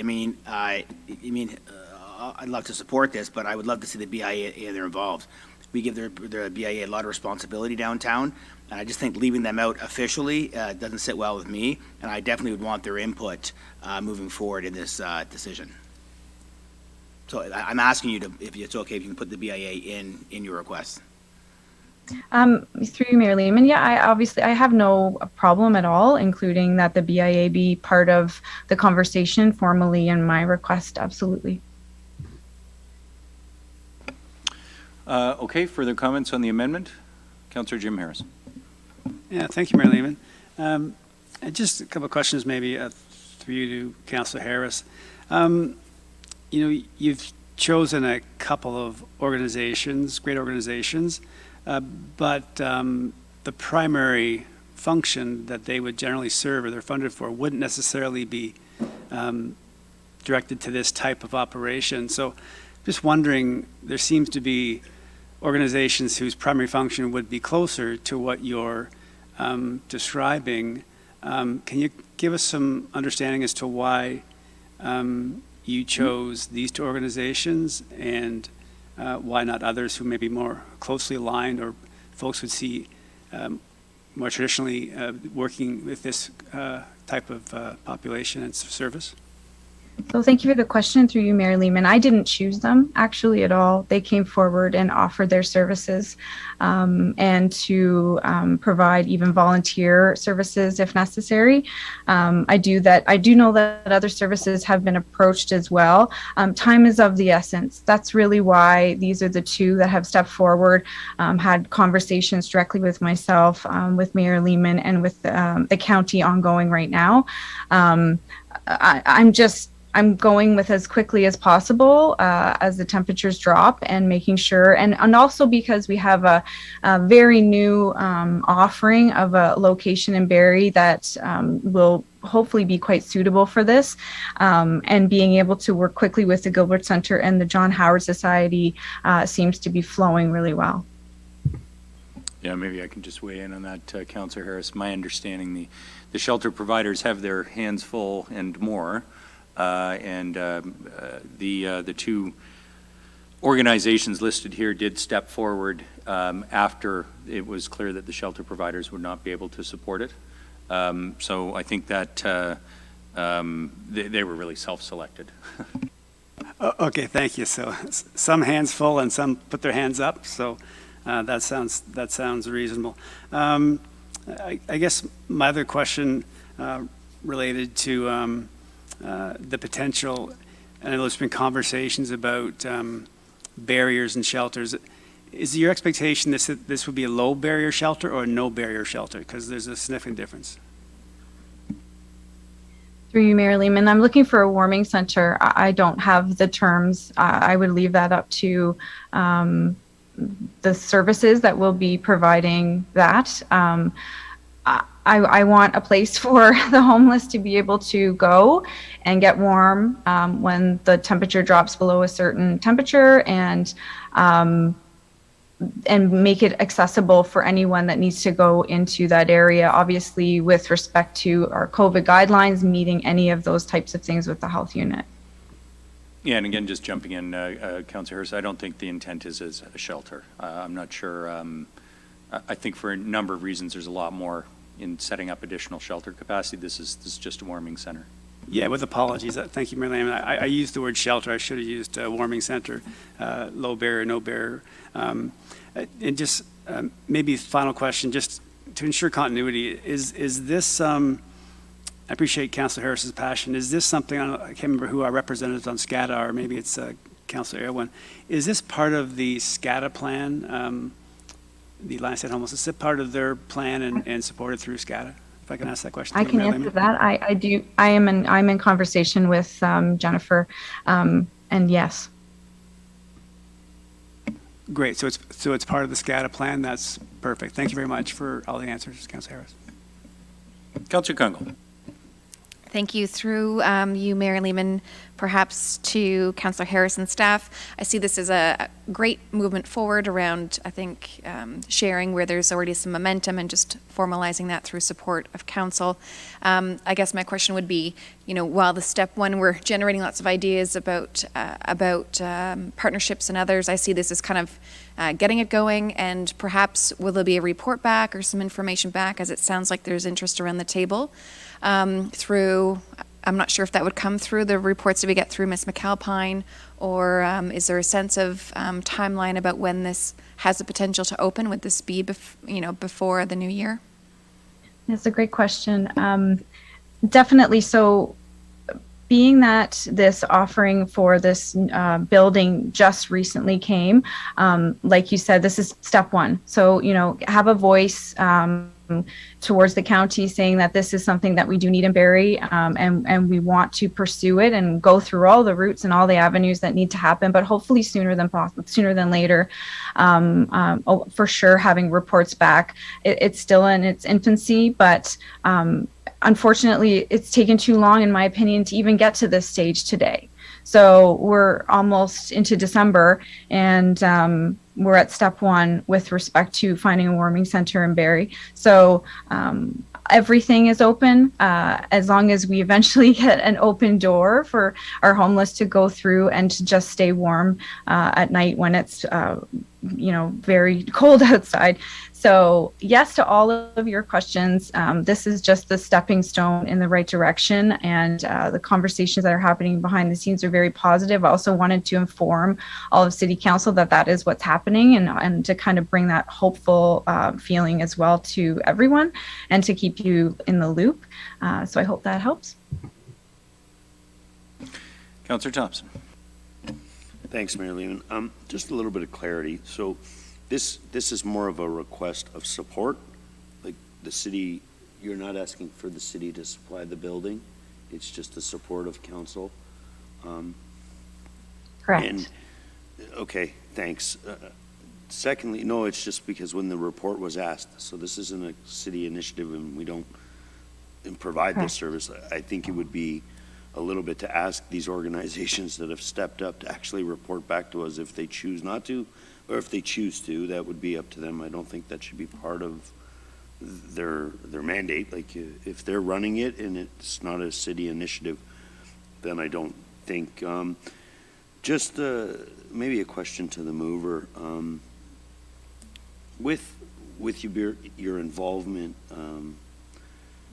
and I've got to be very careful how I say this. Is it like some lessons learned of some of the behaviors from the bus terminal that, no matter what facility we have, but the challenges that we had in the bus terminal could result in the ending of a program, which, and then results in a bigger problem for our community. So I was just wondering if you're working with these organizations with some, maybe reaching out to staff for some advice on some of that. But yeah, like I said, I was a little bit misunderstood about what the motion was, because I thought it was a funding, I thought it was a building, and then it's just a support. So yeah, maybe I can jump in here too, Councillor Thompson, because I did work with Councillor Harris on this today and on the weekend.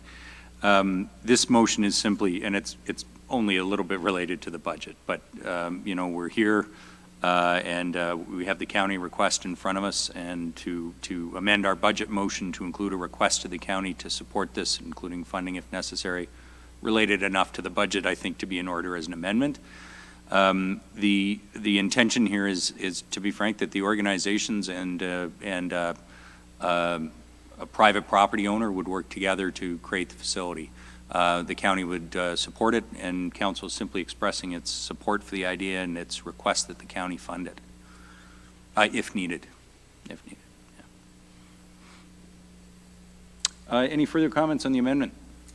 I'll just say I think the potential here for something that does learn from some of the experience last year in talking with these organizations. This has just come up in the last few days. But security is a very important issue, given what happened last year, to protect the other users and the staff of the facility, and COVID is a major issue. So just to be clear, and that's why it's written in here. Has included it in her amendment. And I think the county certainly have some experience with this. The meetings have already occurred there. The city's involvement in this, I know that the chief building officials already provide an opinion to discuss what kind of a space is needed But, you know, the agencies will take it from here. And I think, frankly, it can probably happen faster with the agencies working directly with the county and/or a potential property owner. So with that, I'll call the question. Those in favor of the motion, of the amendment? Anybody opposed? None? That carries. Okay, that is all the amendments that were pre-prepared. I will call if at this point there are any further amendments from the floor to the budget and business plan. Councillor Harvey? No amendments, but I'm just curious if Mr. comments. Miller can I let us thought know you where might we ask are, because I'm a little anxious to see what number we're at. Mr. Miller, I'm sure our residents would all like to know what the percentage increase in the average tax bill would be if the budget was passed as it currently stands after all the amendments. Through you, Mayor Lehman, to members of General Committee, currently sitting at 2.92%. And I know even though it's based on an older average assessment, do we know what that is in terms of an annual?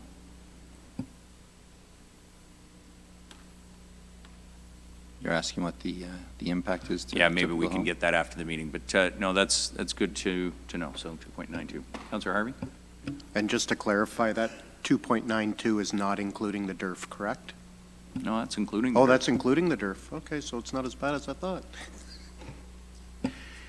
Okay, any further comments or questions? We will need to separate the police paragraph of the budget motion, which we can vote on separately. So at this point, I guess we don't need a motion to separate that, Madam Clerk. We can just vote on the paragraph separately. Yes, you can just vote on them separately. Okay.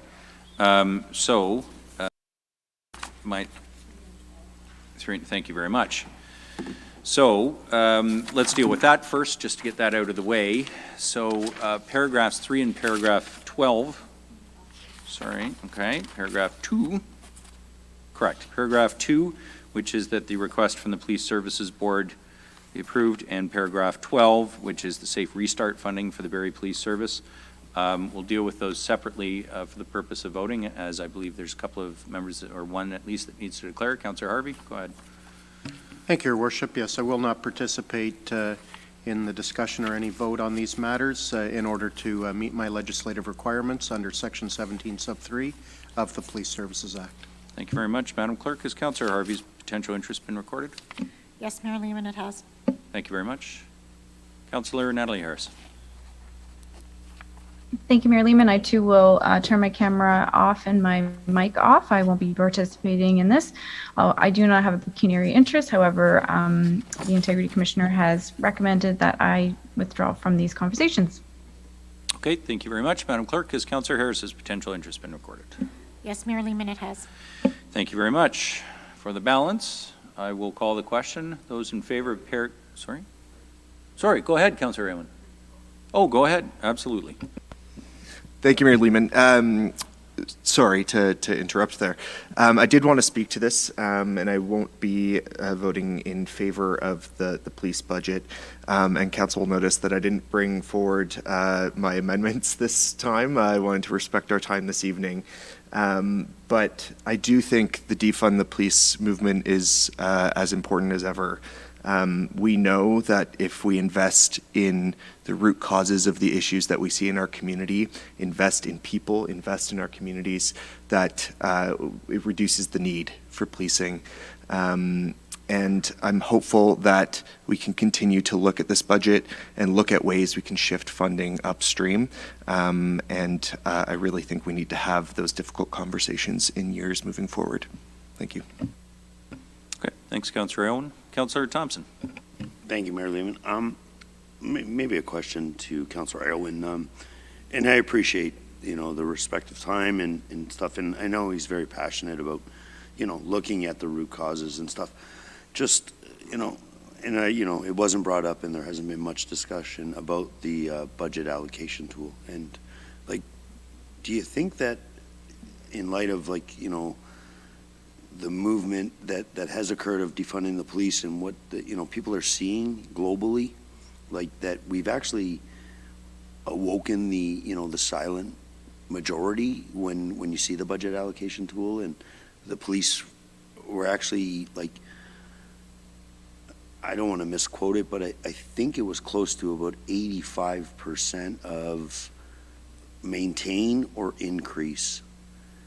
I don't even know. Like I said, I can appreciate it, but I just don't. I think if you asked any person, would you like a cheaper police force, they would say yes. But if you ask them if they want less police, they would say no. And I think that survey is showing that.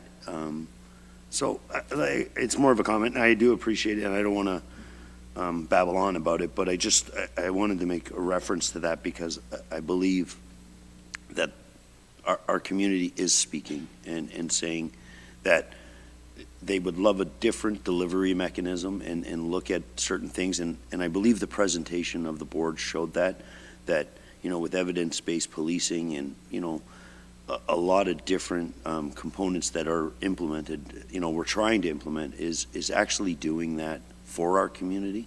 So I guess it's more of a comment than a question. Yeah, I appreciate the comments. I mean, amendments could have been introduced. We're where we are. We're now voting on the main motion, and I would like to just call the question. I recognize this is a very important discussion, but we've had our debate around the budget and the opportunities to amend it. So, Councillor Irwin, last comment? Yes, thank you, Mayor Lehman. I think we really need to rethink what safety truly means in our community, and that means supporting people with adequate services so that they don't get to a point where we're dealing with criminals on the street. And we had a survey last year that said that a majority wanted to reduce the police budget, but we didn't follow that year. But I look at surveys that actually have a methodology behind them, and a majority of Canadians do support defunding the police now and shifting that funding upstream to support people in our communities. So I think people want safety, and I think we need to rethink what safety truly means. I think that's the answer going forward. But I appreciate the chance to have that conversation with you tonight. Thanks. Okay, I'm going to call the question on paragraphs 2 and 12. Those in favor? Opposed? 1. That carries. Okay, on the balance of the budget motion, as amended, further comments? Councillor Thompson. Very quick, Mayor Lehman, this is my 4th budget, and I want to thank staff. I've dealt with a lot of councillors working for the last week and trying to, come up with numbers and stuff like that. And when you come to the realization where your conversation with your colleagues is about the service levels that, you hear of, trim the fat and all that. And the budget was like with intake forms and very lean. And we're not going to please everyone, but I think the process was done very well. And I think staff were conscious of the financial strains on people. And I just wanted to thank them for that. Thanks, Councillor Thompson. Any other comments? Councillor Harvey? Thank you, Mayor Lehman. I'll be quite honest with you. I'm rather surprised we got to where we were tonight, because I didn't think we were going to get anywhere close to this. And I know Councillor Thompson and I had a good discussion about the rate of inflation and everything else, and that actually sparked some good research ahead of time, because it's crazy when you look at the rate of inflation the last few months. However, it's anticipated the smoothing rate over this fiscal year is going to be 3.15, but the last couple months we've seen 4.1 and pretty darn close to that.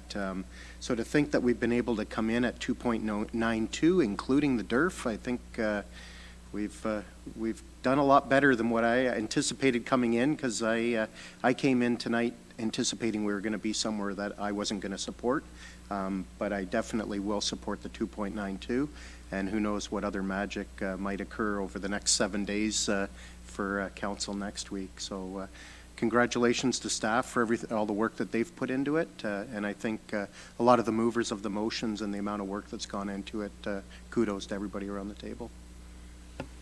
Thanks, Councillor Harvey. Councillor Morales? Thank you, Mayor Lehman. To Mr. Miller, what's our number without the service providers?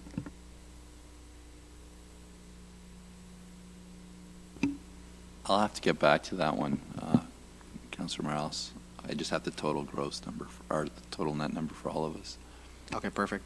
I'll be in supportive of it. At the end of the day, taxpayers pay the total dollar, but hopefully when we get that answer on Monday, I think it's just important for residents to realize, we collect taxes. Some goes to education, some goes to the county, some goes to the service providers. So we have done like as Councillor Harvey said, we have done substantial amounts. So I think while there's one final number, these efforts also have to be recognized. So I'll be voting in favor. Thanks, Councillor Morales. Councillor Kungle. Thank you. Just a comment to staff. So I know we've implemented a lot of different measures that impacted our budget through the past 2 years of COVID around different subsidies or waiving of fees and whatnot. I did want to thank staff. My understanding is that we are still permitting and extending the water, wastewater, low income option. So I am happy to see some of the programming that at least I've heard from residents is they're opting into, and it is targeting at those that are struggling and hopefully seeing the benefit directly. So more of a comment to say, one, thank you for continuing some of that programming, and then two, hopefully that could be communicated publicly to make sure there's not an assumption that if they're not seeing it in the budget that's been discontinued. So however we communicate out the budget in the coming weeks or whatnot, hoping that we could also reinforce any programs that we currently continue to subsidize as being available in 2022. Thanks, Councillor Kungle. Other comments? I'll just make a few, and thanks for raising the issue of inflation, Councillor Harvey. There's always risk when the city passes a tax increase that's below the rate of inflation. If you just take the roughest global assessment, that means we're literally not keeping up with the costs affecting the city, and in many cases, because we pay construction cost inflation, not the general CPI, we can be at risk of falling further behind. It's anyone's guess as to how long the current level of inflation will last, but your point is well taken. The blended rate's 3.1. We're currently sitting at 2.9. That's just below the rate of inflation. That's one measure of sort of how we're pacing against the rest of the world. I really appreciate the amendments tonight. I think, as the years have gone by, we've narrowed our focus as City Council on certain areas of the budget, and rightly, most of the focus tonight was on the new service recommendations, because that's where the choices really are made about we always say every year, service levels drive costs. That's what you get for your tax dollars, and we chose tonight to increase a few service levels. I won't go through everything from tonight, but I know those watching, especially those in the media, will be wanting the answer to the question, what are people getting for their money?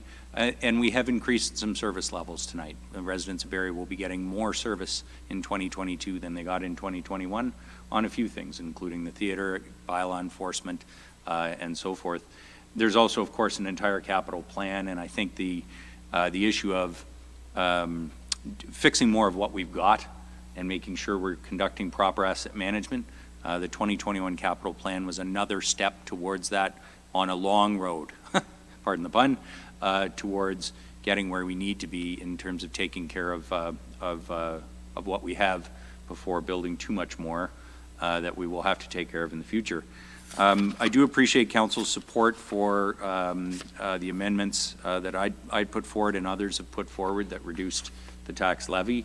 It's always a difficult balance, but I do feel tonight like we did not cause substantial damage to a plan that has taken our staff many, many months to put together. And I think the choices that were made were reasonable under the circumstances. So, there'll be a lot more to say. Of course, our communications department and so forth can provide the highlights of the budget for our residents so they understand what they're getting for their money. And of course, there is next week for any final changes. But as we stand tonight, it is good. I agree, Councillor Harvey and others, that we've managed to come in below the rate of inflation, because this is the other piece we didn't really talk about this at all tonight. Taxes are part of the cost of housing, and that's a reality. It's a difficult reality because we also use some of that tax revenue to fund things like anti-homelessness strategies and social housing. But the reality is Property tax, whether you pay it in rent or you pay it as a property owner, is part of the cost of living. And so, you know, the more we're able to moderate that and keep it below inflation, the better. So I'll call the question on the remaining paragraphs of the budget. Those in favor, please indicate. Any opposed? That was unanimous on the balance of the budget. Thank you, members of the General Committee. Hopefully we don't have too many inquiries or announcements at this late hour, but Deputy Mayor Ward, any inquiries of staff? Members of the General Committee, any wouldn't inquiries dare. of staff? Okay, seeing none. Announcements? Anyone have any announcements? Just quickly, December will be Christmas Cheer Month in the city of Barrie. I will remind everyone, the overnight parking bylaw, those few still watching, overnight parking starts on Wednesday. Notwithstanding, we've had to have a couple of no parking overnights already. The bylaw kicks in on Wednesday night. Snow Angels Canada, the online platform that can help connect residents who need help with shoveling snow with volunteers in their area. I will forgo the other announcements for tonight. I don't think any of them are time sensitive. Comments on the circulation list. November 22, any items from November 22nd? Okay, seeing none. November 29th, seeing none. That completes General Committee's agenda. We have City Council Monday, December 6th, and